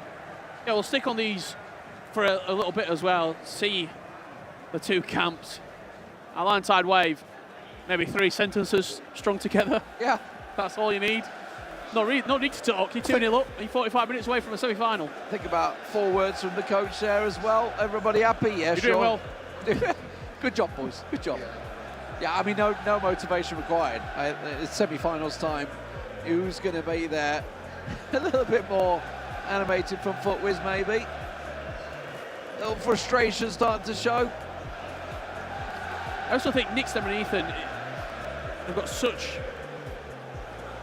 expectations of themselves as FIFA players, and they've not, I don't want to say they've not shown up, but they've not shown up to their level in this semi-final. Yeah. Do not score a goal. But does that also go to show how good Atlantide Wave are? XEED didn't. Over 2 legs, they beat them 4-0. Now they're on for another clean sheet here against Team FUTWIZ. We could be looking at a winner here. Absolutely. Certainly one of the favourites now. And this is looking like a great start already. They did it from the kickoff last time with Zaha. This time Henry not quite able to pull it off. FUTWIZ in the black with it all to do. Playing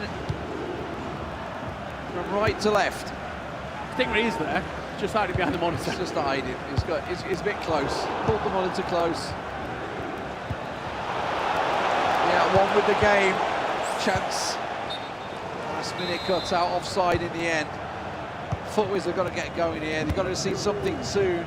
Maybe break that deadlock, get that confidence, get a shot off if anything. We haven't really seen a shot. There's a big chance. Pele, oh, just absolutely bottled off the ball. Big Virgil van Dijk not having any of it. They just need a moment. It doesn't even necessarily have to be a goal. As you said, a shot on target. It's a chance. A chance to show. Winning a corner, just something to get you going. Milivojevic is He's there. Pushed in the gut to get in Mbappe's there. actually come out on top with the ball as well. Turns his man. Oh, almost in off the post. Rattles clear. Not done yet. Henry recycling the ball here. Just going to try and draw it back, keep possession. Frustrate FUTWIZ. Absolutely. Cloisterman. And they keep and retain possession, and the clock continues to run down here, Edge. There's the pause. What Milivojevic does for you, it doesn't have to go to him, it's just a distraction. Oh, but it's going to go to him. The big man's there again. What's he going to do? Tries to sidestep, almost runs over Virgil van Dijk. Just see how big he is next to Virgil van Dijk, for crying out loud. Absolute monster.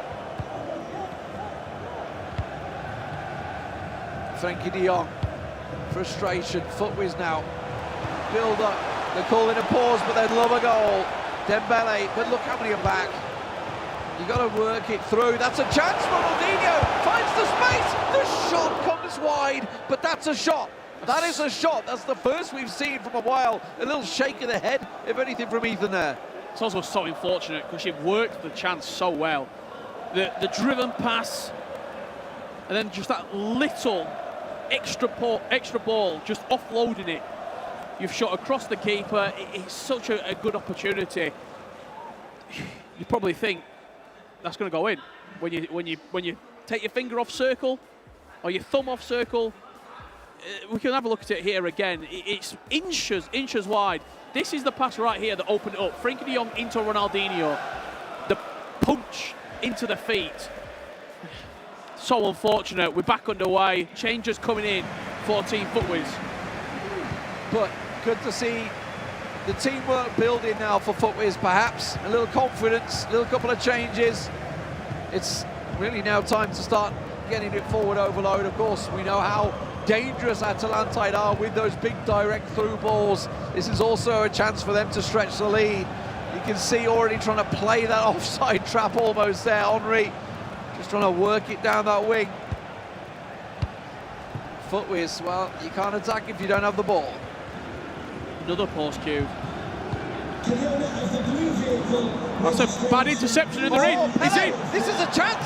Get a step forward. Keeper goes forward. He has to score it. No! He's put it straight into the keeper. And that is definitely something they're going to look back on if they come out. Oh, disaster. Disaster maybe leading to impending disaster. Ball cut out. It's opened up the game completely now. FUTWIZ once again on the attack down the right. They've got Pele in the middle. They're looking to try and put it out there. Nick Sneb puts it in. Chance for Ethan. What a tackle. Comes in. And the ball, the danger is cleared. That chance right there, we have to see it back during this next pause. It's so clutch. It's the moment of the game so far. Stealing it on the halfway line, you're in on goal, and the goalkeeper movement from Stingray. He's the captain, he's the one in control. Good tackle, brilliant tackle coming out. Pele could go wide. Is he going to try and draw it through? Ronaldinho there, looking to get it to Ethan. Ethan on Bruno Fernandes, not going to happen. And well, we talked about the brilliant defending, we talked about the fact they've not let goals in, but they absolutely can score, and that was a crucial tackle. This game has opened right up. Just rolling out a play right there. 3-4-1-2, the formation of choice. Up against the back five. They steal the ball on the halfway line with Pele. He's in on goal, and just watch the goalkeeper. That's all goalkeeper movement. Brings him out, closes down the ankle, and then ever so slightly just shuffles to one side. It left Ethan, who was in, with the chance, questioning himself. Do I go near post? Do I go across him? He's green timed it, so he's eliminated a lot of the doubt, but the goalkeeper movement has just made it very, very difficult to score. Going to be kicking yourself, there's no doubt about it. Atalantide Wave, though, showing why they've kept a clean sheet of what is coming up to 4 matches straight in the knockouts. No goals conceded against XRAPTORS. Fantastic players in Obrun in that team, and it just seems that maybe, just maybe, it's not going to be FUTWIZ's day here. With 15 minutes to go in the game, they have shown a lot more in this matchup, but they're still yet to score. It's time to go. Put your cards on the table and see what comes up.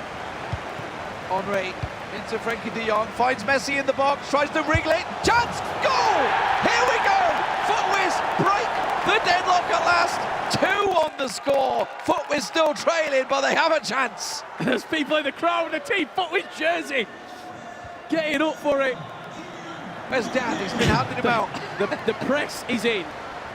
It's so difficult to play when you know you've got 2 players against you who are going to be squeezing every inch out of the game. Atalantide Wave with 10 minutes to go. 10 minutes now to keep their tournament lives. They came back from 2 down against AFC Ajax Brazil, and now on another attack here. Henry shrugged wide, tries to pull it back. Corner for FUTWIZ. They're going to play it short by the looks of it. They're looking for the man near post, actually. He's almost unmarked. They're changing the take-up. Keep your eye.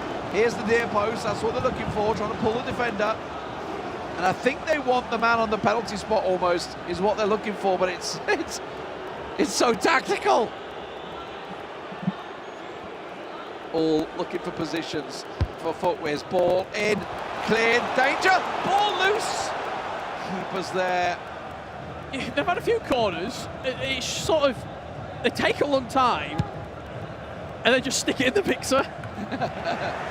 Couple went towards the back post. That one just looking for that second ball, looking for the knockdown. But look how open the game is right now. Vinicius Junior now, fresh legs down that right wing, looking to work it through. De Jong. And the pass completion is all on at the moment. Mbappe turns. Mbappe turns into goal! They have done it! They have come back from 2 down once again! And FUTWIZ are right back into it with just a few moments to go in this game. We must have 2 minutes left. Mbappe will not say no. Just pressing and pressing and pressing. And Team FUTWIZ in 10 minutes have saved their Club World Cup. And there's still 2 minutes left to play. Do not lose this one now. That's all I can say. They will absolutely be ruining that chance, that Pele one-on-one. They're still going to be looking back at that one, but there's a chance for extra time here. We're going to see Atalantide Wave keeping possession. They'll get a chance here. Yeah, Atalantide absolutely. Wave. One last chance. The direct through balls. There's Pogba now. Down that right wing, this is where the danger's been coming. Every time looking for that cutback, looking for the ball. It's going to be a corner. The big man. Oh, no. Milinkovic Savic, where is he? He's actually on the edge of the box. No. There we go. De Bruyne. Back to Pogba. Looking to work it in. Just got to get the cutback. That's it. It's going to be extra time. Oh. Rich, they went to probably the longest penalty shootout known to man against AFC Ajax. They've done it again. They've come back from really the unthinkable in the space of 15 minutes. It was that second pause. They did one change, then they paused it again about 80th minute. Everyone get forward, constant press, team pressure. Let's just go for it. Let's throw bodies in the attacking sense. And it was so quickly this game turned around. 77 minutes on the clock. Lionel Messi off the bench into Mbappe. That was his first. And that gave FUTWIZ a little bit of hope in this tie. 87 minutes on the clock. They will not be watching this goal back nicely because it's scrappy. They couldn't really clear the lines. Mbappe just fighting. Steals the ball back. And now we go into extra time. Atalantide Wave conceding for the first time in the knockouts. And it was 2 in, 8 minutes? And they had about 3 words. A little wink from Stingray. Oh, fist bumps as well. Okay. Now they mean business. So here we go, extra time, ladies and gentlemen. We didn't think we were going to see it, but from 2 down, FUTWIZ rise like the Phoenix. Can they go the distance here? They've let goals in early in both of the first 2 matches. Now in extra time, they retain possession, and that's what I like to see.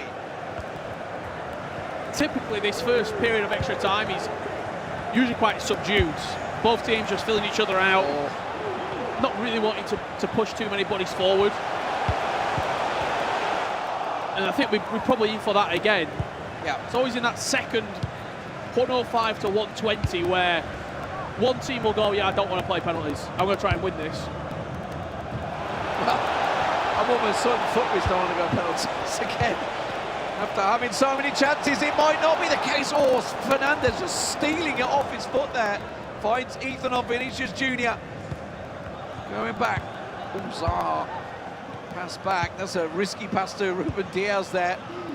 Ethan, though, finds Nick Snep. Nick Snep trying to run it down the wing.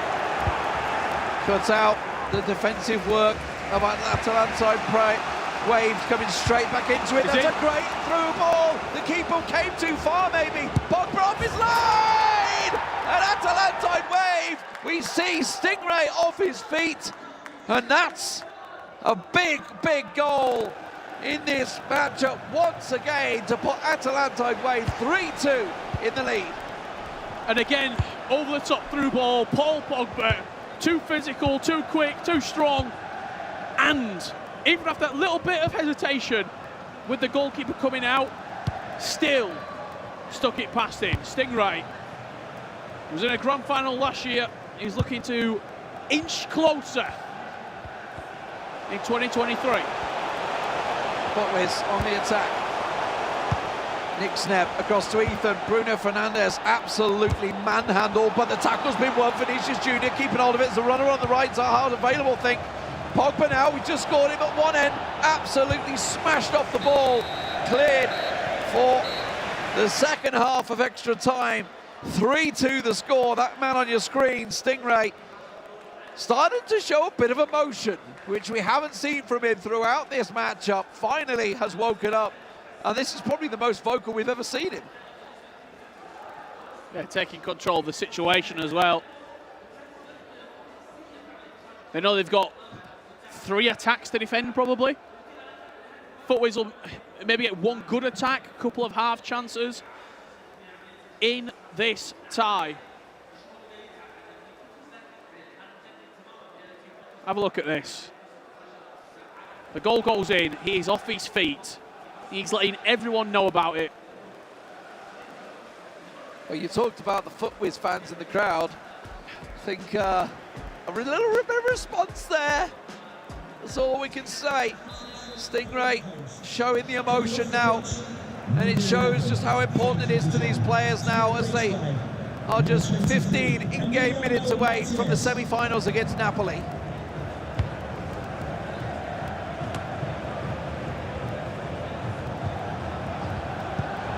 They left it late in regulation time. It's going to be late again in extra time. For FUTWIZ. Nick Sneb ran into traffic there, but he's managed to win it back. Maybe that's the look of the green they're looking for. Zaha back across. Virgil van Dijk of all people looking to try and draw it forward. They were trying to find Mbappe. You can see he's got double marked in the box effectively. Might have to use Vinicius Jr. Just got a little too tricky, but FUTWIZ piling the pressure on. Let's give him a free kick. He's let him out. Yeah. They're going to sit and take it proper. Yes, they are. Set piece. 8 minutes in game to go. Time running out. They haven't really got the time to deliberate and wait. Quick talk about it, maybe. Martinez across. Ruben Diaz on the left. Inside. Chance finds Mbappe space. Loses his man. Oh, it's on, ladies and gentlemen. It's 3-3. FUTWIZ are back in it with just 6 minutes to go before penalties. What a move inside the box from Team FUTWIZ. They just recycled the possession with the free kick, moved it from right to left, pinned it into Mbappe. No remaining pauses for either team. We played this out in the last 6 minutes. Oh my word, well, you know what's going to happen now, right? This is all about trying to keep possession, get that last big attack. Nobody wants to go down in penalties into that semi-final round.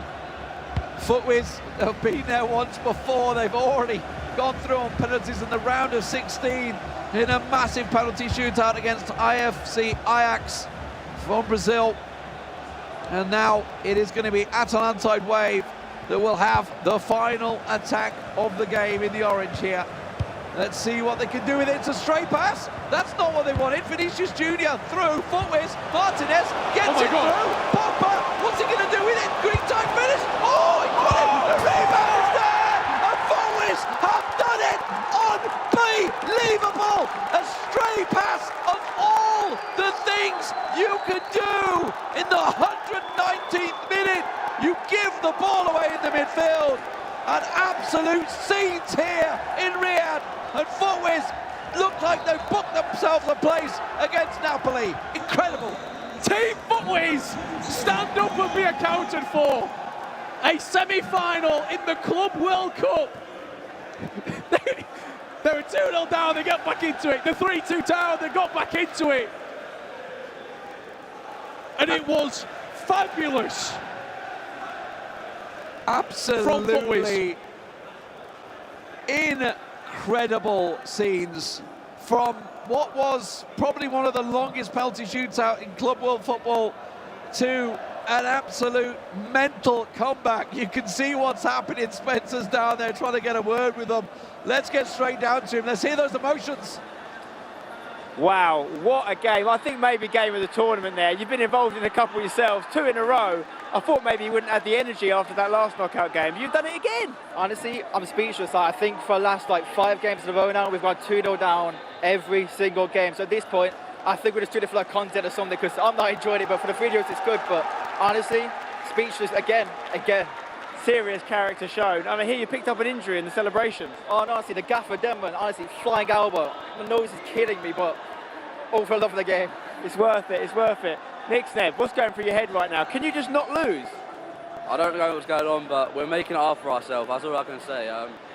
We're winning, that's the main thing. We're going to the next round, but yeah, I don't know how much more I can do with this. You can see these guys are seriously depleted after 2 games that have taken it out of them. Napoli await you guys tomorrow for a big game. Worth $150,000 that game, by the way. I'm about to go FIFA, but can't let the money get to you. It's all about the game, all about winning it, forget about the money, it's just about winning the tournament in general. It's all about winning, whether it's normal time, extra time in this case, or penalties in the last case. Don't count out FUTWIZ Europe. What a side. Back to you guys. That was absolutely brilliant. I mean, Ethan, go and sort out that nose. You need to be on top form tomorrow. I want to just open it up to the couch here because this man next to me said, whoever wins that matchup is winning it. Alex? I mean, at the minute, FUTWIZ are comeback kings. Just time and time again, they just keep coming back. And I said it. It was either going to be ATLANTIDE who are going to go through to the final and win the whole thing, or Team FUTWIZ. FUTWIZ are the ones that have gone through. Nick, Steb and Ethan are going to fit on top of the world. I mean, Brandon, they've had such a tough day today as well. Penalty shootout, 30 penalties it took for them to go through their extra time by the skin of their teeth. When they were 2 down, I said to them, they've lost too many chances. You didn't write them off, though. Oh, well, they had, what, one really big chance where they were one-on-one, they had so much time, they missed it, and at that point in the game, you sit there and you think, surely they've not they can't come back into this, but they just never said no. This is the team that went from a 30-round penalty shootout onto this game where they were 2-0 down. Paul Pogba may have missed the first one, but more importantly, he was there for the rebound in the 20 plus added time minute in extra time. Absolutely insane. They couldn't believe it. They are in the top 4 of the E-Club World Cup. I don't think anyone could particularly believe that. Stingray as well, when they went into extra time, they took the lead again, didn't they? Wave. Stingray, for me, is the more confident, composed player as well. He just looked to Fuma and said, like, we've got this. Went out firing, got that goal. A couple of costly mistakes there from them. That's what I believe let them not go through to the next round. We always say in FIFA so many times about play for that last attack, play for that last attack. Now, that's what ATLANTIDE were trying to do. Fuma and Sting, they gave away that ball and you give your opposition one more chance to have a go at your goalkeeper. And FUTWIZ, yeah, they got that little bit lucky in their rebound, but you've got to take those opportunities as and when they come to have that drive with Pogba. The goalkeeper movement came through, which is why the save wasn't as easy as it looked. Just the animation there, getting caught on that. Nick's there, Ethan, they don't mind, but Denman, give a little elbow into Ethan. He looks like he's aged another 3 years. He probably has. This is stressful work, this game of FIFA. Well, let's confirm then who they're playing next in the semi-final. Our first one has been confirmed. So it is Napoli taking on Team FUTWIZ. Napoli, remember, defeated Goliath Gaming earlier on in the quarterfinal, and then we know exactly what happened, don't we? Team FUTWIZ against Wave. Extra time it took for them to book their place into the final 4 club teams. And it was dramatic as well, the fact that Wave and Stingray Brandon could have booked their spot in the semi-final or even the final for 2 years running. Wasn't to be for them this year. No, it wasn't to be, and look, I think they came into it as a big favourite when they were in the knockout stages. Not many people looked to them or talked about them, but they've got rich history this year in FIFA Esports by fantastic individual players. But Team FUTWIZ, it's lucky they're not playing their semi-final today, because I think they'll just fall asleep. They're absolutely done in. They need a rest, they need to recover, but they've given us 2 fantastic games of FIFA Esports here. We keep saying, is it their time? Possibly. Maybe the writing is on the wall. We have to come back and find out tomorrow when we have the semis and the finals. 2 more quarterfinals, though, this evening for you to enjoy. Next up, we have Ducks America and I look across the board here at the 4 competing players and go, they all have such quality between them. Renzo, of course, in the Dynamos is their coach, but Zizinho and Neat, a pairing that, again, Brandon, I feel like it could be their time. They've been bubbling away. They were a new team last year and they've really developed as a team going forward. No, absolutely. I think the one thing you look across the board there, you go through them. Zizinho, FUT Champions Cup winner. Neat, 2-time La Liga winner. Levi David, 2-time European champion during that online era. Oli Lito, EPL, FUT Champions Cup. Individually, they've all achieved so much. You can add so many more as well to that. And in the 2v2 environment, you can do that as well, can't you? Looking at the recent success in the EA Sports Cup. So it's a really tough game to call. We know the Ducks were not great in the group stages, but they've come out today, and so far we've seen the round of 16. They've been all right. Yeah, new team today, aren't they, Ducks America? And I think for them, maybe going through how they did yesterday, knocking out Riders, the defending champions, it gave them a bit more hope. It did, for sure. And when you knock out the champions in Riders, knowing that they didn't score too many goals and they were lacking some goals going in as well, into that knockout stage, that performance they put in to just say we can keep a clean sheet in that second leg gives you confidence. Now, obviously, it's a very different story when you are coming up against Team Hullet Ninja in pyjamas. We know Olilito, he's so calm when he's on that pitch. And when you've got Levy to the side of him, who, yes, he's very good in the attack, so good in that defence as well, for Team Ducks, they have to make sure that they play their A game. Yeah, exactly. Well, two massive teams. I don't want to call this one. I'm not even going to ask the boys to call this one on the sofa either. Well, this is our third quarter-final of the day for a spot in the semi-finals. One's already completed. One is still to play for. So, we're ready. Are you ready at home? Let's welcome our players to the stage.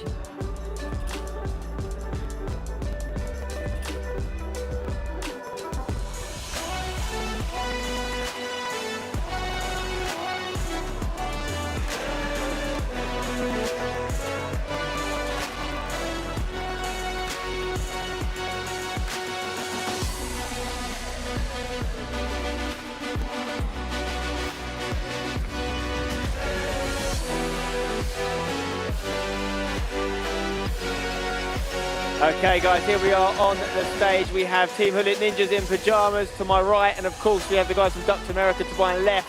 We're going to do the coin toss shortly, but before that, quick question for the guys. Massive game, what are you thinking? Confident. I mean, we played well the last game. We up against a very, very strong squad with some friends in as well. So going to be very tough, and just hoping for a good game of FIFA. You mentioned friends, obviously Zinio, an ex-player of Team Hullet. Does that make it better for you? Is that on the matchup, or is it harder because you might knock him out? Harder. I mean, Team Hullet is a very, very good club, right? That makes talents even better, you know. So as I said, they have two fantastic players, and yeah, will be very, very tough. And Zinio, in terms of the team rankings, you're officially the highest ranked team left in the tournament, ranked number 9 in the world coming into this. Does that make you the favourites over these guys who are ranked 18? No, never. They are both quality players, and we want to show that it's a new day. We played very well the first game, but nothing matters. We have to win against them. How do you feel going up against the next team of yours? Yeah, it's very happy. I'm very happy for it because I have real huge respect for everyone at Team Hullet, and I have an amazing history there. But now I represent Ducks, and I'll do everything for Ducks to win. Okay, right, we've got to get the coin toss done. We've got head referee here, James. We've got the blue side and the green side of the coin. Which team is which, please? Blue side is Ducks America, green side is TG.NIP. Okay, so go ahead with the coin toss, please, James. It is green, which I believe you said was Team Hullet Ninja in pyjamas, which means they will be home in the second leg. So congratulations on winning the toss, but it's only the first start of the game. If you'd like to go to your booths, guys, get comfortable, get ready, you can make your way to your booths. So that's the next matchup. Team Hullet Ninjas in pyjamas versus Ducks America. Huge, huge game. The winning team will get a minimum of $75,000. I'm actually casting this one with Mike, so I'm going to make my way up there quickly, and I'll see you in a few seconds, Mike. We'll see how quick that Spencer makes his way up here and whatnot. See, the players are getting into their designated areas, their pods. Let me give you the situation. We've got, of course, TG, NIP, and I don't know why, but we really haven't talked about them as much as they probably deserve, considering their results this year. And then on the other end, we've got the Ducks America that's been rejuvenated. They were emotional getting out of the group stage as Spencer's made his way up here. Hello. Have you joined me? I'm ready. Yes, I'm joining you. I'm ready for the big one. Who's your favourite for this one, Mike? 'Cause I've got my ideas. Yeah, let me give you the lay of the land. TG, NIP, clearly the favorites in my opinion. Okay. Doesn't mean that Ducks America can't make this happen. You've got two quality players. There was Zinio, who came from that Team Hullet Academy that we talked about a little bit. Neat, who's kind of been up and coming for a while. I think he's arrived now, it's safe to say. We saw him in La Liga.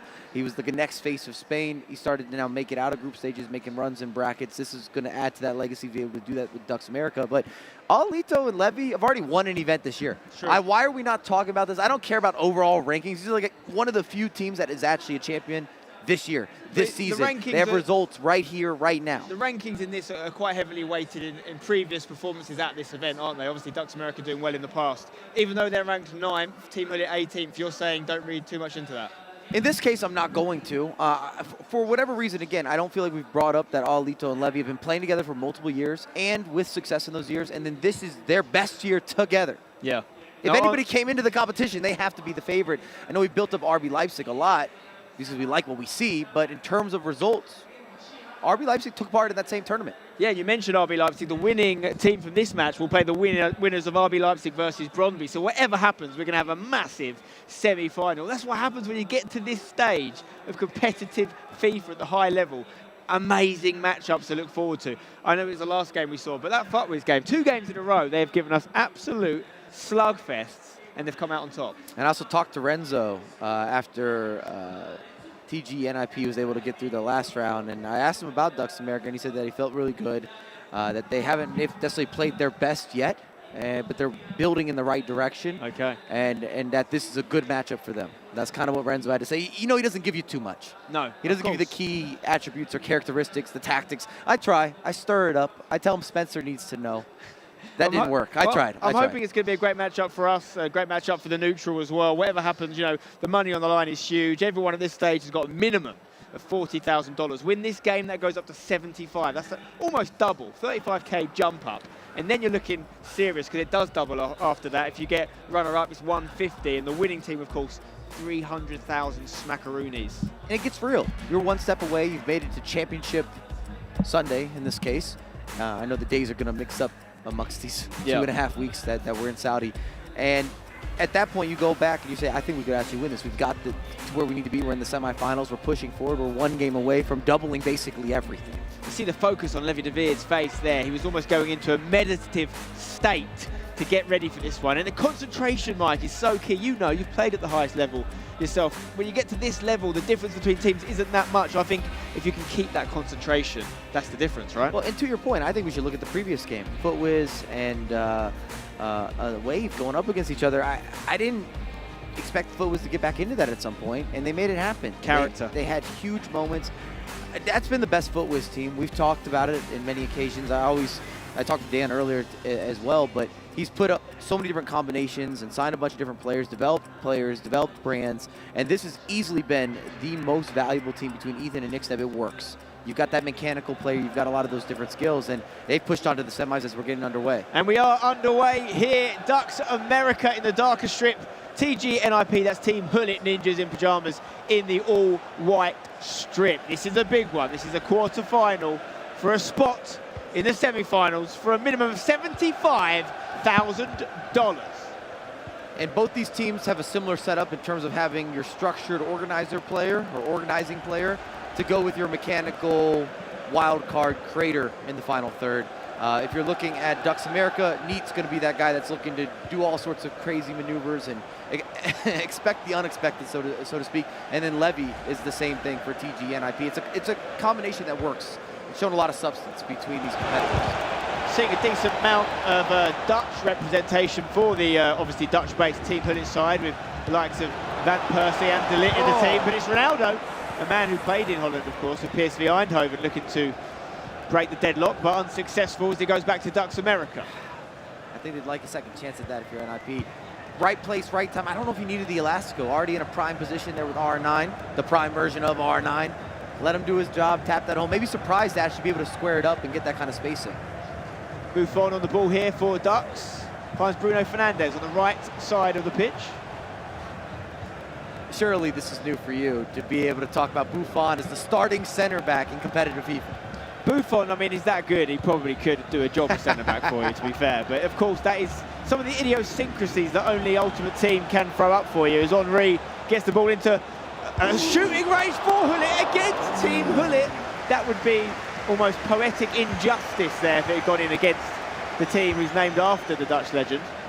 Spencer, if that's time green, I think that's hitting the back of the net. They need just that extra emphasis, and we talk about the margins again. Again, as well, seeing Henri makes me feel a certain type of way. It's been nearly 5 years, 5 years since we've seen him in action in competitive play. Here's Ronaldo with a strike, and it's off target. Huge chance there for Ducks America to take the lead. Unable to challenge the keeper on that occasion.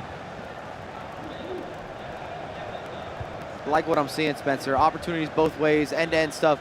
I thought this might be a little more of a defensive matchup, but both teams are going for it. Mbappe looking over the top for Ronaldo. What a thing it would be to have those two in the same team, as Maldini, one of the best defenders of all time, dispossesses the Brazilian. Hullet there getting the ball deep for his team. Finds Buffon.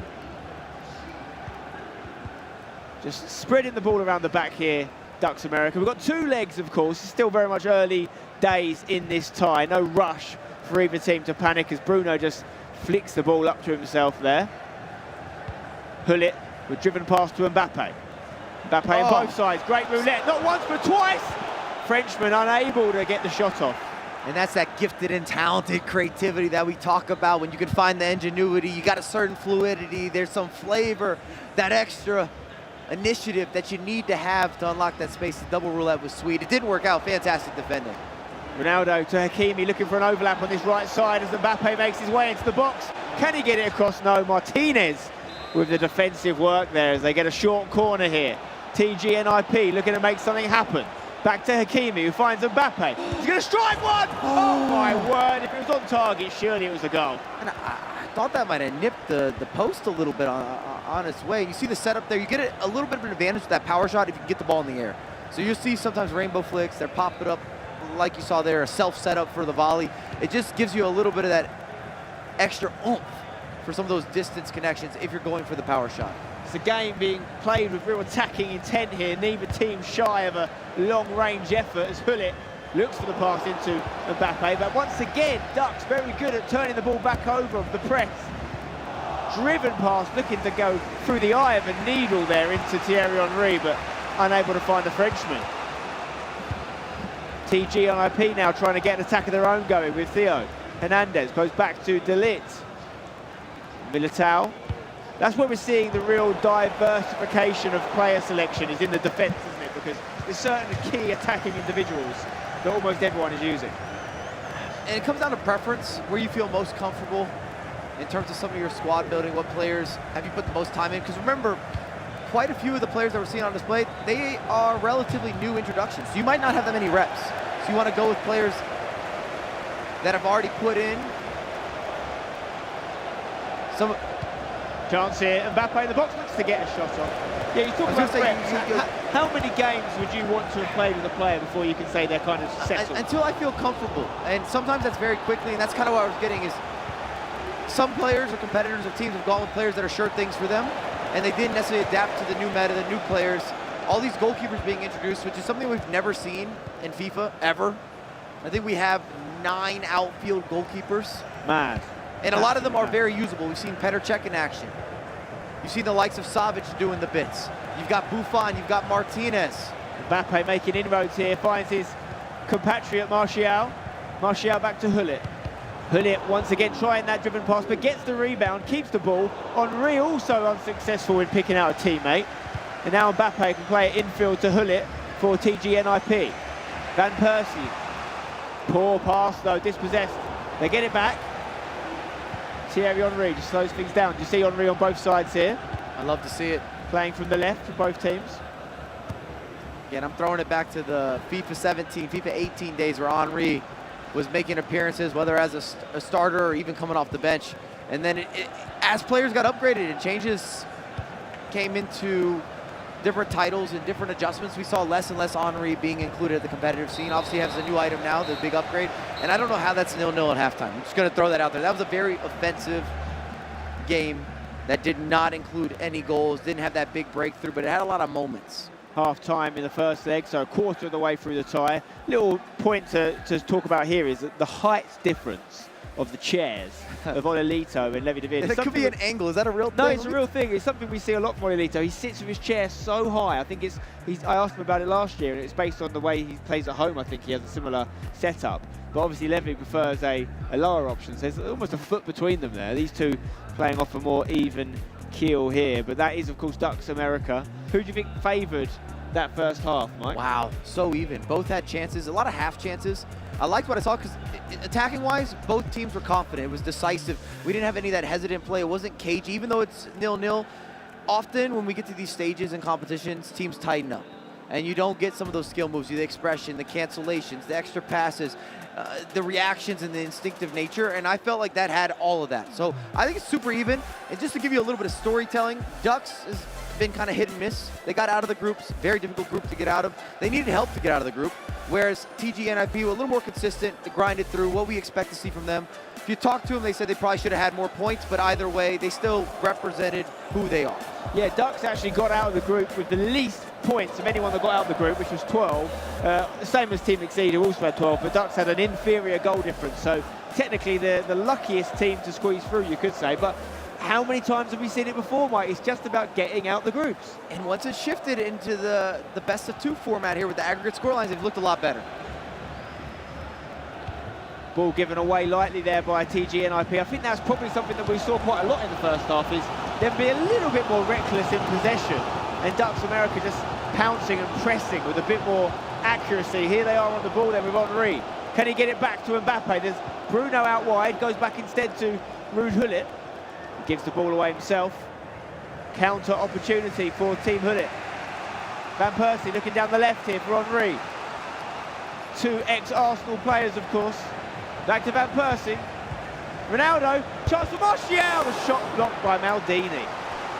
And again, the inclusion of RVP, it's been a long time. I don't think that he's actually ever been used in competitive FIFA until this year. Again, with new introductions and the shift of some of those positions, it gave them more value with some of the icons. Back post-headed opportunity for De Ligt. I think he might have got the final touch. Yes, he did. It's a goal kick. What would be one of the factors as to why they are liking Van Persie? Would it be the fact he's got a bit of height as well? Well, the stats got better. Plain and simple, his stats improved dramatically. Having the height, having the ability to finish, having the weak foot, having the skill moves, it gives you more dynamic capabilities on the virtual pitch. That's kind of what it comes down to. When you're looking at margins, every advantage plays a factor. You never know when, but you'll take it if you got it. And of course, the draft factor of this tournament is kind of unique compared to the same event last year. They didn't have to pick players in the same way, so we are seeing a bit more unique selections from time to time, which I personally like. I think it gives each squad its own identity. This game is very tight right now. No goals to speak of as of yet. Will it stay that way? I'm not sure. As Hakimi finds Mbappe, back to Martial.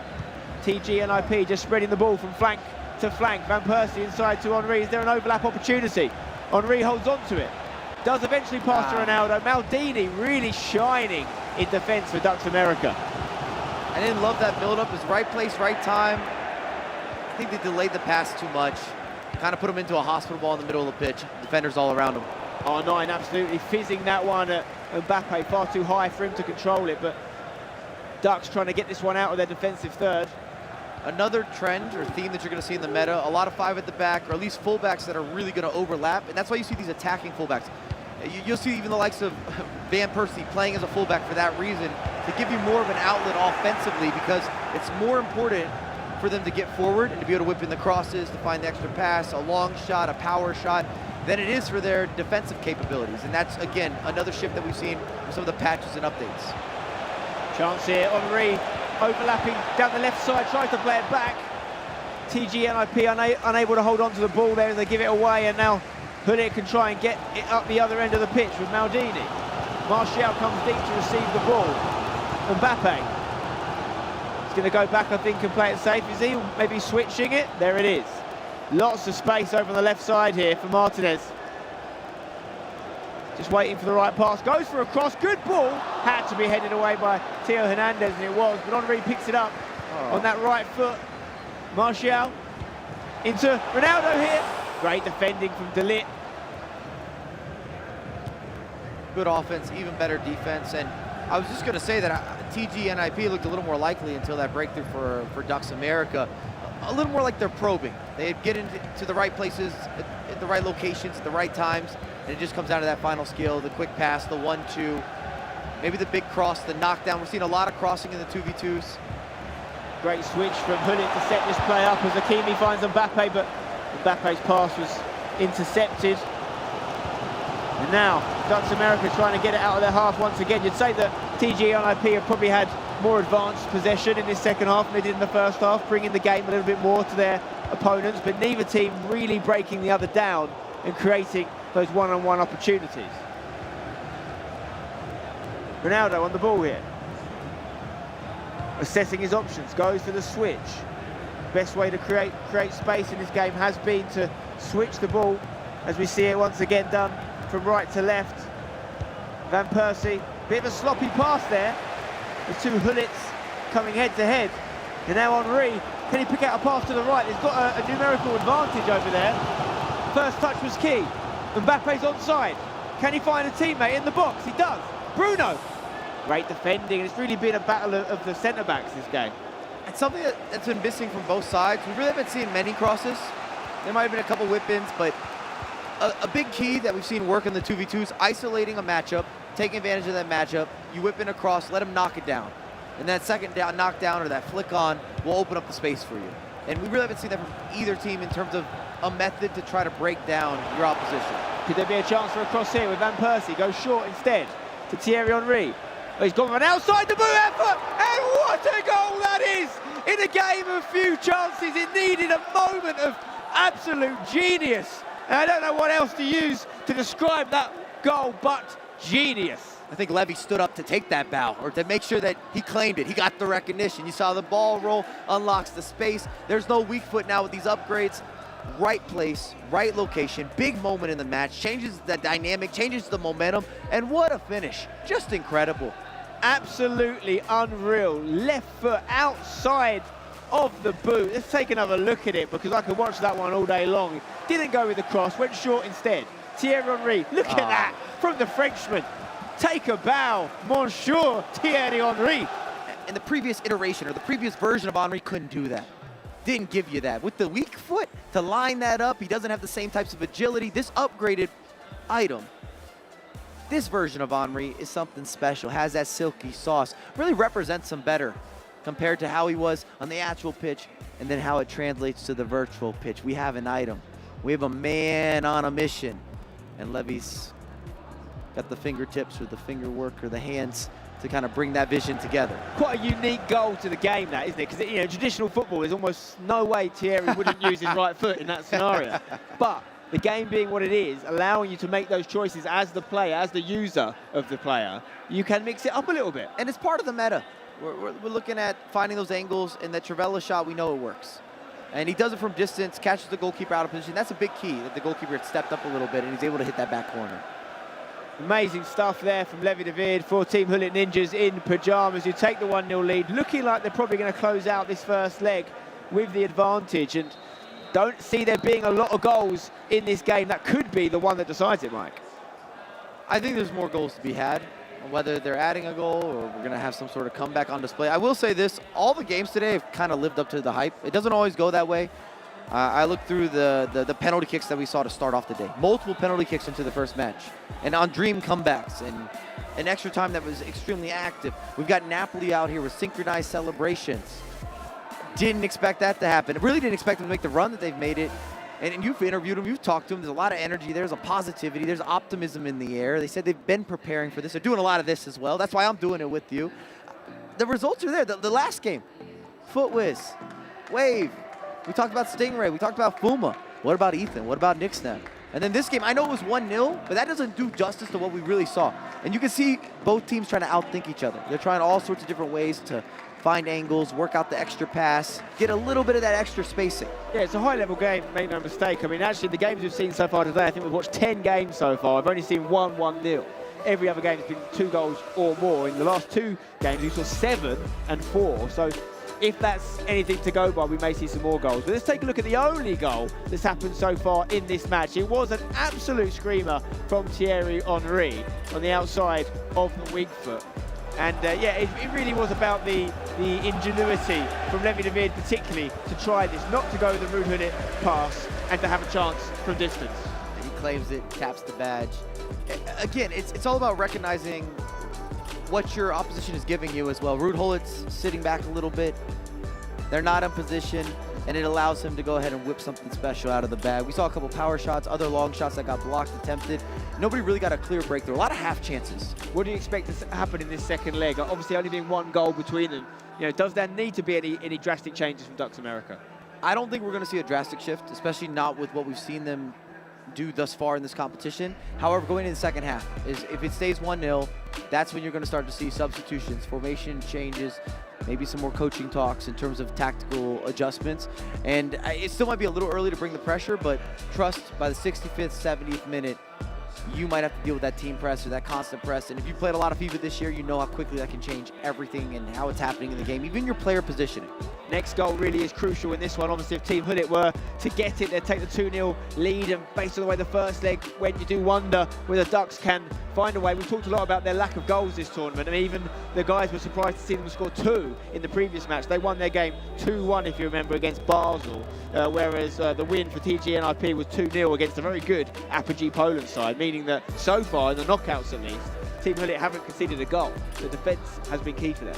And part of that, I feel, is if Zizinho's kind of letting NEAT be NEAT, and he's almost too precise at times. If you watch some of the skill moves and the cancellations and the extras that he's going to give you within that box, you love to see it, but at the same time, you're thinking, when's he going to shoot?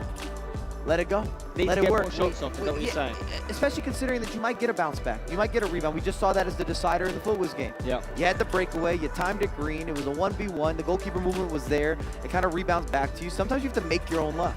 You're in the right place. You're in the right location. Go ahead and give us something to talk about. Let Zizinho have a chance maybe to follow it up. Give you a little extra skill move. Well, it is Team Hullet Ninjas in Pyjamas game to lose. They are 1-0 up, but it is a small margin of a lead right now. And that man on the screen right there, Zizinho, is one half of the Team Ducks America side who have got to try and get back in this game. Can they do it? Will they do it? I mean, a lot of people thought they were going to beat Basel in the last round, Mike, and they found a way to come back from 1-0 down to win 2-1 in that one. That didn't surprise me, and it's not a knock on Basel. They've been amazing, especially throughout the group stage, but experience, once you get into these knockout rounds, these bracket rounds, comes into play. You're playing 2 legs. You got 2 guys that have done that before. Zizinho has a lot of competitive experience. We talked about needing some of the 1v1s as well, and something that I really appreciated is when you interviewed them, after they qualified, they were emotional. And Zizinho especially said that he's had some struggles the last couple of years with some of the results, and that this made it all worth it, that they got out of that group stage. They put themselves in this position. Now they've got by Basel. If you don't think they're going to come in motivated, focused, dialed in this second leg, then you've got another thing coming. Reminder, what's at stake here, apart from a place in the last 4 and obviously a chance to progress further in this competition.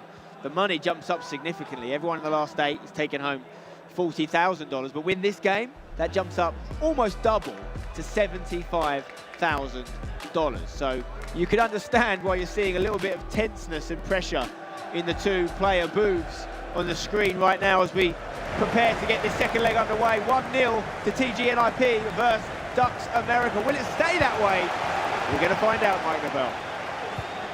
And just to reiterate on or echo Spencer's point, that's a $35,000 difference. So like I said, almost double, and that's $35,000 of bragging rights as well as you push forward. Of course, a massive moment in any career in this industry. So it's nice to see these 2 teams battle it out, both very kind of successful and well known in the FIFA esports scene. And it is TG.NIP with a fancy footwork trying to maybe double their lead. Ducks America in the red strip this game. Can they get an equaliser sooner rather than later, just to take the nerves off of it? Because the longer it goes, the more tense it will get for the Ducks American side. Bruno comes infield here, finds Martial. Playing it round the back, those 3 centre-backs. Martinez with the switch over to Bruno, dispossessed.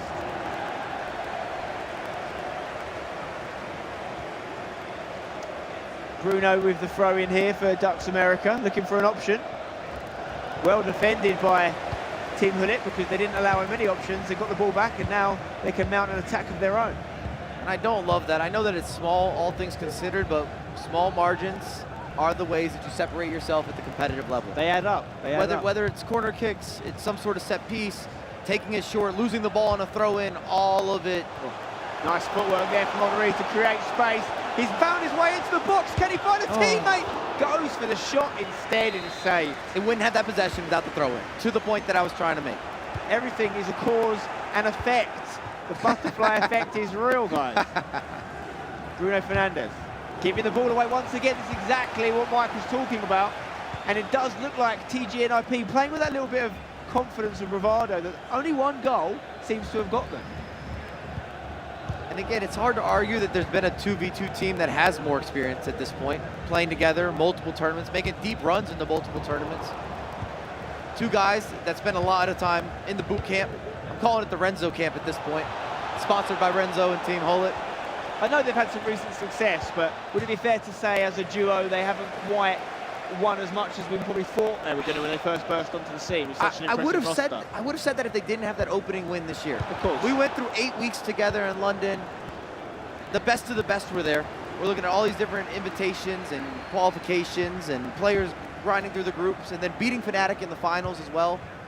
RB Leipzig again taking part in that. A lot of the teams that are on display here actually took part in that. But on the biggest stage, which is where we are right now, they've come close. They've not quite delivered yet. Do they need more? I'd say yes. To become real legendary, you know, 2v2 team, I think that's what they're looking for. But they're looking good here. You know why I give a little more credit is because Alito's on this TG.NIP squad, and we saw him win with Chance Stokes. here. Can they double their lead? It's Ronaldo bursts into the box. There's a shot. It's a huge save from Van der Sar in goal, because that could have been game over if it had gone in. Has to be converting from there, and you're going to like this. Maybe the reason that I lean on TG.NIP is needing more credit is because Alito's on that team, and Eprem, a little bit of a different format, but with Stokes, a different partner, they got the job done this year. So he's sitting good with 2 wins with 2 different partners. Stokes is a world-class player, what can I say? As is Alito. I agree. As is everyone at this stage in the competition. Henry! Oh, huge left hand from the Belgian, Thibaut Courtois, because that looked destined to be a goal. Man, what a outside of the foot elastico as well to set it up with the skill. Mbappe with a left foot finesse attempt. Ducks America though getting some more shots off, a little bit more promising from them. That was the chance. And you see Henry making such a big difference. You're not used to him doing skill moves on his left foot, taking long range efforts on his left foot. You're seeing the Trivela on his left foot. It's definitely opening up here in this tie. I do expect there to be more goals before the final whistle is blown. Ducks America getting the ball back here with Gianluigi Buffon. Martial, big switch attempt over to the right side, headed back inside. Is that I think he got a flick on that. It was a very brave defensive header, almost borderline foolish, back into his own box. And I told you, that's something we were missing. We didn't have some of these deep switches into those crosses, into those knockdowns, allowing for some sort of mistouch or some sort of havoc in the box. Sometimes you have to create that. You have to make people have that moment of being a little bit unsure. Mishandling. Tactical pause here. Quick question for you, Mike. We know Napoli are through. We know FUTWIZ are through. Yep. One of these guys are going through, and then obviously one of RB Leipzig and Brondby. Where's your potential winning team and all that? Could it be these guys if it was Team Hullet to finish the job? We're going to take a look at the... I'll let you think about that one, Mike, because we're going to take a look at that massive save first. Look at this. Henry on the left foot. Easily could have been a goal, but Thibaut Courtois is so hard to beat, both in the real-life football pitch and the virtual one. Massive moment in the game, make no mistake. I think the winner of the E Club comes from this side of the bracket. Yeah. Where you're looking at Ducks, TG.NIP, Leipzig, and Brondby. I think Brondby's going to cause a lot of problems for RB Leipzig. How amazing that we've got not just a previous winner, but a double winner of Brondby, who could be the only team ever to win it 3 times. And the only team to win it 2 times, let alone 3 times. And you have 3 Danes on display in that matchup as well. Denmark really outperforming their population size when it comes to FIFA, you have to say. De Ligt switching it over now to Robin van Persie, who's hugging this touchline. Is there a left foot cross option? Instead he goes short. Henry. Just waiting for an opening, and that's disappointing from Team Hullet. I think maybe Van Persie could have got it in quicker. Went for a ball roll, tried to resurface it or recycle it. The final execution there with the step over is just wrong. Now Ducks America bursting down the right in the latter stages. This first half, great ball into the corridor of uncertainty, if you will. It's not going to fall for anyone though, that loose header. And now, just as we approach half-time, could we see the final attack from Team Hullet? Maybe a few attacks still. It was the right idea with the early cross, the right matchup. I think it needed a little bit of additional. I was even going to say maybe a little more lobbable. Just the timing wasn't quite there. He's still arriving. A perfect one for the centre-back just to get the heck out of there. Right, less than 2 minutes on the clock here, FIFA time, as we approach the end of the first half of this second leg. It'll be an absolutely fantastic time for Ducks America to score, but they've lost the ball. It's still them though, in this last attack chance. They need to get it forward. Martial to Ronaldo. Is there a ball there for the middle? He missed it. He missed the That pass. was the one. You saw what I saw. Yeah. They saw it in the crowd. Especially at 45th minute spend, they got to send that over the top. Only a handful of chances, maybe a few more than the first leg, but it is a game with few chances. But I still feel like there's going to be more drama in this story. Yeah, I'm cool with a little more additional narrative. And I'd even argue that when you're looking at TG.NIP, first 20, 25 goes to them, and the back half or the back end goes to Ducks America. What do you think Renzo's saying to them now? Obviously got the coaching tool there, he's looking at something, he's giving them some feedback. Well, based on how far he drew that finger down, I'm thinking something about switching the pitch. Switch it more? Switching the pitch more. Oh, well, you start to be able to work the clock now. Game management comes into play. This is the final half of the 4 segmented halves in the second leg, and you can start limiting how many total attacks your opposition is going to have. This is where the coaches can really earn their money, isn't it, so to speak, because especially in a game like this, a little bit of insight, tactical analysis that makes a little difference. It might not lead to a goal, but it might stop them conceding a goal. Well, and you saw the adjustment as well. Ducks America made a change there where you're seeing a little more whippage out wide, and then they're throwing in those crosses. Sometimes I think they're actually looking for the second ball, the clearance, to see if they can get on the end of that. Yep. It's a strategy that can work. We've seen plenty of goals from crosses over the last few days here in Riyadh. So we get ready for this second half of the second leg. As things stand, Ducks America will be exiting the tournament. The highest ranked team left in the tournament they are, ranked number 9 in the world, but it's the 18th ranked team. They're on top right now. And if you review that first half, each team had a wide open opportunity, both with Henry, ironically here, as we had a breakaway for TG.NIP, and then you had the beautiful outside of the reverse elastico just on the left foot, of course, from Ducks America. Fantastic saves from Van der Sar. Van der Sar and Courtois, they're both doing well for either side, stopping there being a goal in this game, but it will be Ducks America that are hurting more as a result of that, because they need a goal and they need it quick. But it is TG.NIP in the black strip that are on the ball right now. Theo Hernandez switching it once more, exactly what we think Renzo was telling them to do. Mbappe, can he go back out wide? Uses it as a decoy instead. Finds Ronaldo, it's the box, wow. Huge tackle from Martinez. He's giving the ball away, can't do that, boys. I thought he was off to the races. It's in that, I call it the money gap in FIFA, kind of in between the semicircle and the outside of the box. Is a really valuable attack zone. Got in there, had the advantage. I thought he might shield him off a little bit. Fantastic recovery from Martinez. From a neutral perspective, the Ducks America goal now would be unbelievable just to open this game up. Cause TG.NIP to open up a little bit, but they're attacking, to be fair. They're creating chances still. Martial outside the boot, ball forward, headed into the box for Henry. Can he find the pass?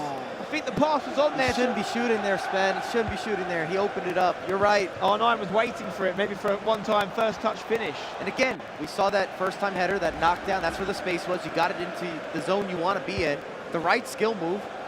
Just shouldn't be going for goal from there. Martinez and Maldini being really big defensive players in this matchup. Ronaldo trying to unlock something with a step over, and Mbappe tries the elastico. I mean, R9 doing step overs is just so. It just looks right, doesn't it? He was probably the best step over of the ball, I think, of all time. I was going to say, it sounds terrifying, looks terrifying. I got second-hand scare seeing some of the step overs from R9. Look at that intelligent header there from Martinez to his co-defender Maldini. He's really shone in this matchup. I'm actually surprised how good this Martinez item is. I have him in my team. My first run through, I didn't feel that impressed that he was that different, but the way that these guys have utilized him. He's obviously not the tallest, but he's got a great leap on him. Reminds me of Cannavaro back in the day. Bruno Fernandes beats his man brilliantly, but Theo Hernandez says no.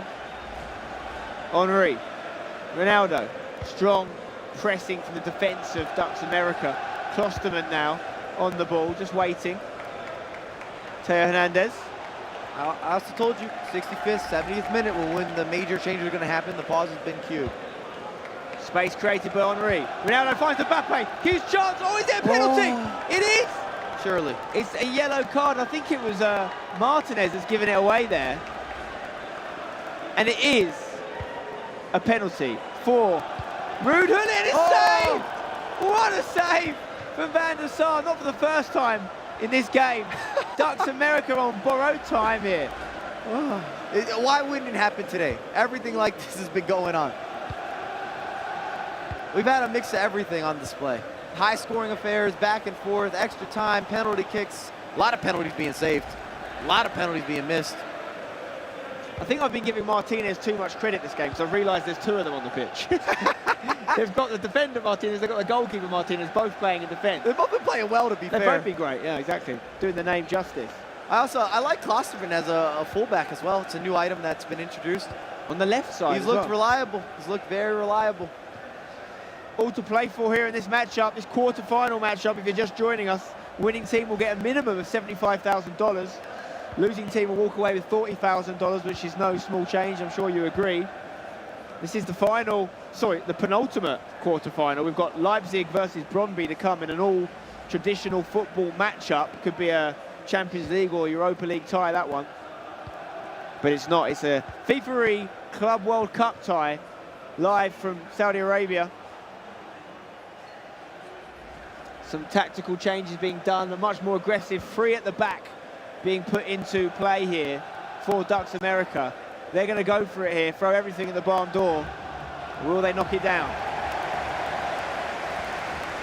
And this is where times get a little dicey, a little delicate, a little sensitive, because we're going to have a lot of risk, and they're looking for some of that reward.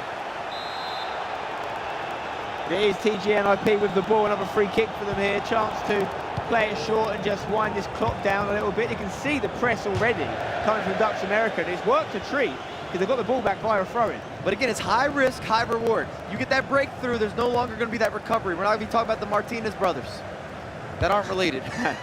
That we know of. Hullet on the ball here. Into Ronaldo. Great use of the step over. Oh, the first time volley! Courtois made it look like a walk in the park. What? And I'd love to watch that back. I don't know if Courtois was really moved over. It looked like he stepped forward, but I don't even know if they had manual movement there with the goalkeeper. And he just made it look just so business as usual. Had to be hit first time though, right? Would you have done the same now, or would you have had the composure to take a touch? It's easy to say now, I'm taking the touch. There's been a couple of those instances with Ducks America, to be fair. They're in the right place, right time, wrong finish, wrong pass. Now we're getting to the territory of the game here. Well, it's squeaky bum time for Ducks America, but if they do score, momentum is huge for them as the cross comes in. Massive header away from Teo Hernandez. Corner to Ducks America. We're going to have a tactical pause. Wow. Yeah, just maybe a regrouping pause. I'd like to see Renzo's board again, if we can get that pulled up, what he's drawing up. Could we see a substitution here for Ducks America? Pogba looking like he might enter the fray. We're going to have a little replay here of the chance on the volley. It was left foot, it was Martial. He is scooted. They manually moved the keeper over just slightly. So massive use of the keeper movement there. Maybe it needed to be very slight as well. It needed to be lower, that volley as well, because it's perfect height for Courtois. It's tough. I look at that again. I don't know if he had the time to take the touch. I think the left foot is what took a little bit of shine off it as well. Here we go then. Could this be Ducks America's moment? Courtois just too imposing a figure. So hard to get the ball over him. He's an absolute giant of a man. Sent forward by the Belgian, or it's given straight back to Ducks America. That's poor. Really just need a little bit of composure from the Team Hullet Ninjas in pyjamas guys here, because the game is theirs if they keep the ball. But it's with Ducks.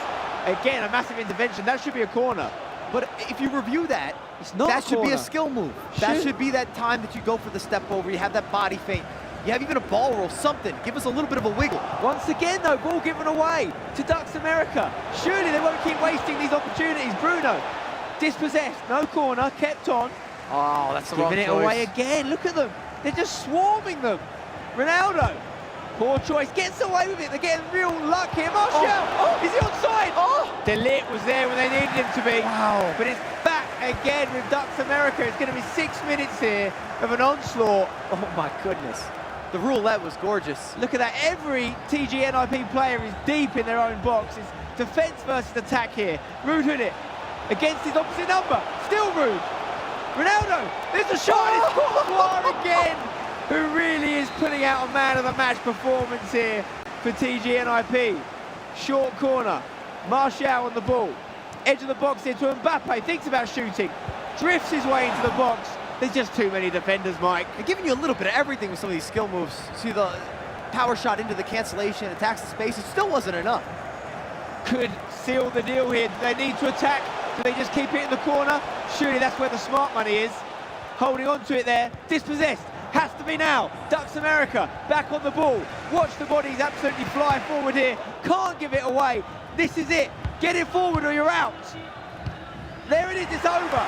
They've given the ball away, and it will be Team Hullet, Ninjas in Pyjamas, that progress. You can see there, the whistle actually not gone amazingly, but it has now. Extra minute of injury time played. It is a big win for Team Hullet Ninjas in Pyjamas. Look at the scenes. Jubilation from Levi David and Ololito, and commiserations to Ducks America, who had done fantastic, Mike. I'm so impressed on both sides. That was such high-level FIFA across the board, from the adjustments to the mechanics. When you look at some of the really detailed breakdowns, fantastic. We can see Richard Buckley is there ready for an interview here, find out a little bit about what's going on the ground. So, Richard, what's the mood like down there? It's jubilant. That's what it's like, Spain. Ololito, Levi David, Team Hullet Ninjas in Pyjamas. I'll let you go and say your GGs very quickly. I mean, look at this. Ollie, Levi, gotta grab you. 1-0. Do you want to say thank you to Thibaut Courtois first? I mean, what a win in the end. You got over the line just. Yeah. I mean, usually we got a pen, 1-0 up. Our coach, Renzo, never called a pen before. Usually he's really good at pens. He calls it, gets it right. I'm like, now we need to defend for 25 more minutes. Finally, we got it over thanks to Courtois as well. I picked him. I think Hjelte is sitting there. He says that Courtois is always bad. Now he clutched up and yeah. You should never ask me your pen again. You should never. Like, you've never asked it before and now you do it. So I just want to save myself here for a second. But you guys are great. I mean, Ollie, it's been a great season for Team Hullet Ninja Pyjamas. EA Sports Cup win, semi-finals of the Club World Cup. What's it mean to you? It means everything.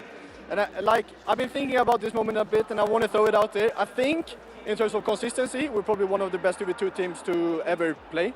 I mean, top 4 last year in E-Club, hopefully going further this time, ESports Cup champions as well. So I'm saying it so many times when I'm doing well. I love it, my coach, I love Levi, I love Hjelte, everyone behind Team Hullet and NIP. I want to say thank you to everyone home from Sweden. Thank you to the Saudi fans as well, they are amazing. And tomorrow we play the semi-finals. Well, speaking of Renzo, can we get Renzo? Come back in. I want to ask you a question. Second leg at half-time, you paused, you pulled the iPad up, you got the players to have a look. What were you looking at? I think it was more about some of the runs that we were making when we got in behind on the wing, and especially like we started off real free-flowing, and sometimes whenever the game develops, you just feel that they're not doing it anymore. So I'm just showing them whatever worked and whatever didn't work. Like when you just move on from that, you can tell these guys are just the best. Final question to you. What's it like coaching these two? It must be a pleasure. Yeah, of course. It is a pleasure. It's also sometimes very hard because I think if you saw them at the start of this day, you thought, okay, we're leaving, we're out. Because it wasn't pretty, and obviously it's a lot down to mentality, and I think that's where, I'm probably the most important. I know the game, but these guys, I know them through the inside out, so that's what's really a pleasure working with them and just being, their motivational coach as well sometimes. Ollie, do you have any preference who you play next, or just bring anyone? Nah, I don't think so. Leipzig are doing well, but I think when it's something that clicks on with me and Levi when it's actually competitive, especially going into Sunday again playing. So looking forward to tomorrow a lot. To me, it doesn't matter who we play. Brøndby and Leipzig are both great, and I'm just so happy at the moment. I look forward to seeing you. 3 out of the 4 semi-finalists are locked and loaded. Back to the studio to break it all down. Ollie's loving life there. I mean, Lee, most consistent club as well. Semi-finalist for the 2nd year running. That doesn't happen very often. Oh, absolutely. I mean, in fairness, when we looked at the groups and you looked at the teams, I think a lot of people did have these reaching certainly the quarterfinals, but you know, they're there again. They've been here before. Now they're going to be thinking top 4's not good enough. We want to go all the way now, and it's going to be a tough ask because the next 2 teams they face, they're very good. I mean, I say that, Mike, just because the game changes so much from year to year. The fact that they did it last year, okay, they faltered at the final hurdle. They did it again this. Build them as a late game team that should really be considered, and they've got themselves into the top 4. And I still look back on the EA Sports Cup. We were all there for that. They beat a lot of the teams, and I said that on commentary, that are here, that are competing here, including Leipzig, who didn't make it to the finals. They beat FNATIC, of course, in those finals, and that could be an upcoming opposition. Or you've got the likes of BRONDBY, who You've already won a couple of these events. At this stage, he doesn't mind, does he? Ololito said that. He'll have to wait and see who he's going to face in that semi-final. Mike, you were casting that matchup, though. You saw the goal. You saw the missed pens. Talk us through it one more time when we see it now. Both teams were looking for space. A lot of times they got the ball in the right area, and they're going for skills. So many fantastic moments of defending and reading of the game. You see Henry outside of the boot, outside of the box. Beautiful, perfect technique. Something you might see in FIFA, but I don't know if you could ever see in real life from Henry. And I talked about it even on the other side when you were looking at the outside of the boot elastico with Henry. There's the penalty kick, draws the penalty kick. I guess they were talking to Renzo about the penalty kick. He gets right for once, apparently. it worked out. For TG.NIP, they missed the penalty, but they're still able to see out the game. Again, credit to their structure, credit to the defending reads, credit to getting out of some of these really difficult areas. Look at the roulette here, the razzle, the dazzle, another one of the elastos. Courtois making big saves, and it's a 1-0, but if you watch the game, it didn't feel like a 1-0 whatsoever. Yeah, exactly. Awesome job for Levy and Ololito. And that's really tough, isn't it? If Ololito asks Renzo in the heat at the moment, where do I put it? And he gets it wrong, you blame him. He got it right, you don't blame him. Yeah, I mean, obviously you're putting a lot of pressure on the coach. Like, has the coach done his prep? Has he been watching? Has he figured out, like, does this player go the other way? Or is it just a 50-50 coin toss? Not even a 50-50, it could go straight down the middle. It was a good guess, though. Fantastic game from them. Honestly, Ducks were really pressuring throughout that match towards the end there. Another great defensive masterclass, effectively. We were talking about, obviously, the game earlier on with Atalantide Wave. TG.NIP, they've not let many goals in so far. They have been really strong. Yeah, obviously you saw Ducks as well. We haven't spoken much about them. We didn't, unfortunately, get to hear from the Ducks America boys. They had a great run today, Mike. And I think they played fantastic in that game. Again, I mean this sincerely, watch that back. If you are a fan of FIFA, especially high-level FIFA, you can see both teams adjusting, and they're trying to whip in crosses, and you're seeing additional skills. You're seeing goalkeeper movement, all the intricacies, even some player lock. Just details you probably don't have in your locker, especially not instinctively. And it's just a beautiful matchup, and congratulations to TG.NIP, but Ducks should definitely hang their head high. They've done really well to battle out of that group of death and then put themselves in this situation. They were a lot better today than they were the previous couple of days, at least in my opinion. I would echo that, yeah. Top 8 in the world for Ducks America. After yesterday, we didn't expect them to go on to day 3, and they did that, and they definitely made themselves and their team proud as well. Well, Richard said it earlier, didn't he? 3 teams have booked their spot in tomorrow's semi-final. That leaves us with one more quarter-final, and it's a big one. It is RB Leipzig taking on BRONDBY Esports. BRONDBY, remember, top scorers, 31 goals so far to then.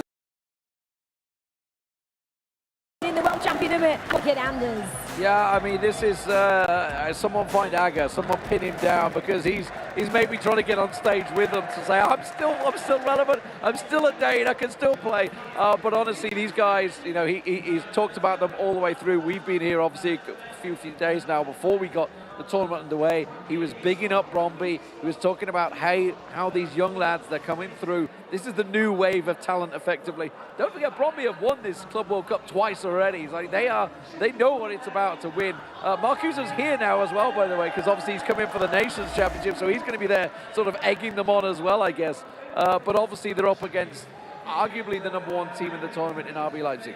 Mike, he needs to apologize to August. The most successful Danish player of all time. Keeping him relevant. Multi-world. Keeping him I don't like that. Multi-world champion. He's on my Mount Rushmore. I commentated all of those Calm down, guys. I'm just saying, you called him not relevant. I don't like it. I don't like it. Guys, please. I don't like it.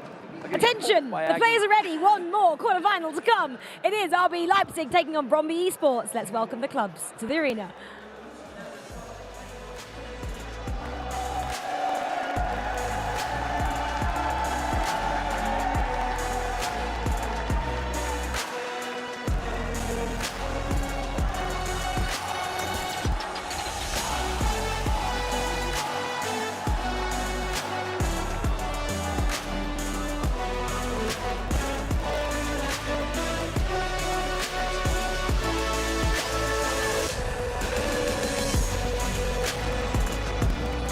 Okay, they've joined me on stage along with head referee James. We're about to do the coin toss. Of course, we have team RB Leipzig Gaming and BRONDBY here. A huge matchup, one I'm very much looking forward to. I'm going to start with a quick chat with the BRONDBY lads here. Double winners at this competition. There's a chance they could be the first ever treble winners at this competition. How much is that playing a part in your mind right now? Of course, it's playing a part in our mind, but we're playing a very good team, and I think that if we win this one, we'll go all the way. They are probably the best team in the competition, together with us, in my opinion, so it's going to be a very good game. Huge, huge matchup. Like, as I come over towards you guys, you won your last match 1-0. They won their match 6-2. Highest scorers so far in the knockouts. Does that mean we're going to see a lot of attacking intent from them today, do you think? Yeah, to be honest, we don't care how much they won. They just won. It's the main part to win. Of course, we know they are good players. Still, we won. We didn't concede any goals, so we're still confident to win it. And as I saw you kind of pumping up the crowd as you walked out there, trying to get the locals on side.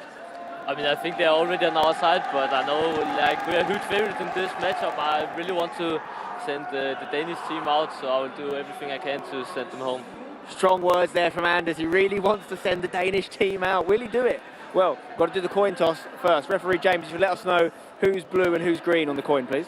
Blue is Leipzig, green is BRONDBY. Okay, this will decide who's going to get kickoff in the second leg. And it is blue, which I believe is BRONDBY. So BRONDBY will have kickoff in the second leg, which means it's Leipzig. Leipzig. Okay, Leipzig will have kickoff in the second leg. Get ready for the final quarter-final. Remember, $75,000 minimum to the winning team here, $40,000 to the team that gets knocked out. It's our last game of the day, and my word, it's a big one. Over to our casters to take us through the action. Thank you very much, Spencer. Yes, this is our last game here in day 3 of the FIFA Club World Cup, and there's a reason why we left it till last. Myself, Brandon and Alex B guiding you through this absolute mountain of a fixture. Best of all, winner guarantees himself $75,000. They do indeed, and what a fixture it is as well, Brandon. We just saw Anders there saying he wants to knock out the Danish team, just full on confidence. Obviously, these are teammates, these are people that he play with on a regular basis. BRONDBY, though, they've said, look, we want to make sure that we send Berggang home. We want to make sure that we do that. And how are they going to do that? Well, there's one thing we know about Anders, Berggang, and Umut. If you're going to beat them, you've got to play the mind games. You've got to try and get under their skin a little bit, and there's already been those conversations going on between both teams. I'll tell you one thing this game will give us, Alex, it'll be the battle of the Komnus. As Anders will turn around and give a Komnu, they'll give 3 back to him every time. And I think the key thing, just in terms of an individual battle here, Anders Berggang, 17 years of age. You look across the board at Blazek and more importantly Klenke. They're young Danish FIFA players. They've all come up together through the Danish FIFA scene, and the fact that Anders is going there, look, I want to send the Danes home, is pretty strong words. But what a team they are, RB Leipzig. They've got reps, they've had wins in the virtual Bundesliga Club Championship. Yes, they fell at the team of the season, at the EA Sports Cup, sorry, but here, they're still in the shout, and many would say they are the favourites still to maybe go the full way. They definitely are one of the favourites for sure, and I think as well, in that previous game that we saw, it was a different side to RB Leipzig that we've maybe not seen throughout this tournament.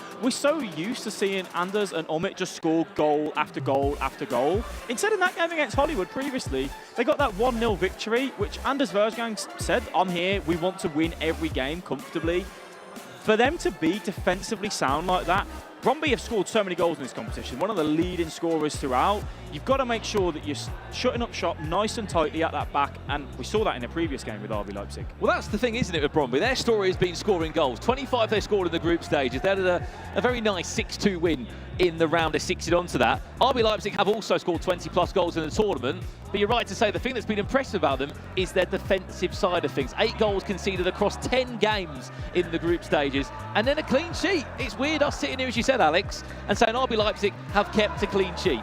Also as well, that clean sheet was across 2 legs in FIFA, which that's so hard to do. 2 90-minute games and not conceding a single goal against the Hollywood team of Mark 11 and Negatron, who 4 wins out of 5 on day 2. They came into knockouts. You were thinking, is there a chance they could say goodbye to RB Leipzig? Obviously, that didn't happen that way. But Anders and Umut, they'll be feeling confident. However, we know One Way Crazy and Klenke, they are a fierce duo.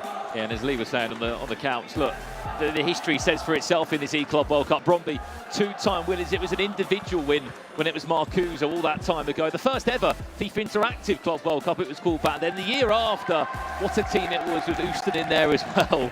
They went on to become champions with an incredible comeback. I remember it still to this day against Team Envy in a grand final in Paris. Years on, they're still in the hunt. They're still the driving force behind young FIFA talent in Denmark. This one plans to be a great game. And who stands in their way? TG.NIP for a semi-final. What a game that will be, whoever gets there. We are getting some games that you think, that's probably going to be someone in the final, but one of these teams faced up against TG.NIP in the semi-final. It would be a final-worthy game, surely. Ridiculous game. I mean, look, RB Leipzig or BRONDBY taking on TG.NIP. It's our last game, as we said, of the day here.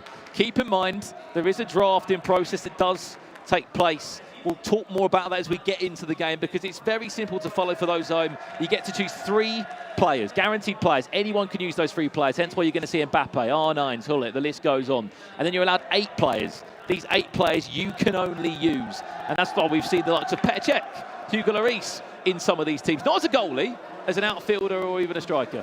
Yeah, one of my personal favourites, which RB Leipzig, I've got him in the team. I'm going to say it. I've got Milinkovic-Savic. The centre mid, 6'8". Man. I do. 99 jumping, 99 strength, 99 aggression. Having that player on your team, regardless of whether you start him or not, you've got that ability for him to come on, make an impact on corners, set pieces. It's just a physical presence. And in fact, as well, we saw it in previous matchups where defensively, his area, his radius, let's call it, he covers up so much ground that trying to get past him is a challenge in itself, Brandon. Well, the thing that's interesting about this game is that I believe Dasari spoke to the Saudis, is what I heard behind the scenes, and went, back RB Leipzig, and I think they love Anders. The personality that he gives, the celebrations that he gives. I mean, it could have went either way, and I'm sure next week if Denmark do play Saudi Arabia, it may be a different storyline. But here we go, we are officially underway in this quarter-final matchup. Leg 1 of 2, BRONDBY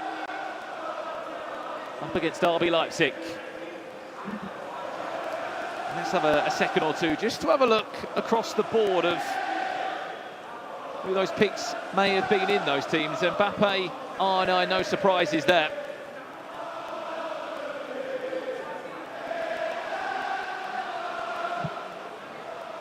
Six goals they scored in the round of 16. Did this BRONDBY side.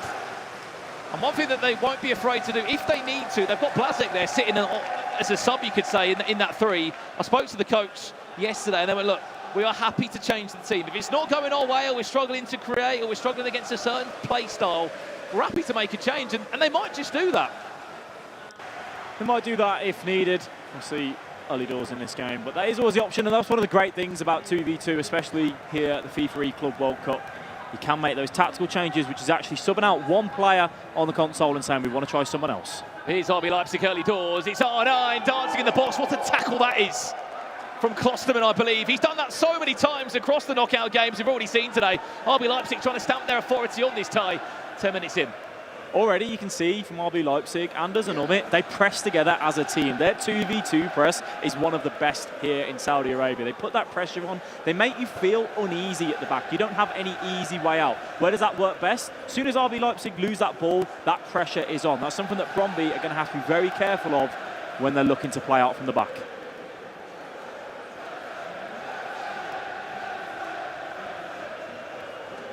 Building again, Wilfried Zaha. That shapeshifter, where's that through ball going? It was sort of in between both Mbappe and R9 there.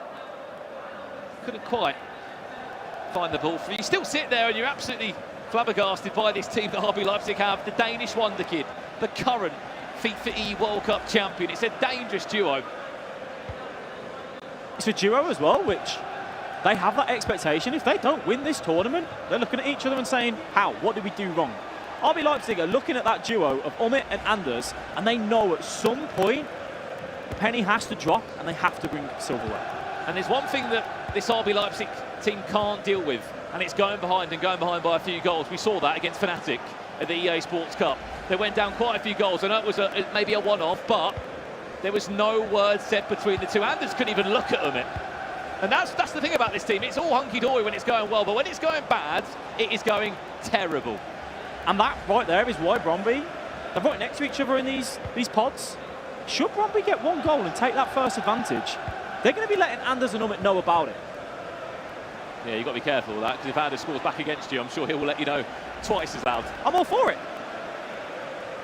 Maybe even a cheeky gritty in there as well. Still goalless, 25 minutes in here. You haven't been following the action, you may have missed some of the big storylines today. Team FUTWIZ in the semi-finals alongside Napoli Esports, TG.NIP, the newest team to book a spot in the last 4. And this will be The last team name on the script for tomorrow's Championship Sunday. It's a complete different tactical battle as well with these two teams. RB Leipzig using that 5 at the back, sending their wing backs, which is Henry and Zaha, to get up and down that pitch. Whereas on the other hand for Brondby, it's looking more like a flat 4-4-2, which means it can be really direct against that 5 at the back. Can you try and isolate those 3 centre-backs, find that joy? There's Zaha. Just on the right-hand side of your screen. Back to R9. There's a nice ball into Rashford. Can't quite find his man. As you were saying, that's a great example, isn't it? Use the full-backs, get them wide and get them high. Yeah, and it's actually where the 4-4-2 struggles up against it ever so slightly. Brondby have got that task of making sure they pull back their left mid, right mid where they can. What's Anders Vergang known for? Step-overs. A lot of them. Back to back to back. How do you defend them? Is there even a way to defend them? It's all about the setup for the step-overs. So if you can have that 50-50 chance to go left or right, especially on the halfway line where you can really dance away from that opponent. Oh, here's Brondby! Speak about step-overs! It's Brondby! Go get them moving! And as we were in conversation saying about step-overs, Brondby go down the other end, they lead by a goal to nil. Lead by a goal to nil as well. Look at that celebration. They're up for it, aren't they? They're up for it, and they're letting RB Leipzig know they are here to play, and they want to book that spot into the semi-final. The step-overs, you get that 50-50 chance where you can go left or you can go right as a defender. You have to almost take a bit of a gamble and say, are they going left or are they going right? Right there, we see that drive come through. Clinical finish, brilliant start. RB Leipzig looking for an instant reply. Not the pass like that, they won't find it. Marcus Rashford will be one of their draft picks in the team. Haven't seen him for quite some time. One of those 8 players that no one else could use. Pele, shapeshifter Pele that one is. And for some players and teams has been a pick over R9 when they've had to decide. Hello. Great tracking from Klosterman, who's been superb. Yeah, it's whether you want that more nimbleness that you can get from Pele. He's a lot more slick on the ball, but with R9, sometimes he's got that ability to just have that brute force to get past that defender, more of a physical presence on the pitch. So it's all down to personal preference on which sort of player you'd like. Socrates, Mbappe, again, defensively sound, Brondby. And a misclick of a button there from your favourite, Milinkovic-Savic, who's great, Alex, but I don't think he's scoring from about 40 yards. Hey, I've done it once or twice. Asking a lot there, though. Maybe a bit later on the corner. Half-time here in leg 1. This is what we like to see here. Just a bit of an inside scoop into the booth. You can just see Coach Daniel there. Calm down. Calm it down. We know Anders Vergang gets a little bit irritated when it's not going his way. I actually walked past him earlier after they won their game 1-0, and Brondby were just kicking off. He said, basically, we're in a tough game against Brondby because they score a lot of goals. They do indeed score a lot of goals, and they did exactly that. 33 minutes on the clock, the drive down the byline, the cut back off across. The step overs, he could go left, he could go right. Says, I'm going to go into that bottom side of the screen and smashing that one in past the goalkeeper. Brondby showing us why they score goals, Brandon. Why do you think they are so fluid in the attacking third and so creative? You're just looking at 2 players that are both very expressive in the final third. You know, sometimes with a 2v2 team, you get that one player that's a little bit more flair in the final third. Do you think it's just a case of both are so good all round the park? It's all about being intuitive. One way crazy in Klenke, they don't think about what they're doing. They just go with the flow. They go in the moment. They trust each other. Should you want to go for a drive? Should you want to go for your skill moves? Drive that byline. Work whatever chance you want. They don't really think about it. They just do.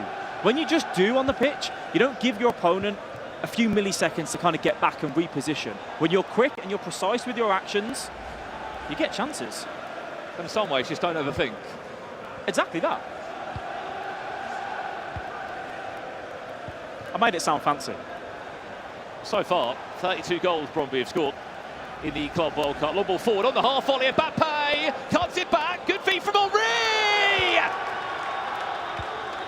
And suddenly, this is the situation that RB Leipzig do not know how to handle when they're against the back wall. They're 2-0 down. and emotions will start to get the better. You have to give credit there to Brondby, One Way Crazy and Klenke, to just have that little fake cancel with the shot. Shimmy left, shimmy right. We were literally just mentioning how you can't think in those moments. You have to go with what you feel is best. It's about that stand-up in that 1v1 scenario. You take out the defender, you give yourself that chance on goal. The low-driven, making it extremely difficult for the goalkeeper to get to. Oh no, this has to go! Oh, you cannot miss that! How on earth have you not hit the target, Marcus Rashford? I've lost the words. Those are the moments, Alex, when they're not going your way, maybe it's not your day.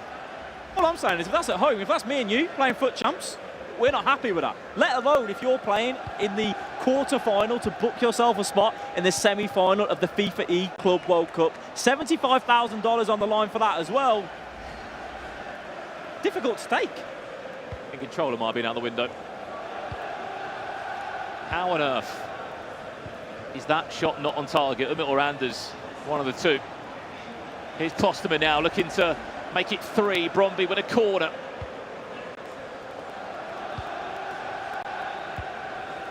Minutes on the clock. Socrates able to find a way around. And a chance to play out. Yeah, I'm really impressed with Brondby right now in how precise they're being in that attack. They're being direct, but they're so disciplined defensively as well. Pulling that left mid, right mid back, dealing with that overlap as best as they can. It's a difficult thing to do when you're playing against that 5 at the back. The easiest way for people to deal with it is go, oh, we're going to match you.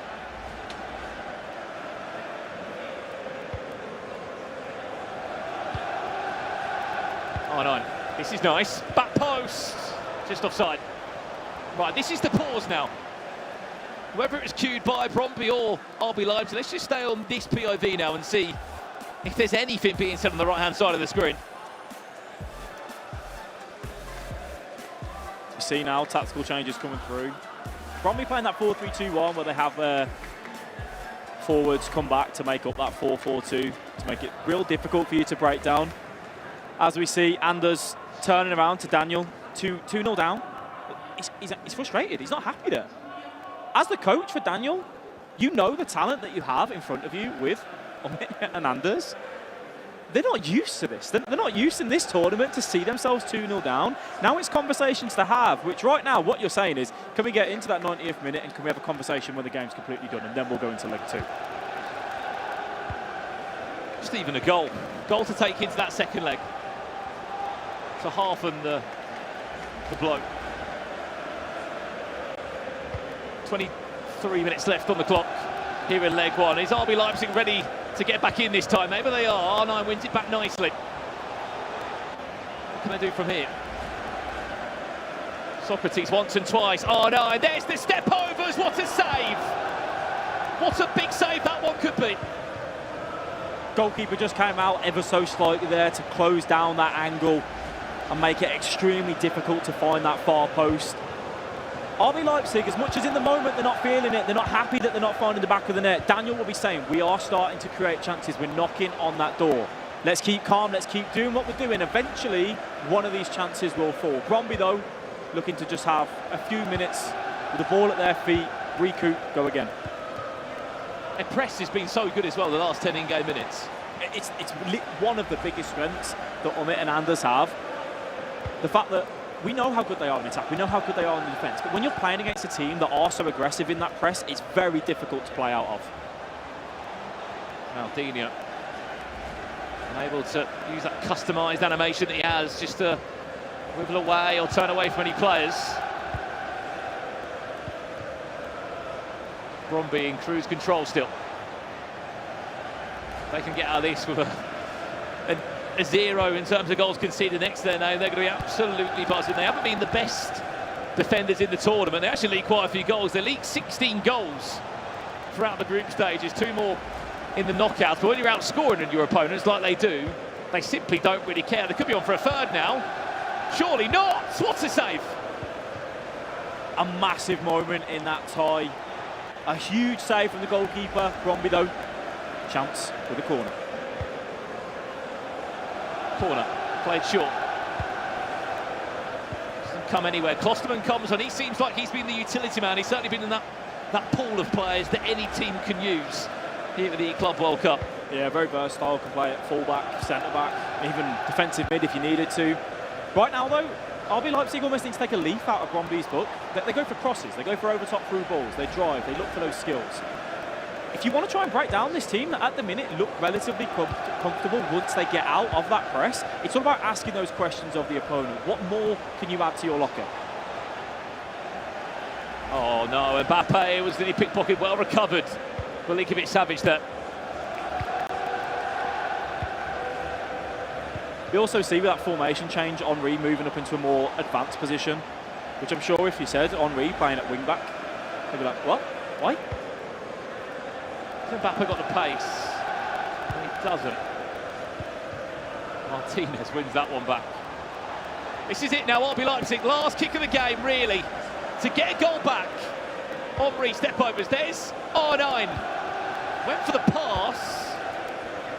Was completely matched up. They will get one more roll of the dice again, RB Leipzig. Something special now. Step overs just won't happen because Brondby are too strong at the back. And as it stands, Brondby in control. 2-goal cushion, clean sheet. They'll be over the moon with that. More than over the moon. It could not be a better first leg from the Danish football club. A brilliant first leg there from Brondby. I think if you would say to them you'd be 2-0 up after that first leg, they'd snatch your hand at it.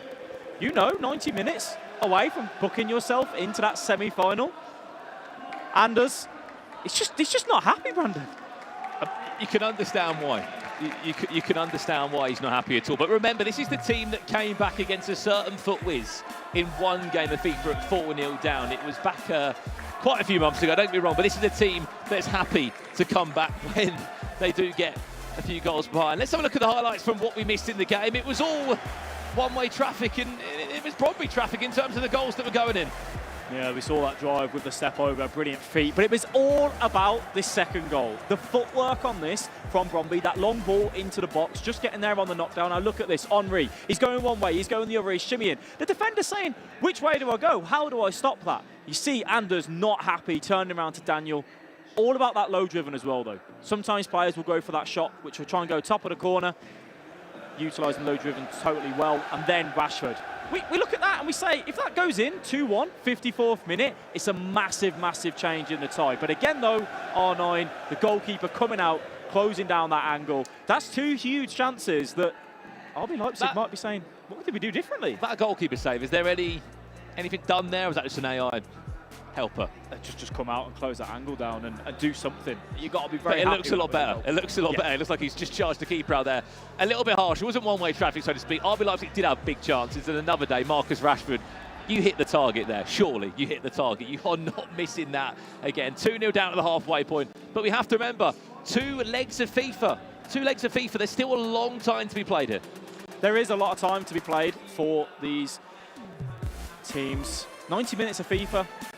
And I think if you're Brondby, you're looking at it and you're saying we're in a very good position. We're very happy with that first leg. Let's do the same again. But also, we know if there's 1 or 2 teams that you think a 2-0 deficit probably isn't going to be enough, it's RB Leipzig. They're very capable of going, that's all right, we'll put 3 or 4 past you now. Especially against a team, Alex, that don't keep clean sheets.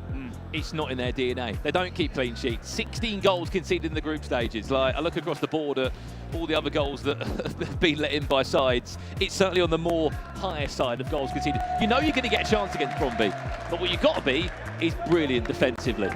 You have, and the thing is as well though, for Brondby, they're going to try and shut up shop a little bit. They're going to try and say, okay, we're going to make this difficult for you, maybe put some numbers on the ball. We spoke about this in previous games. If we don't see RB Leipzig pick up a goal in that first half, when you get into that second half, you have to commit your more numbers. What does that mean for one of the highest scoring teams in this competition? Brondby get to go down the other end and maybe get a 4v3, a 2v1. And then it's about whether One-Way Crazy and Klenke, have they got the nerves to keep it and maybe send them through?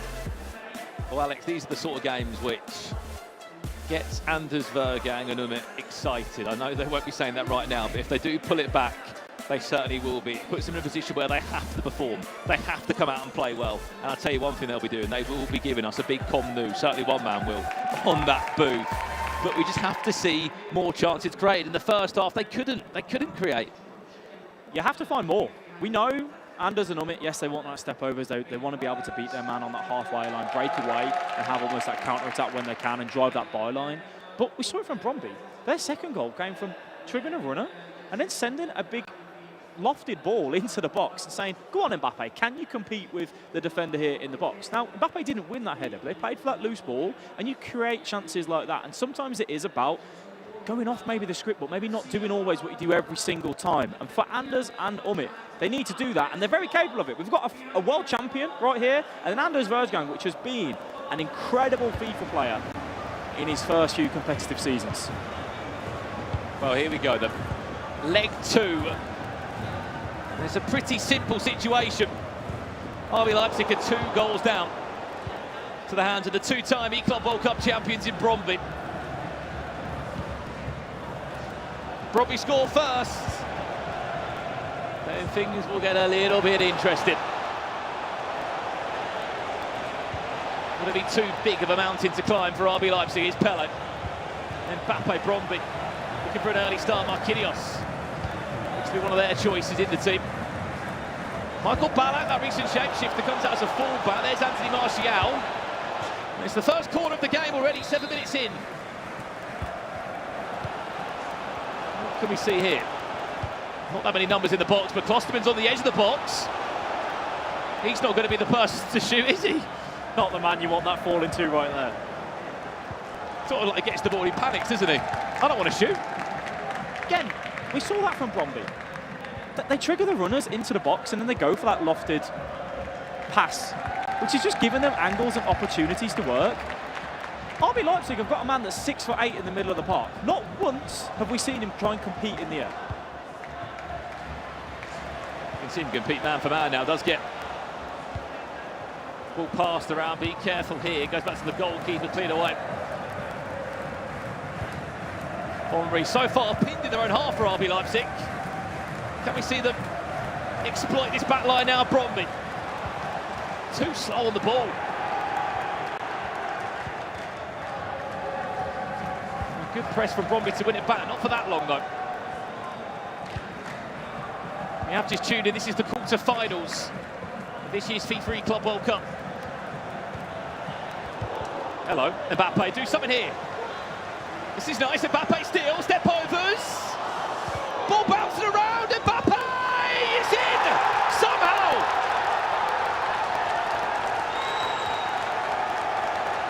Squeezed it into the back of the net, it took a ricochet, it took a bounce, they don't care, they're back in the game.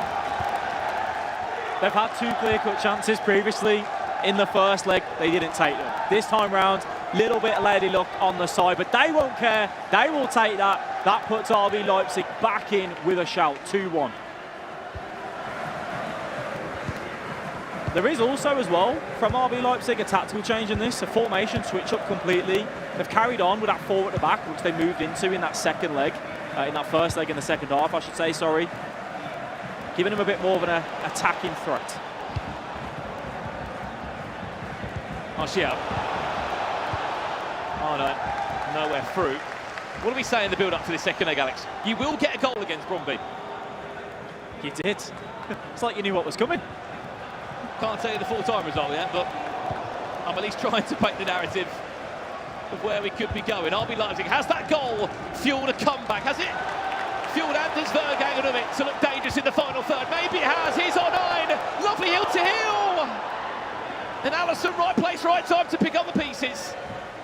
The change of the angle on the run there for R9. It originally looked like he was going to the top side of the box, switched it at the last minute to the bottom side, sent the defender to Narnia, and you just think this is R9's chance. Goalkeeper, big, strong, keeps Brondby in the lead. He certainly would have been coming back from Narnia, would he, if he was able to take it around Allison as well.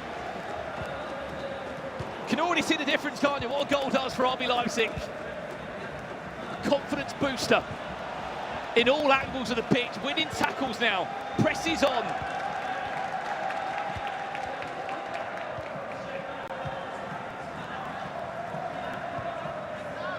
Omri, silly press there, comes out completely. RB Leipzig only on for a second. Cut back, there it is, there's Arnold, what a save from Alisson! Who might just be their MVP if they look back on the second leg.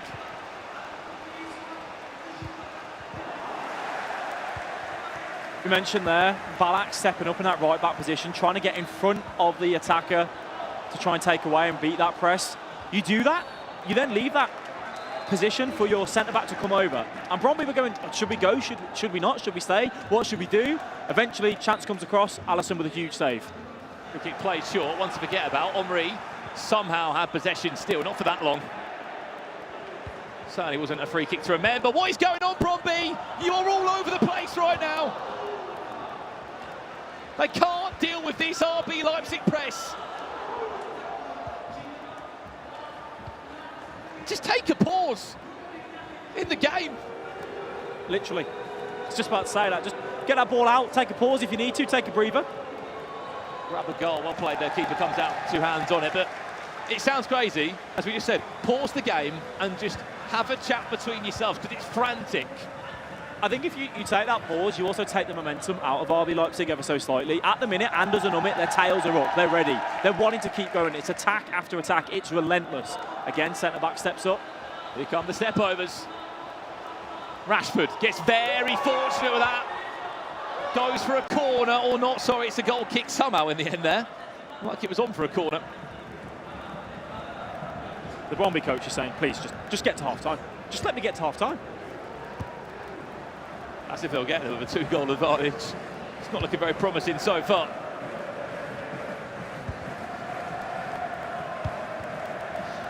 They'll do their best to switch from right to left. Nicely done this time, Brondby, just getting a foot back on the ball.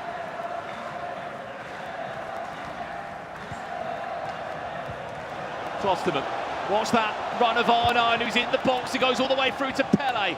Lands it down. Somehow, Omri, Pele, reverse elastico. There's Gigi Buffon of all people back there to save the day. Half-time, but this game is far but done. We saw there in the end of that first half, Brondby, they switched the ball. Instead of going back into the middle, where Anders and Umit are looking to press, they beat that channel and they went straight into the striker. If you can get through that midfield press, get up against that defence, you then give yourself that freedom and ability to get the ball wide, look for the crosses, and take the time as you need. Brondby, I think they're happy to get in at half-time at 2-1, Brendan. This is why FIFA is playing over 2 legs. What's a different Brondby we're seeing now? We're looking at a scared Brondby. It's very different. You're 2-0 up. As soon as they get that first goal, you know it's a different story. Schweinsteiger just getting caught with the ball under his feet. And Mbappe, he's dancing, he's moving the drive. You think the chance might have been done. Marquinhos can't clear his lines. Mbappe drives that one in. We've seen plenty of more clear-cut chances. RB Leipzig, though, don't care. They were very happy to see that one go over that line. Here we go. 45 minutes away from possible elimination for RB Leipzig unless they can pull the game back. Brondby, as we keep saying, so much rich history in this tournament. They'd argue it's their tournament, they're the only team that's won it twice.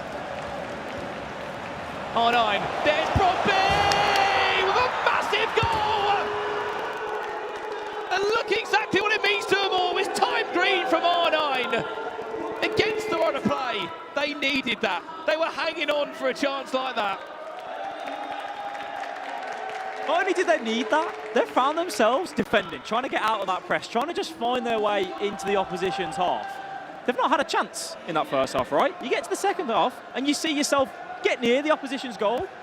To have that confidence in yourself, to step over and beat the man, but then always green time finish, saying to the goalkeeper, you're going to have to do something special to stop this. Anders, Versgang and Umit, they've got a big, big task on their hands. Outpour of emotion. I think you just saw the outpour of the last 16 game minutes there with that goal, Alex. So much stress they've been under. Please keep in mind at home, $75,000 on the line for this game. The difference for some players to get a new contract next year. hangs in the balance with a match like this. They look beaten. RB Leipzig look like they're ready to go home.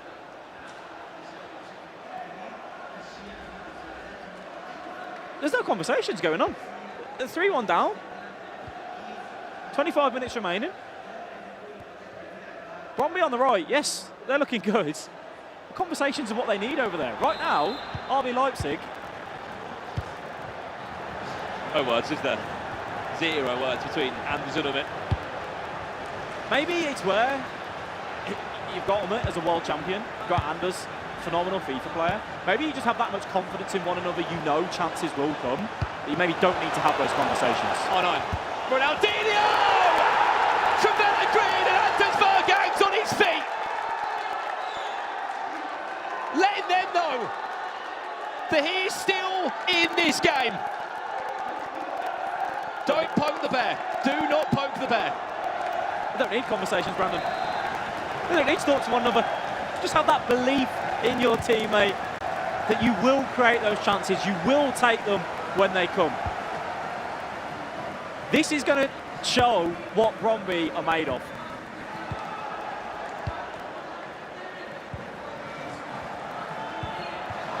Oh no. Oh no. Oh no!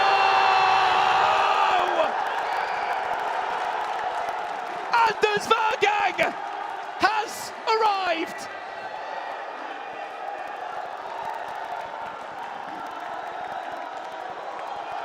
We said they were out of the tie.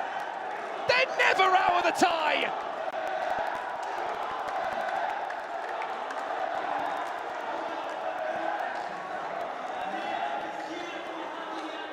Alex, you said they were gone.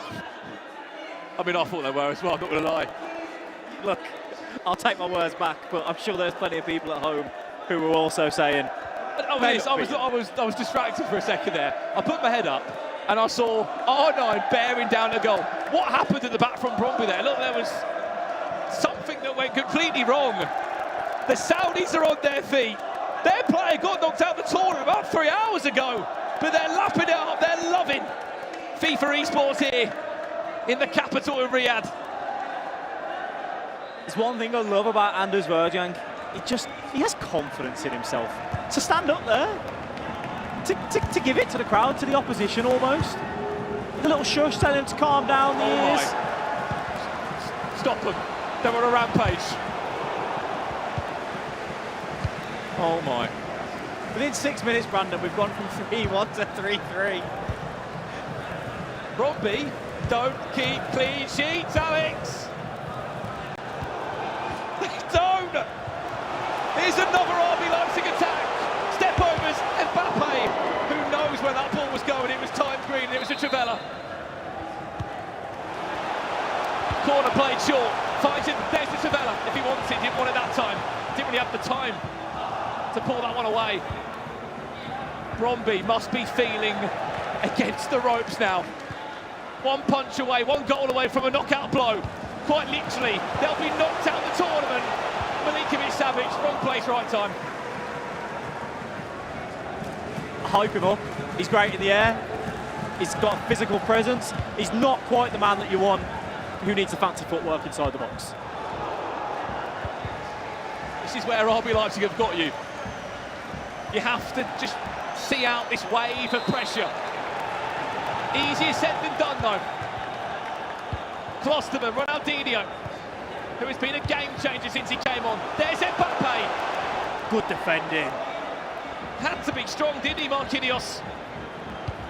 Noticing from RB Leipzig now, they're looking to be a little bit more aggressive with getting that ball forward, the driven passes into the striker. If you can take out that midfield line, it's where Umit and Anders shine at their best. Klosterman. Back to R9, it's not going to bounce back kindly this time.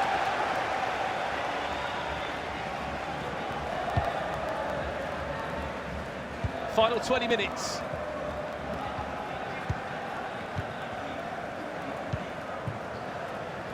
Honestly, anyone watching 9 would have thought RB Leipzig were out of this. 90 minutes left on the clock. Where's this game going? The way the game's going is Brondby are playing into the game plan that RB Leipzig want to have. RB Leipzig just play at their best when it's a free-flowing game. It's back and forth. They back their ability in that attack every single time, and that is what we're seeing. Brondby need to slow it down. They need to try and get time on the ball. However, that's really easy to say. RB Leipzig's press is relentless. You're trying to find a spare man. There just simply isn't one. Credit to the tactical change they made coming into this game. I mean, it's working. I mean, that's the difference with Daniel behind you, isn't it? For sure. And it was about 2 hours ago, I was just over the shoulder of Daniel. He had his laptop out and he was watching Brondby against KROWMX, going through the game, looking at just certain moments in the game, and that is what a FIFA coach can do and can bring to moments like this when you're 2 goals down. Long throw. I didn't know Roy Delap was on the pitch. I've actually been waiting for where RB Leipzig want Milinkovic-Savic to fit into their game plan. And that's the first kind of time they've utilised the physical presence from the man. He's on the run right now. Off to Renze. João Felix down for the subs. Look at the space for R9 to exploit.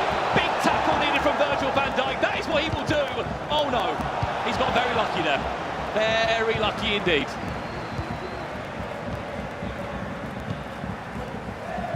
Chance to break. Mbappe has always got the legs. Mbappe for RB Leipzig. What a save! Corner. The pressure does not stop. Another corner to come in. Where will this one go? Back to the edge of the box. Not quite. Counter-attack on the cards now. Watch Mbappe's run. Has he got the legs over Klosterman? Virgil van Dijk does get outplayed. With 4 white shirts around him, Klosterman recovers that one well. Ronaldinho gets, again, very fortunate there. A huge chance for RB Leipzig, broke away. One-on-one with the goalkeeper, the green time finish, and you're just waiting for the back of the net to ripple. However, Brondby, huge goalkeeper movement to keep him in the game. So much pace. Watch the through ball. There's Mbappe. Can he turn his man? Yes, he can. They're just pressing any button. Any button to get that ball clear. Corner given away. Watch edge of the box here for something dangerous. You just when the ball goes back to Ronaldinho there, Alex, you're thinking Trivella. It's all about that shot power for the Trivella. Sometimes it can be difficult to get the lofted one up and over the goalkeeper. Nowadays they can be a little bit more driven with these items having such high shot power. Last 5 minutes here. Winners in the semi-finals against TG.NIP that will be watching this game on. Thinking whoever we've got, it's going to be one hell of a matchup. It will be a $150,000 game of FIFA that tomorrow in the semi-finals. Keep in mind, the Club World Cup, a $1 million prize pool on the line here in Riyadh, Saudi Arabia. Last chance of the game. It looks like it's going to Brondby. What scenes this would be if they bag the goal now. Added time of 2 minutes. That means there's enough time for RB Leipzig to get back down the other end for one last attack. Show us a moment of magic. It's not going to happen now. Is it going to happen here? Get the ball clear, extra time. Strap yourselves in, ladies and gentlemen. We've got 30 more minutes.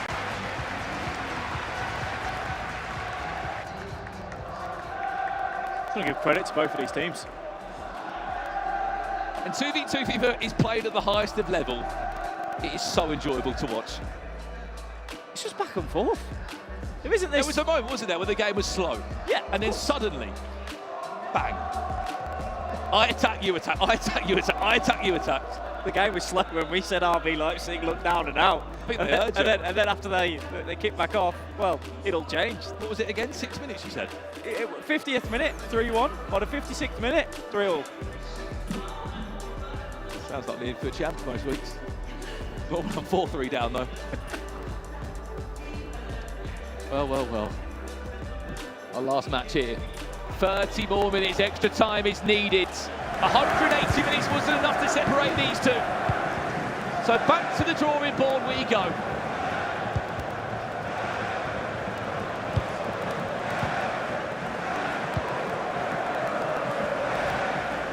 RB Leipzig kicking from left to right. free. Finds R9. There's Mbappe. There's an incredible save. You know it's gone in. Somehow it's gone in.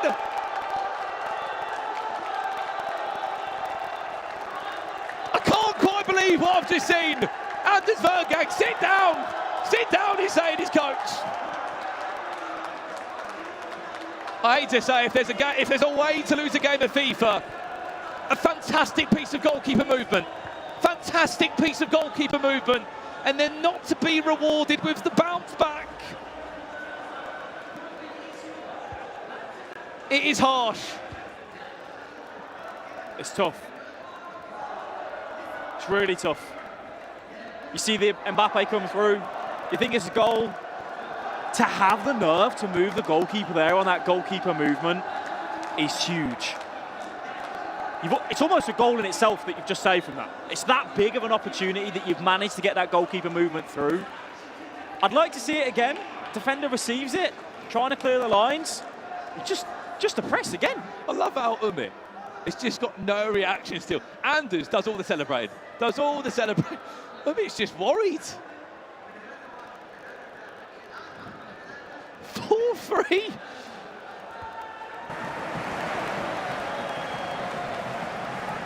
Oh my days. Heartbreak for Brondby, and you can understand why. However, Brondby very, very capable of finding a goal here. But they score. They score plenty. João Felix, what you got this time, Brondby? One more pass, finds Pogba, Elastico, he can't quite find the finish that he really wanted. Maybe wrong play at the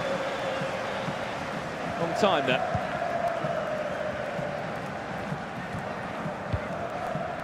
RB Leipzig bang another one. Mentally, it's a big ask, isn't it, for Brondby? Frankie de Jong now finds it. Camavinga.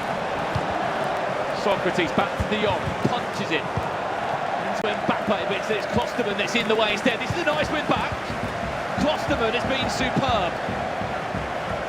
It's a really aggressive step from RB Leipzig. Switching to that Klosterman, knowing where the ball was going and just saying, I'm not going to give you a chance for you to turn, to try and find any sort of skill move and beat that defender. They can conclude it now. RB Leipzig can conclude the game now. Scooped up, ball roll back inside. R9, there's the step overs. Oh, it's in! No! Corner! I can't quite believe how that's still gone in. Ronaldinho, step overs, back to back. You can tell that is on the ball. Last chance of the half in extra time. Davies, Ronaldinho. It falls back again so kindly. And again, half-time extra time. 15 minutes away. 15 minutes away from a semi-final. There's moments for Brondby in this. That bar on that goal, that crossbar may have just saved them. May have indeed. It was a huge opportunity though for RB Leipzig to put this tie to bed. The ball roll scoop, R9, fancy footwork, the fake shot stop, the step overs, take it out, two defenders. Maybe, just maybe, if we wanted to be critical, could have gone for the finesse there to open up that body to whip it round the goalkeeper. Still though, you're backing R9 to finish that pretty much every day of the week. Well, there's some highlights again, as we said, from the end of the game. I love your analysis on that. In that moment, could finesse it instead. I think that was Anders Vergang there. He was just cooking. He wanted a direct shot. You get into those angles and you're looking to go for that far post. Normally, when you go for the power shot, it's across your body. All right. If you open up that body and you curve it around, you give the goalkeeper very little chance to get a finger on. Now, ultimately, the goalkeeper was beaten anyway. What saved him there, Mr. Wood? So ultimately, it probably doesn't matter. If you wanted to be ultra critical, 3-time finish. True. But hey, I'm up here commentating. There's a reason for that. Here we go, back on the way. Brondby are trailing in this. 4 goals to 3. They're desperate for a goal back in this one. Or RB Leipzig are going to cement themselves as semi-finalists? They might just do it now. Aubrey driving forward. Back to Anders Vergang. Reverse Elastico. Defended well by Frankie de Jong. You can just see what Brondby are trying to do there. Hang players up the field. They get to a stage now for RB Leipzig just to try and take time out of the game. There's Milinkovic-Savic. There's the chance! And that right there is a goal to send you into a semi-final. And look exactly what it means to Anders Vergang. Is that game set a match? It has to be game, set and match. RB Leipzig, one of the fan favourites here in Saudi Arabia. Anders Vergang, he loves Haaland. He loves the ability to step over with him, to drive past a man and have that trustworthy left foot across your body. Umit there just saying, look, we've got the lead, we're looking good. Let's just calm it down now. Let's just get the job done. Oh, there's a rare smile from a bit smiling. Maybe finding those that he could be on his way to win this game. Well, FIFAe, we spoke to both of these players before. Umit said, my job really mainly, we know how talented Anders is to just try and keep him calm in that booth. He's an emotional player. He likes to let you know when he's doing well, when he's doing bad. He hasn't kept him calm, has he? He's failed at that. He has failed, but ultimately, I don't think he'll mind because they're currently finding themselves on the way to the semi-final. 8 minutes left to play, Erling Haaland. Brondby. This would be ridiculous. If we were to turn this one around.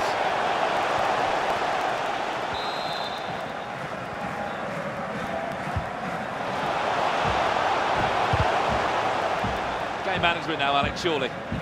That's all about. Just taking time off the clock, keeping the ball up in the opponent's territory, being happy to go out for a throw-in, out for a corner, just making them chase shadows. Every bounce, every throw-in's going their way. Have to remember, second leg in this one, 50 minutes on the clock. They were trailing 3 goals to 1. Now, RB Leipzig Gaming are 5-3 up in extra time.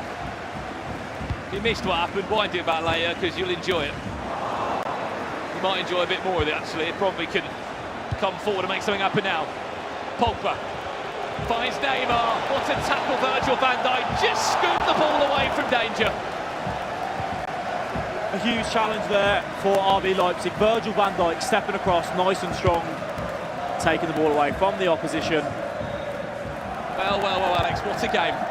The pleasure of commentating alongside you. RB Leipzig Gaming are in the semi-finals of the FIFA E-Club World Cup. A comeback story like no other from a very special FIFA duo. Anders Vergang and Umit. Championship Sunday guaranteed. $75,000 guaranteed. That's what the E-Club World Cup is all about.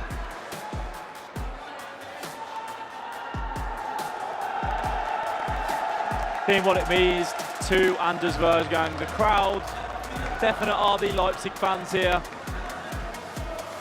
Umit and Daniel. Just, I have actually lost for words. It was 3-1. We were thinking, Brondby, such an impressive tournament. Could they go all that way into the semi-final? We have to give them credit though.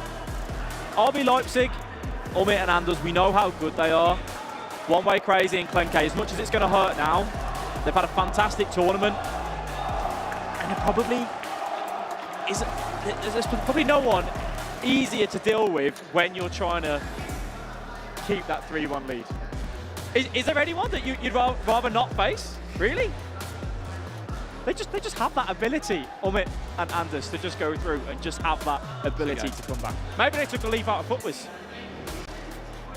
Honestly, what a game. So many great games today. FUTWIZ featured in 2 of them, and then that one is well to remember. What a game of FIFA that is. Let's head down to Spencer, who's got the latest of RB Leipzig.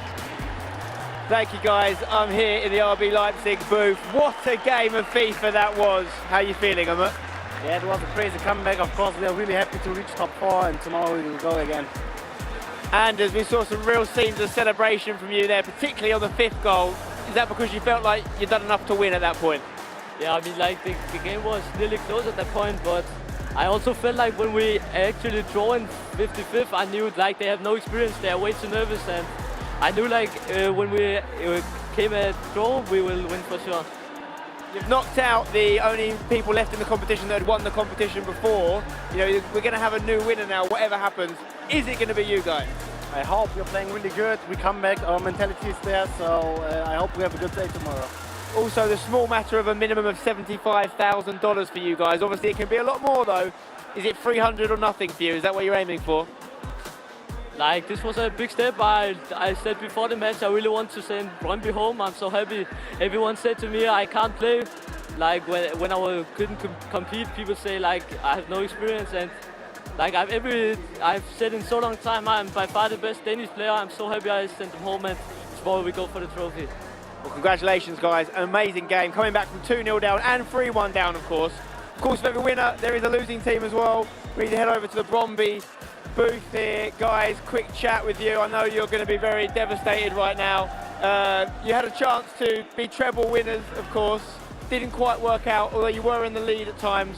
How are you feeling about the game?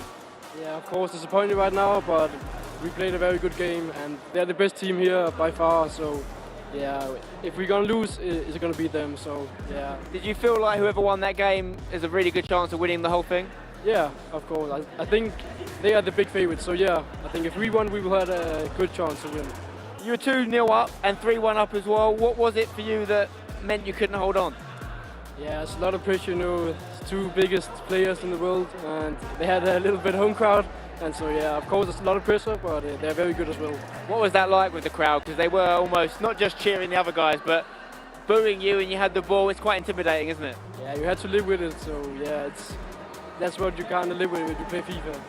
Listen, it was a fantastic tournament. BRONDBY might not have won this one, but they are definitely one of the most dominant teams in the history of this competition. But whatever happens, we are going to have a new winning team crowned tomorrow. Who will it be? Back to you guys. Well, I can't wait to find out, Sven. We're still a long way to go, though, aren't we? 4 teams left in it. We started with 24 yesterday. We've eliminated 20 already. And let's just come to the studio because 2 of the guys next to me, they can tell you exactly what it was like to be in amongst the Saudi fans. Mike Lavelle and Richard Buckley got in amongst it. And we're cheering and we're loving life amongst the fans there. I don't know how to keep it up for 6 hours, 7 hours. Like, I'm exhausted. I didn't do anything. I just chanted. I cheered. Yeah, unreal. Unreal. The live spectators that are here, that have been here, we've probably filled maybe 1 stand. We've got 3 stands to fill. Where Saudi Arabia play here next week for the E-Nations. Oh my God, my brain can't comprehend what we're going to see. And also, the thing is, these aren't just sort of regular FIFA fans. They are FIFA esports fans who know exactly what they're watching, exactly who they're watching. They're intelligent. They know the esport inside and out. Pleasure being amongst them. Lee, they absolutely loved Anders Vergang, didn't they? Yeah, they were loving it. I want to give, he didn't get an interview there, but honestly, I got to give massive credit to the RB Leipzig coach, because man, he was just like having to handle him, get back in your seat, come on, sit back down, but he was giving it loads, you know what? And I love to see it. I love to see it playing up to the crowd. It's something you miss from some players that just sit there with the hoodie up, headphones on. He's just giving it loads, and he's got the confidence to back it up. But he also, at the end there, while he was giving it loads, he went and congratulated, the BRONDBY players. It was nice to see. Well, there was a battle in a battle there as well. He was talking about he wanted to be the best Danish player as well, and he definitely did that, Mike. I'm going to say he reminds me of back in the day, the Michael Jordan stories, where he always carries a chip. He's just making up stories. He's saying, everybody doubts me. I don't think they doubt him anymore. I don't think he's doubted. I don't think we've been doubting anytime recently. But he comes into it, he's saying, hey, people doubted if I was the best Danish player. I haven't heard that. That's not a conversation that has been going on. But that's how he feels. He carries that energy in, and you give him a crowd, and it's dangerous. He's the most entertaining FIFA player we've ever seen. Absolutely, without a doubt, he is indeed. Well, should we just jump back into that game? Why not? We've got some highlights for you now. Mike, you're going to enjoy these. Yeah, let's take a visit, and shout out to BRONDBY. I was so impressed. I would even go as far as saying this BRONDBY that we saw on display would have beaten anybody else in the competition. Just wasn't to be against Leipzig. They get a couple bounces there, a bit of a finish, crosses over the line. This is when we first saw hope. You see Anders pop off. He's telling them to stop talking, sit down. He's got all sorts of different celebrations. One of my favorites, he looks up at the sky. I don't know what he's looking at, but you'll see it. I'm sure they have all these motion captured here. Goalkeeper movement on point again. But you can just feel the energy in the room. The tempo of the game had shifted. The press was there. Beautiful turnover from BRONDBY. Little step over burst. R9. You're saying, okay, 3-1. Now we got some more energy in the room. And they're not happy getting booed. They're not happy with some of that negativity in the room towards them. But it's too much. Too much Leipzig. It was 2 quick goals. And honestly, like, listening to Anders, what he just said to Spence there, he's absolutely 100% right.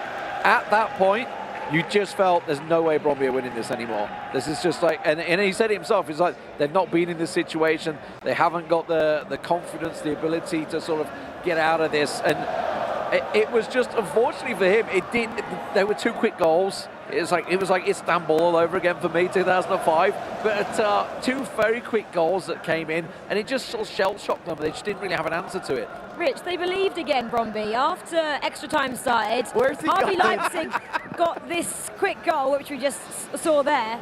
They believed this was too much. It was too much. I mean, that right there probably should have gone in. Unbelievable work from Anders. Alex had 3 different ways to score that. he's the red icon that you're watching. Just going on what they said, they didn't leave it late. They got right back in the game. It wasn't sort of 85th, 90th minute. They pressed from pretty much the get-go. We were watching in the stands, and we were having to shout to each other, me and Mike, but we were like, oh my God, they're actually all over them. Like, BRONDBY have not got out the half in this second leg so far. They did well to get back into the game, BRONDBY, because they could have got blitzed at some points. Into extra time, quality shines at the end of the day. Just take this for everyone's talking about Anders. He's sat next to the world champion. I know, right? By the way, like, it's just a side piece at this point. It's crazy. It blows my mind that is there still. I mean, you can see Anders. He looks exhausted. And I love how, I mean, obviously Brandon and Alex were talking about the whole time, like, while Anders was giving it loads, was just sat there like consummate professional, barely saying anything to him. It was only like when the 5th goal went in, he cracked a smile. That's when the smile suddenly came out. The room can't handle 2 Anders. Daniel helps, though, quite a lot, doesn't he? He really looks like he's calming that duo down a bit.